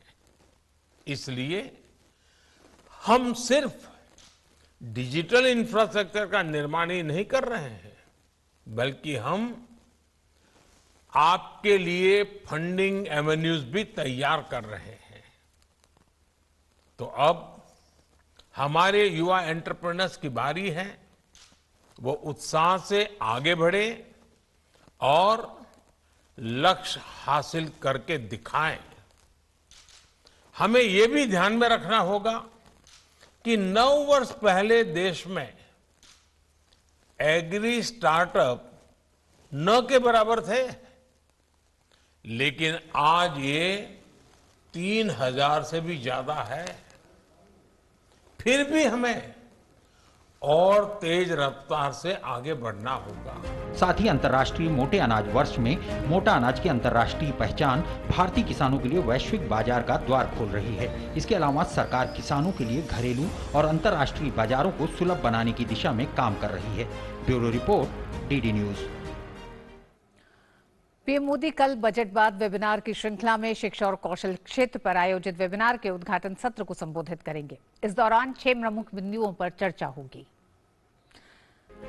प्रधानमंत्री नरेंद्र मोदी बजट बाद वेबिनार की श्रृंखला को संबोधित कर रहे हैं। शनिवार को इस कड़ी में पीएम मोदी शिक्षा और कौशल क्षेत्र पर आयोजित वेबिनार के उद्घाटन सत्र को संबोधित करेंगे। शिक्षा मंत्रालय केंद्रीय बजट 2023 की घोषणाएं लागू करने के बारे में इस विचार मंथन वेबिनार का आयोजन कर रहा है। इस वेबिनार का उद्देश्य सरकारी तथा निजी क्षेत्र, शिक्षा और उद्योग क्षेत्र के विशेषज्ञों के साथ विचार मंथन करते हुए शिक्षा और कौशल विकास से जुड़ी नीतियों को लागू करने की दिशा में आगे बढ़ने के लिए कार्य नीतियों की पहचान करना है। इस दौरान 6 प्रमुख बिंदुओं पर चर्चा होगी। इसमें प्रधानमंत्री कौशल Vikas Yojana 4.0, skill India digital platform, skill India international centres, national apprenticeship programme scheme, national digital library for children and adolescent और टीचर्स ट्रेनिंग शामिल है।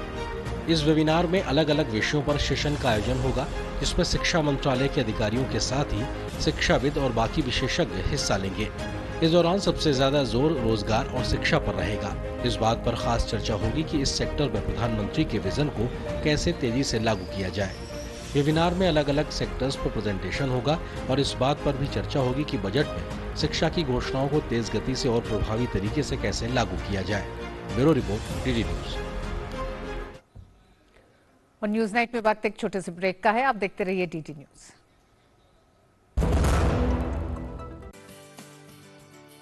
अरे रामदयाल, तेरी उपज का क्या हुआ? अरे औने पौने दाम मिल रहे थे इसलिए नहीं बेची। और तुम्हारी उपज? मेरी उपज ये रही मेरे मोबाइल में एकदम सुरक्षित। अरे ये तो कोई रसीद लगती है। कोई रसीद नहीं, डिजिटल रसीद है जो WDRA से पंजीकृत वेयर हाउस में उपज रखने से मिलती है। WDRA?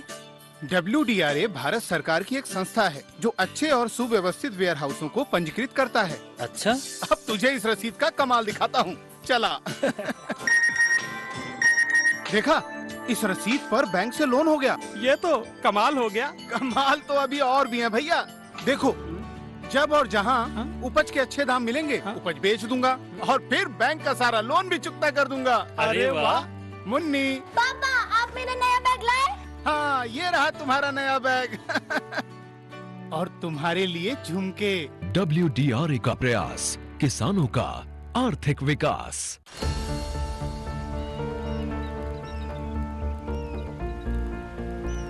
जो बनकर मेरा हमसफर आएगा, सिर्फ उसी को फर्क नजर आएगा। शुरू करो, डालो बुनियाद, घर महल नजर आएगा। वंडर लाइए, वंडर नहीं, फर्क नजर आएगा। वंडर सीमेंट, फर्क नजर आएगा। कौन सा परफ्यूम है? परफ्यूम बहुत फ्रेश लग रही हो। पार्लर गई थी? No parlour, no facial. ये है मेरा फेवरेट सोप।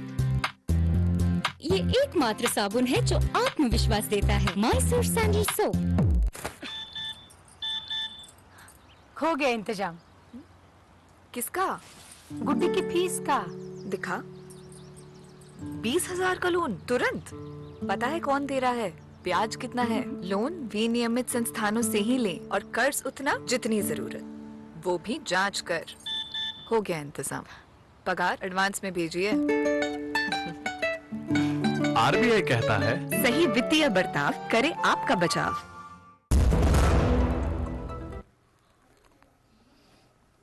और अब बात G20 बैठकों की।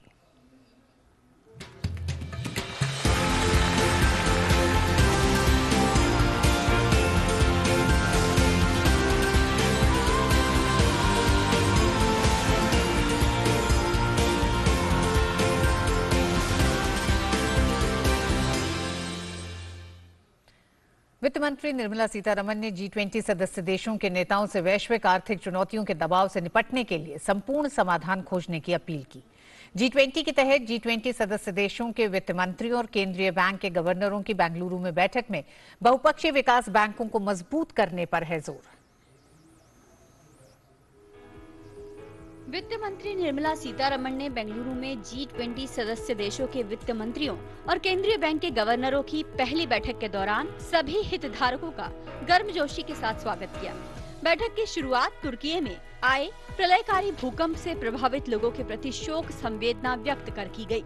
इस दौरान प्रधानमंत्री नरेंद्र मोदी ने वीडियो कॉन्फ्रेंसिंग के जरिए अपने संदेश में कहा कि वैश्विक अर्थव्यवस्था के लिए स्थिरता, भरोसा और वृद्धि प्रदान करना समूह के लिए बहुत ज्यादा जरूरी है। I would urge that your discussions should focus on the most vulnerable citizens of the world. Only by creating an inclusive agenda will the global economic leadership win back the confidence of the world. The theme of our G20 presidency also promotes this inclusive vision. One Earth, one family, one future. प्रधानमंत्री मोदी ने विश्व के समक्ष उत्पन्न चुनौतियों, विशेषकर जलवायु परिवर्तन से निपटने के लिए बहुपक्षीय विकास बैंकों को मजबूत करने की जरूरत पर बल दिया। Trust in international financial institutions has eroded. This is partly because they have been slow to reform themselves. It is now up to you, the custodians of the leading economies and monetary systems of the world, to bring back stability, confidence and growth to the global economy. PM Modi ने कहा कि पिछले कुछ वर्षों में एक अत्यधिक सुरक्षित, अत्यधिक भरोसेमंद और अत्यधिक कुशल सार्वजनिक डिजिटल बुनियादी ढांचा तैयार किया गया है। वित्त मंत्री निर्मला सीतारमण ने G20 सदस्य देशों के नेताओं से वैश्विक आर्थिक चुनौतियों के दबाव से निपटने के लिए संपूर्ण समाधान खोजने की अपील की।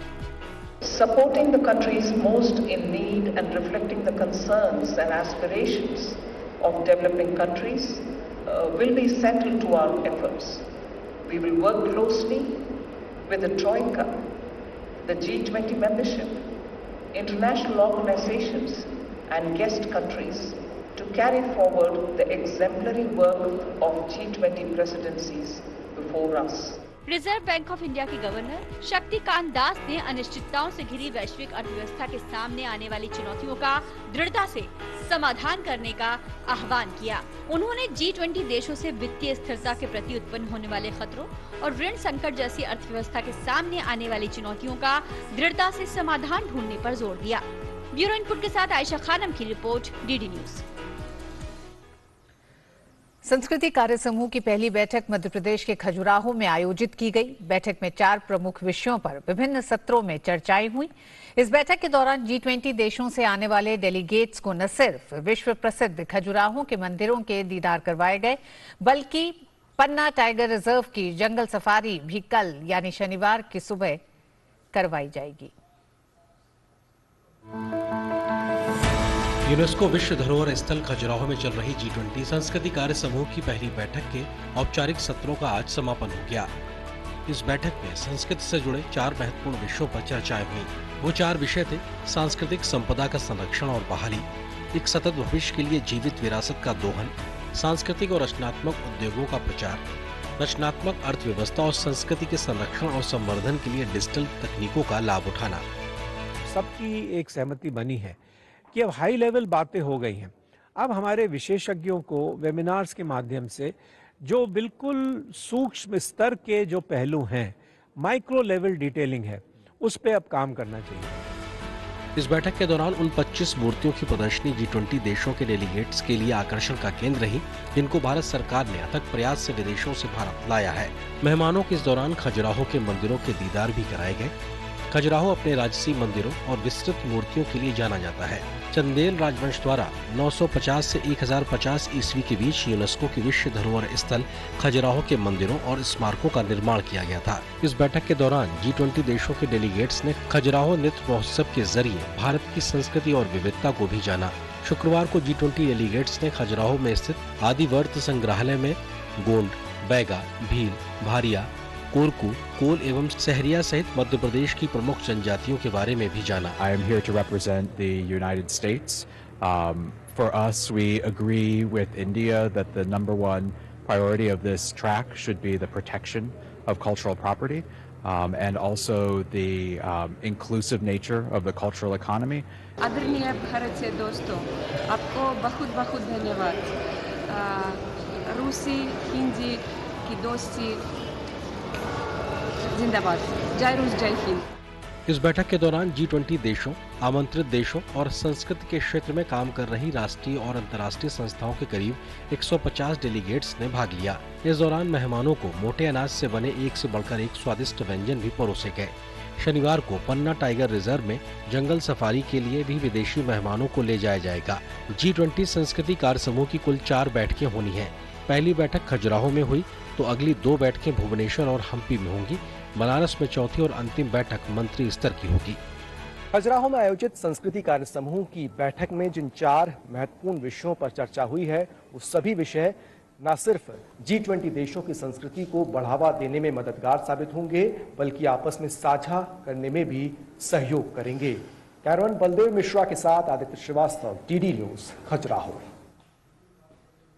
केंद्रीय स्वास्थ्य मंत्री डॉक्टर मनसुख मांडविया ने स्टैनफोर्ड द इंडिया डायलॉग में कहा है कि भारत ने वैक्सीनेशन अभियान चलाकर 34 लाख से अधिक लोगों की जान बचाई। वीडियो कॉन्फ्रेंसिंग के माध्यम से बैठक में हिस्सा लेते हुए उन्होंने कहा कि भारत ने सक्रिय, पूर्वव्यापी और श्रेणीबद्ध तरीके से संपूर्ण सरकार और संपूर्ण समाज के दृष्टिकोण को अपनाया। इस प्रकार कोरोना के प्रभावी प्रबंधन के लिए एक रणनीति अपनाई। उन्होंने कहा कि विश्व स्वास्थ्य संगठन ने हाल ही में 30 जनवरी को कोरोना अंतर्राष्ट्रीय चिंता दिवस घोषित किया है, लेकिन इससे बहुत पहले भारत में प्रधानमंत्री नरेंद्र मोदी ने कोरोना महामारी के खिलाफ एक सकारात्मक कदम उठाया। स्वास्थ्य मंत्री ने कहा कि प्रधानमंत्री गरीब कल्याण अन्न योजना के तहत सरकार ने ये सुनिश्चित करने पर ध्यान केंद्रित किया कि कोई भी भूखा न सोए और 80 करोड़ लोगों को मुफ्त खाद्यान्न वितरित किया गया। उन्होंने कहा कि कोरोना काल के दौरान छोटे उद्योगों को सहायता देने के लिए 1 करोड़ से अधिक MSME को सहायता दी गई, जिसके ऊपर 100.26 बिलियन अमेरिकी डॉलर का आर्थिक प्रभाव पड़ा, जो कि GDP का लगभग 4.90% है। उन्होंने कहा कि पीएम गरीब कल्याण रोजगार अभियान के शुरुआत से प्रवासी श्रमिकों को तत्काल रोजगार और आजीविका के अवसर प्रदान करने में मदद मिली।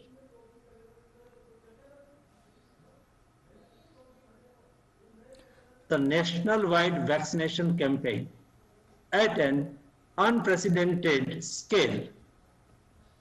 While the prime focus of the campaign was always on saving lives, it also yielded a positive economic impact by preventing the loss of $18.3 billion.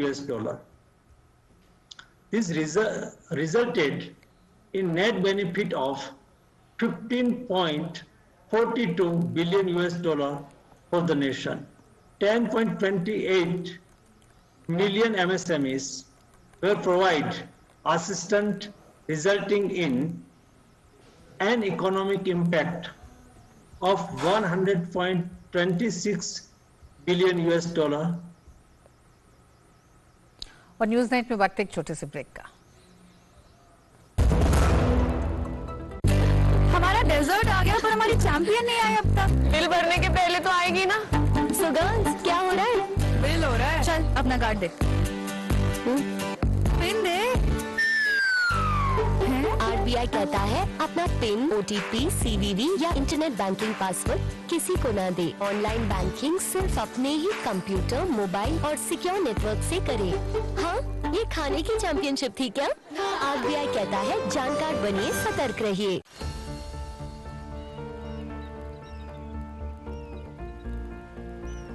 जो बनकर मेरा हमसफर आएगा, सिर्फ उसी को फर्क नजर आएगा। शुरू करो, डालो बुनियाद, घर महल नजर आएगा। वंडर लाइए, वंडर अपनाइए, फर्क नजर आएगा। वंडर सीमेंट, फर्क नजर आएगा।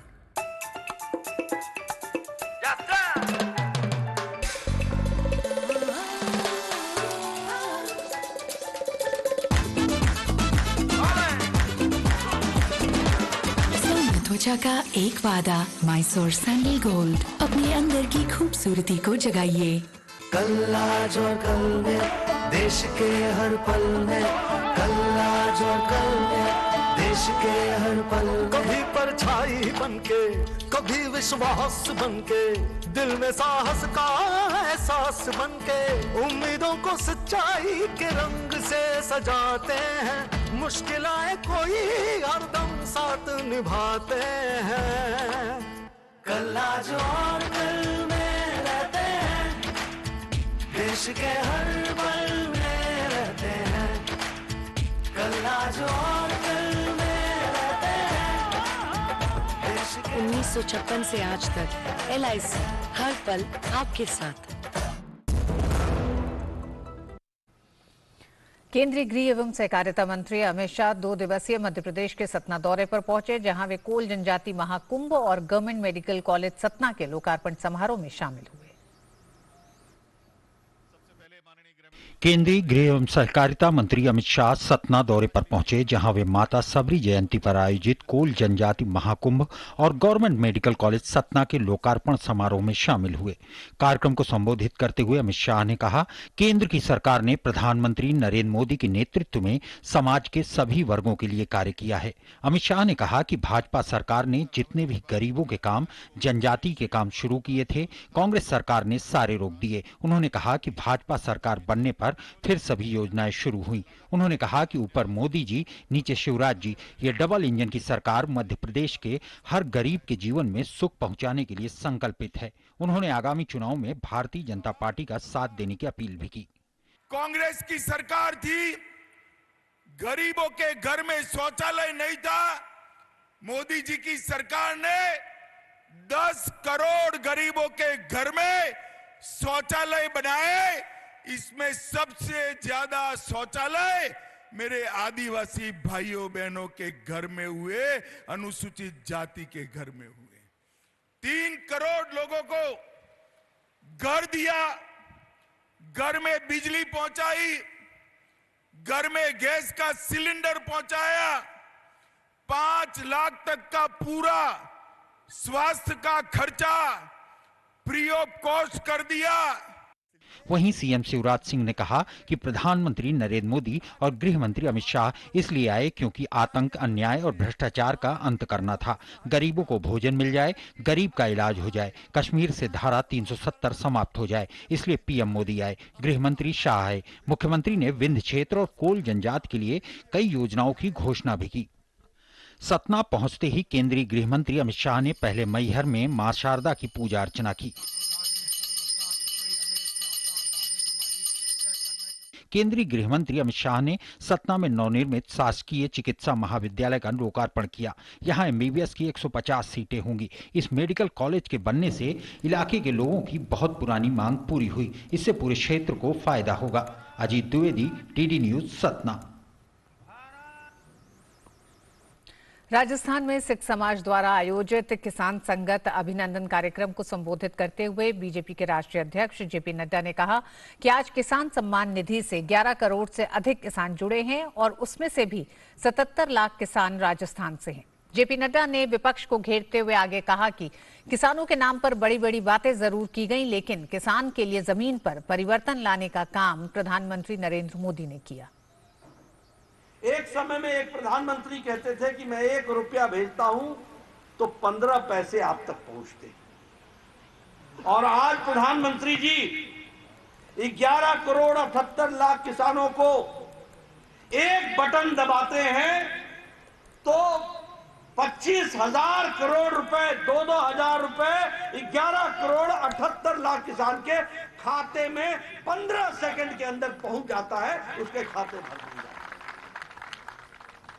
और अभी तक जो ये 12 किस्तें दी गई हैं और 12 किस्तों में 2,20,000 करोड़ रुपए किसान के खाते में पहुंचाया गया है। भारतीय निशानेबाजों ने कायरो में रचा इतिहास। तो तीसरे टेस्ट से पहले ऑस्ट्रेलिया की टीम को क्यों लगा झटका? इंग्लैंड और न्यूजीलैंड के बीच वेलिंगटन टेस्ट का कैसा रहा पहला दिन? ये सब और बहुत कुछ स्पोर्ट्स रैप में। मिस्र में आयोजित हुए निशानेबाजी विश्व कप में भारतीय खिलाड़ियों का शानदार प्रदर्शन देखने को मिला है। भारत ने इस प्रतियोगिता में सबसे ज्यादा 4 स्वर्ण पदक जीतकर शीर्ष स्थान हासिल किया। भारतीय निशानेबाजों ने 3 कांस्य पदक भी हासिल किया। प्रतियोगिता के अंतिम दिन युवा निशानेबाज अनिश भानवाला ने कांस्य पदक हासिल किया। अनिश ने 25 मीटर रैपिड फायर पिस्टल स्पर्धा में ये कांस्य पदक जीता। भारत के लिए ऐश्वर्य प्रताप सिंह और रुद्रांश पाटिल ने व्यक्तिगत वर्ग में स्वर्ण पदक जीता। वहीं भारत को 2 स्वर्ण पदक मिश्रित टीम वर्ग में हासिल हुए। पारिवारिक कारणों के चलते सिडनी लौटे ऑस्ट्रेलियाई कप्तान पैट कमिंस भारत के विरुद्ध इंदौर में खेले जाने वाले तीसरे बॉर्डर गावस्कर टेस्ट से बाहर हो गए हैं। दिल्ली टेस्ट में मिली हार के चंद घंटों बाद कमिंस पारिवारिक कारणों के चलते ऑस्ट्रेलिया लौट गए थे। इंग्लैंड ने न्यूजीलैंड के खिलाफ वेलिंगटन में दूसरे टेस्ट के पहले दिन 3 विकेट खोकर 315 रन बना लिए हैं। इंग्लैंड ने पहले 6 ओवर में 3 विकेट गंवाने के बाद शानदार वापसी की। पहले दिन 65 ओवर ही हो सके। जो रूट और हैरी ब्रुक के बीच 294 रन की शानदार पार्टनरशिप हुई। रूट 101 रन और हैरी ब्रुक 184 रन पर नाबाद हैं। न्यूजीलैंड के कप्तान टिम साउदी ने गेंदबाजी में एक बड़ा रिकॉर्ड अपने नाम कर लिया है। वो इंटरनेशनल क्रिकेट में 700 विकेट लेने वाले न्यूजीलैंड के पहले क्रिकेटर बन गए हैं। उन्होंने ये उपलब्धि इंग्लैंड के खिलाफ वेलिंगटन टेस्ट मैच के पहले दिन हासिल की। मैनचेस्टर यूनाइटेड ने बार्सिलोना को हराकर यूरोपा लीग के अंतिम 16 में जगह बना ली है। मैन्यू ने बार्सिलोना को 2-1 से मात दी। पहला लेग दोनों टीमों के बीच 2-2 की बराबरी पर रहा था। इस तरह मैन्यू ने एग्रीगेट के आधार पर 4-2 से मैच को अपने नाम किया। यूवेंटस ने यूरोपा लीग के अंतिम 16 में स्थान बना लिया है। टीम ने यूरोपा लीग के नॉकआउट स्टेज के दूसरे लेग के मुकाबले में नांटेस को 3-0 से हरा दिया। इस तरह यूवेंटस ने 4-1 के एग्रीगेट के आधार पर जीत दर्ज की। यूवेंटस की जीत में एंजेल डी मारिया ने अहम योगदान देते हुए हैट्रिक लगाई। और न्यूज नाइट में वक्त एक छोटे से ब्रेक का।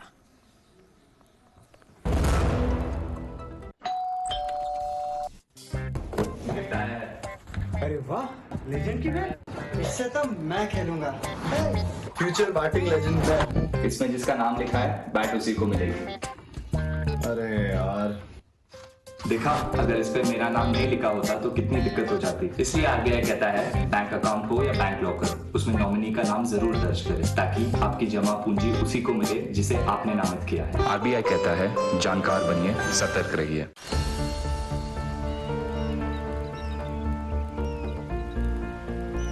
जो बनकर मेरा हमसफर आएगा, सिर्फ उसी को फर्क नजर आएगा। शुरू करो, डालो बुनियाद, घर महल नजर आएगा। वंडर लाइए, वंडर नहीं, फर्क नजर आएगा। वंडर सीमेंट, फर्क नजर आएगा।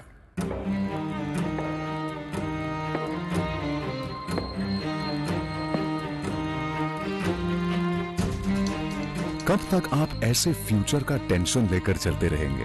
LIC के न्यू पेंशन प्लस के साथ अपनी पेंशन का प्लान बनाइए, क्योंकि ये प्लान आपके फ्यूचर के लिए मार्केट लिंक्ड वेल्थ क्रिएट करता है। और तो और इस प्लान में गारंटीड एडिशंस के साथ पेंशन पाने के कई ऑप्शंस भी हैं, so that you grow young and tension free. LIC, हर पल आपके साथ। रूस रूस यूक्रेन जंग का 1 साल पूरा हो गया है। इस 1 साल में बड़ी संख्या में लोगों की मौतें हुई और यूक्रेन के दर्जनों शहर तबाह हो गए हैं। इस दौरान लाखों की संख्या में लोग विस्थापन का दर्द झेलने को विवश हैं। युद्ध अभी भी जारी है और दोनों ओर से तनातनी कम होने का नाम नहीं ले रही है। 24 फरवरी 2022 की सुबह अचानक यूक्रेन की राजधानी कीव और आसपास के शहरों पर रूसी सेना ने आक्रमण कर दिया था। हमला होते ही पूरी दुनिया में हड़कंप मच गया। यूक्रेन को नाटो देशों का साथ मिला और अमेरिका, ब्रिटेन, पोलैंड, फ्रांस समेत कई देशों ने युद्ध से बाहर रहते हुए यूक्रेन को मदद पहुंचानी शुरू कर दी। रूस को अलग थलग करने की तमाम अंतर्राष्ट्रीय कोशिशों के बीच युद्ध 1 साल लंबा खिंच चुका है, लेकिन समाधान कुछ नहीं निकला है।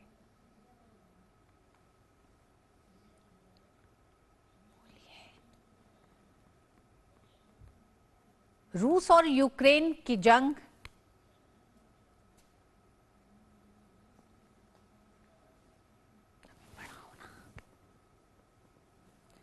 रूस और यूक्रेन की जंग को आज 1 साल पूरे हो गए हैं। 24 फरवरी 2022 को रूस के राष्ट्रपति व्लादिमीर पुतिन ने यूक्रेन के खिलाफ जंग का ऐलान किया था।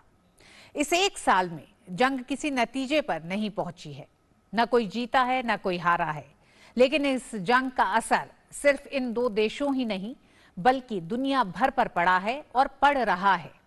आइए आपको दिखाते हैं कि किस तरह से रूस यूक्रेन युद्ध का न सिर्फ देश पर असर पड़ा है, लेकिन किस तरह से लोगों पर भी इसका असर हुआ है। 27 फरवरी को रूसी राष्ट्रपति पुतिन ने डोनबास प्रांत के डोनेस्क और लुहांस्क को स्वतंत्र राष्ट्र घोषित किया। हम जानते हैं कि 2014 से ही इन इलाकों पर रूसी समर्थित लोगों का कब्जा है। यूक्रेन के मैरियोपोल, डोनेस्क, खेरसों, लुहांस्क पर रूस कब्जा कर चुका है। युद्ध के बाद से रूस ने माइकोलाइव, साथ ही खार्किव पर भी कब्जा कर लिया है, लेकिन इसके बावजूद भी यूक्रेनी सेना ने रूस को जोरदार टक्कर देते हुए इन तमाम कब्जों पर से अपने देश के उन हिस्सों को आजाद कराया। ये दावा यूक्रेन का है। कई राज्यों में रूस और यूक्रेन के बीच आक्रामक युद्ध जारी है। रूस का दावा यूक्रेन के कई शहरों और बंदरगाहों पर कब्जा करने का है। हालांकि ये पूरा 1 साल दोनों ही तरफ से दावों में निकला है। आइए एक नजर ये भी डालते हैं कि दुनिया पर कैसा असर पड़ा है इस युद्ध का 1 साल में। वैश्विक अर्थव्यवस्था पूरी तरह से प्रभावित हुई है। आईएमएफ ने अपने ग्लोबल जीडीपी ग्रोथ के अनुमान में भी तब्दीली की है। साल 2023 में जहां आईएमएफ ने अपने अनुमान में कहा था कि ये 3.2% होने का अनुमान लगाया था, इस अनुमान को बदला आईएमएफ ने। इस 1 साल का युद्ध का ही कारण ये रहा कि इसे 2.9% अब आईएमएफ ने कर दिया है। वहीं 2024 में ग्लोबल जीडीपी ग्रोथ 3.4% होने का अनुमान आईएमएफ ने लगाया है। वैश्विक महंगाई आसमान छूने लगी है और अगर इसके आंकड़े को देखें तो ओईसीडी के मुताबिक 2023 के आखिर तक इसके 6.6% और 24 तक 5.1% तक कम होने का अनुमान है। अंतर्राष्ट्रीय बाजार में कमोडिटी की कीमतों में उछाल आया है। इसके ये वो असर हैं जो सप्लाई चेन को बाधित करते हैं। हम जानते हैं कि किस तरह से क्रूड ऑयल और कमोडिटी, साथ ही साथ खाद्यान्न पर एक बड़ी मार पड़ी है। क्रूड ऑयल की अगर बात करें तो $140 प्रति बैरल के करीब ये जा पहुंचा है। ये 2008 के बाद से कच्चे तेल के दामों का ये सबसे बड़ी उछाल है। वहीं इसके साथ ही गैस के दामों से लेकर स्टील, एल्यूमिनियम, निकल से लेकर सभी कमोडिटी के दाम आसमान छूने लगे हैं। और इसका एक बड़ा कारण ये रहा कि युद्ध के चलते सप्लाई चेन बुरी तरह से प्रभावित हुई है। खाद्यान्न के दामों में बेहद इजाफा देखा गया है और जिसका असर तमाम देशों पर भी पड़ता देखा गया है। अमेरिका और यूरोपीय देशों ने रूस पर आर्थिक प्रतिबंध लगा दिए। इसका भी एक बड़ा असर रहा कि सप्लाई चेन बाधित हुई है।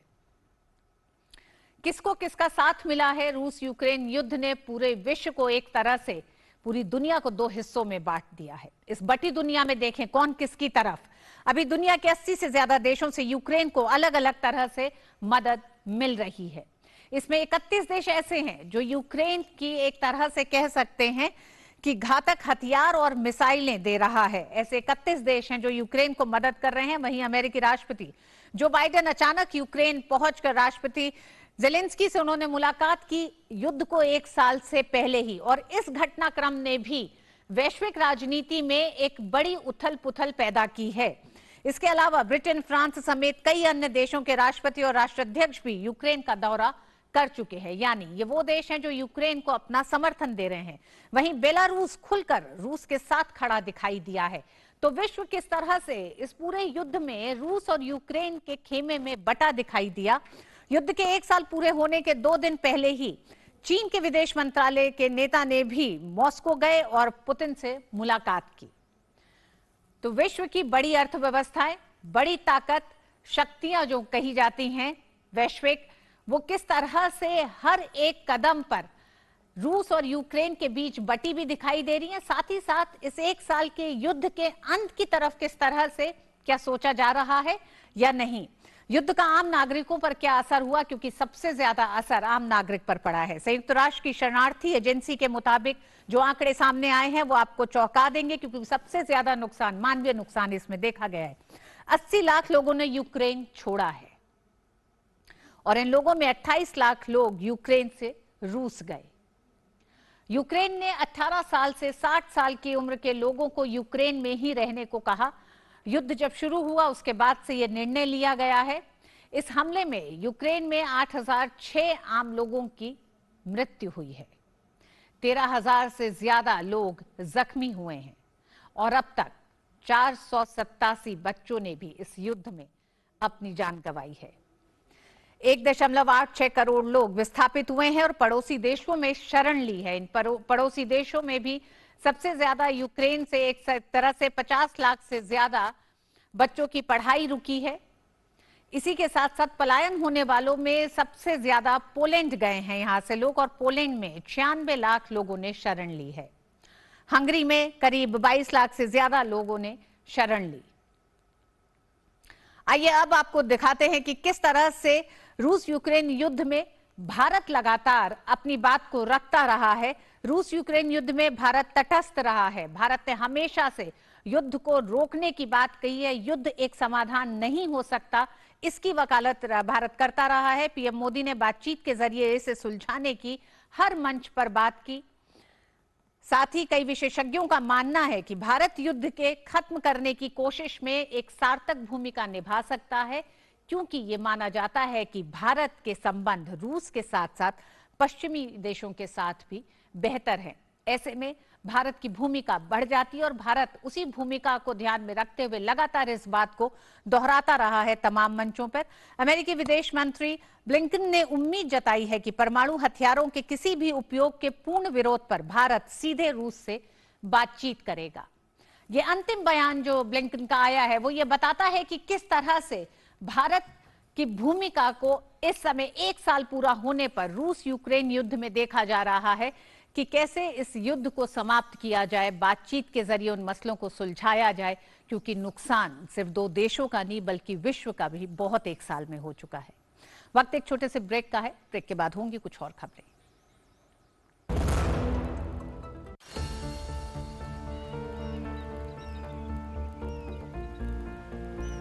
जो बनकर मेरा हमसफर आएगा सिर्फ उसी को फर्क नजर आएगा। शुरू करो, डालो बुनियाद, घर महल नजर आएगा।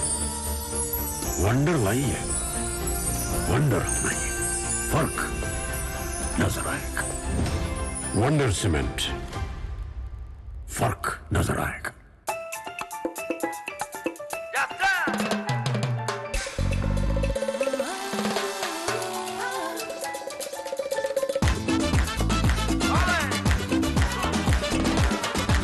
त्वचा का एक वादा, माइसोर सैंडल गोल्ड। अपने अंदर की खूबसूरती को जगाइए।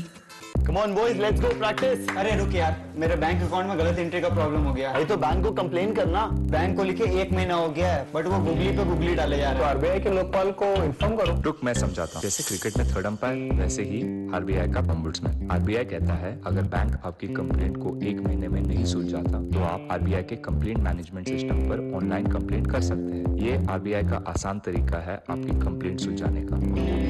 आरबीआई कहता है जानकार बनिए, सतर्क रहिए। आम आदमी पार्टी और भाजपा पार्षदों के बीच आज फिर सदन में मारपीट हुई। मेयर ने जैसे ही परिणाम की घोषणा करनी शुरू किया, वैसे ही सत्ता और विपक्षी पार्षदों के बीच तीखी नोकझोंक हुई, जिसके बाद नौबत हाथापाई तक आ गई। गौरतलब है कि दिल्ली नगर निगम में आज फिर स्थायी समिति के लिए चुनाव हुआ। बुधवार की रात से शुरू हुआ मतदान का सिलसिला अगले दिन सुबह तक पूरा नहीं हो सका था। रात भर हंगामा और हाथापाई के बाद कल सुबह सदन को शुक्रवार तक के लिए स्थगित कर दिया गया था। इस बीच बीजेपी ने कहा है कि उसके 10 से अधिक पार्षदों को चोट आई है और उनका मेडिकल हो रहा है। जिस तरह से चुनाव परिणामों को बदलने की कोशिश की गई, ऐसा दिल्ली के इतिहास में कभी नहीं हुआ। स्टैंडिंग कमेटी के चुनाव में 6 सदस्यों को चुना जाना था, जिसमें 3 सदस्य भाजपा और 3 सदस्य आप के चुने गए। 1 सदस्य आपका हार गया।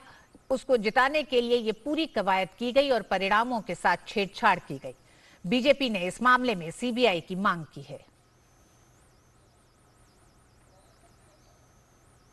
जो परिणाम था प्रेफरेंशियल वोटिंग का, उसको तोड़ मरोड़ कर महापौर ने कोशिश की कि जो लोग हारे हैं उनको जीता हुआ घोषित किया जाए। इस तरह का जो ये व्यवहार है आम आदमी पार्टी का, ये निश्चित रूप से दिल्ली के 2 करोड़ लोगों के लिए चिंता का विषय है, क्योंकि गुंडागर्दी जिस तरह बढ़ रही है उससे दिल्ली के प्रशासन पे इसका प्रभाव पड़ेगा। हमारा ये कहना है कि अभी दिल्ली नगर निगम में महापौर का चुनाव हुआ, उपमहापौर का चुनाव हुआ, बहुत शांति से हो गया, क्योंकि स्टैंडिंग कमेटी में भारतीय जनता पार्टी के पास बहुमत है और Bharatiya Janata party standing committee में आने वाले समय में उस बहुमत के आधार पर चेयरमैन और डिप्टी चेयरमैन बना सकती है। इस तरह का आभास साफ रूप से देखा जा रहा है। उसको प्रभावित करने के लिए स्टैंडिंग कमेटी का गठन ही ना हो, या उसमें जो हारे हुए लोग हैं उनको जीता हुआ घोषित करके और उनको सदस्य बनाया जाए, इस तरह का दुस्साहस आम आदमी पार्टी के द्वारा किया जा रहा है। रक्षा मंत्री राजनाथ सिंह पश्चिम बंगाल के 2 दिवसीय दौरे पर हैं। आज कोलकाता में उन्होंने शांति निकेतन आश्रम में गुरुदेव रविन्द्रनाथ टैगोर को श्रद्धांजलि अर्पित की। पश्चिम बंगाल में विश्व भारती विश्वविद्यालय के दीक्षांत समारोह को संबोधित करते हुए केंद्रीय रक्षा मंत्री राजनाथ सिंह ने कहा कि वह दिन दूर नहीं है जब भारत दुनिया की शीर्ष अर्थव्यवस्थाओं में से एक होगा। उन्होंने ये भी बताया कि एक अंतर्राष्ट्रीय रिपोर्ट के अनुसार अगले 4-5 साल में भारत दुनिया की 3री सबसे बड़ी अर्थव्यवस्था बन जाएगा। दिन दूर नहीं जब हमारा भारत दुनिया की टॉप मोस्ट इकोनॉमी में से एक होगा। हमारा देश दुनिया की 5th लार्जेस्ट इकोनॉमी के रूप में लगातार आगे बढ़ रहा है। आप सभी ने हाल ही में मॉर्गन स्टैनले की रिपोर्ट देखी होगी। इस रिपोर्ट में कहा गया है कि अगले 4-5 साल में हमारे देश की इकोनॉमी दुनिया की 3री सबसे बड़ी इकोनॉमी, 3rd लार्जेस्ट इकोनॉमी होने वाली है।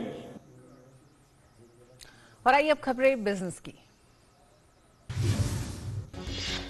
भारत में घरेलू कोयला उत्पादन में पिछले कुछ वर्षों में बढ़ोतरी देखने को मिली है। कोयला उत्पादन 2019-20 में 730 मिलियन टन से बढ़कर 2021-22 में 778 मिलियन टन हो गया है, जिसके साथ इसका उत्पादन 6.47% बढ़ गया है। वर्तमान वित्तीय वर्ष में कोयला उत्पादन में वृद्धि हुई है और देश में पिछले वर्ष की तुलना में अप्रैल 2022 से जनवरी 2023 तक 698 मिलियन टन उत्पादन के साथ इसमें 16% की प्रभावशाली बढ़त दर्ज की गई है। इस दौरान कोल इंडिया लिमिटेड का उत्पादन 15% बढ़ने के साथ 478 मिलियन टन से 550 मिलियन टन हो गया है।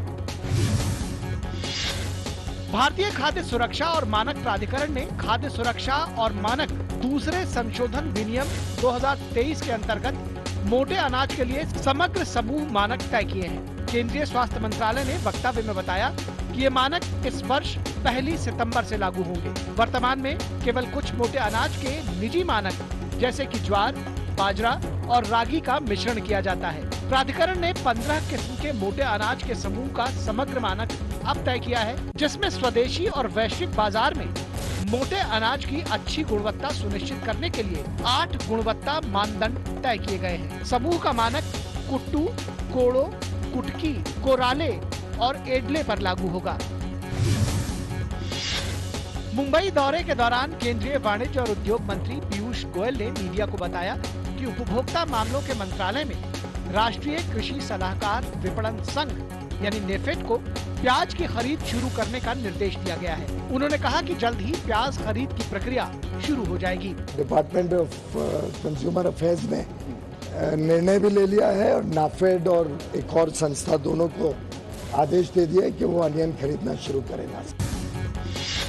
हफ्ते के 5वें और आखिरी कारोबारी दिन शुक्रवार को शेयर बाजार गिरावट के साथ बंद हुआ। सेंसेक्स 141.87 अंक लुढ़ककर 59,463.93 पर बंद हुआ। वहीं निफ्टी 45.45 अंक की गिरावट के साथ 17,465.80 के स्तर पर बंद हुआ। शुक्रवार को बीएसई के मिड कैप और स्मॉल कैप इंडेक्स मामूली गिरावट के साथ बंद हुए। और न्यूज नाइट में आज बस इतना ही। मुझे दीजिए अनुमति। नमस्कार।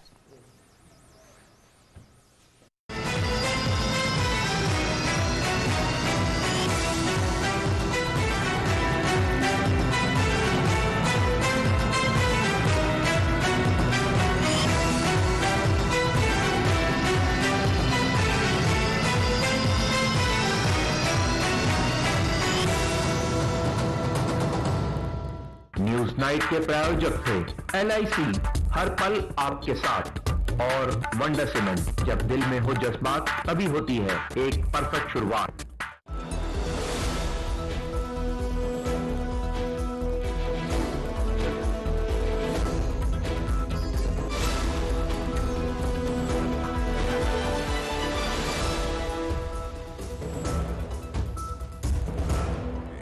जन जन की संघर्षों के कुछ किस्से, कहानी कुछ सफलताओं की, अनकही विरासत की, उम्मीदें नए भारत की। महीने के आखिरी रविवार का रहता है इंतजार। ब्रह्मपुत्र के घाट से हिमालय के विस्तार तक होती है मन की बात प्रधानमंत्री के साथ। तो सुनिए इस महीने 26 फरवरी सुबह 11 बजे आकाशवाणी और दूरदर्शन के सभी चैनलों पर मन की बात के प्रादेशिक भाषाओं में अनुवाद का पुनः प्रसारण आप सुन सकते हैं रात 8 बजे आकाशवाणी और दूरदर्शन के सभी प्रादेशिक चैनलों पर। तो याद रखें, रविवार 26 फरवरी सुबह 11 बजे मन की बात।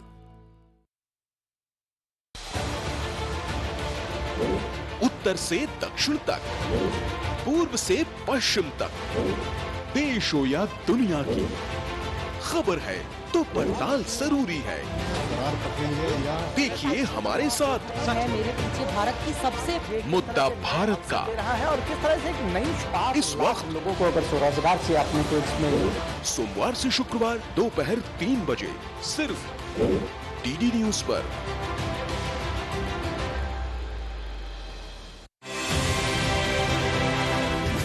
और मनोरंजन की दुनिया में भारत की प्रतिभा का दबदबा। एनिमेटेड कार्टून सीरीज दीपा और अनूप ने हासिल किए 1, 2 नहीं 4 अवार्ड। इंडियन स्टूडियोज और इंडियन क्रिएटर्स को इससे इंस्पिरेशन मिलेगी, वो लोग भी इंटरनेशनल ऑडियंसेस के लिए।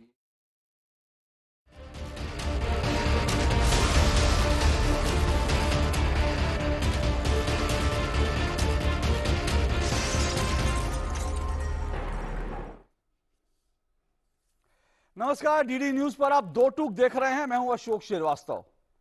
आज से करीब 35-40 साल पहले, यानी साल अगर सही कहूं तो 1984 का साल था। 1984 में भारत के पहले अंतरिक्ष यात्री राकेश शर्मा, स्क्वाड्रन लीडर राकेश शर्मा जब अंतरिक्ष में गए थे तो भारत की प्रधानमंत्री ने उनसे बातचीत करते हुए पूछा कि ऊपर से भारत आपको कैसा दिखता है, ऊपर से भारत आपको कैसा दिखता है। और विंग कमांडर राकेश शर्मा ने कहा, सारे जहां से अच्छा हिंदुस्तान हमारा।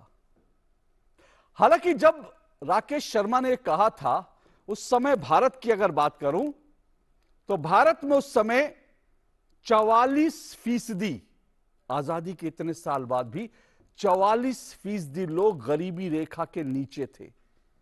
भारत में कई राज्यों में भूखमरी से मौत होती थी। पंजाब में उसी दौरान बाकायदा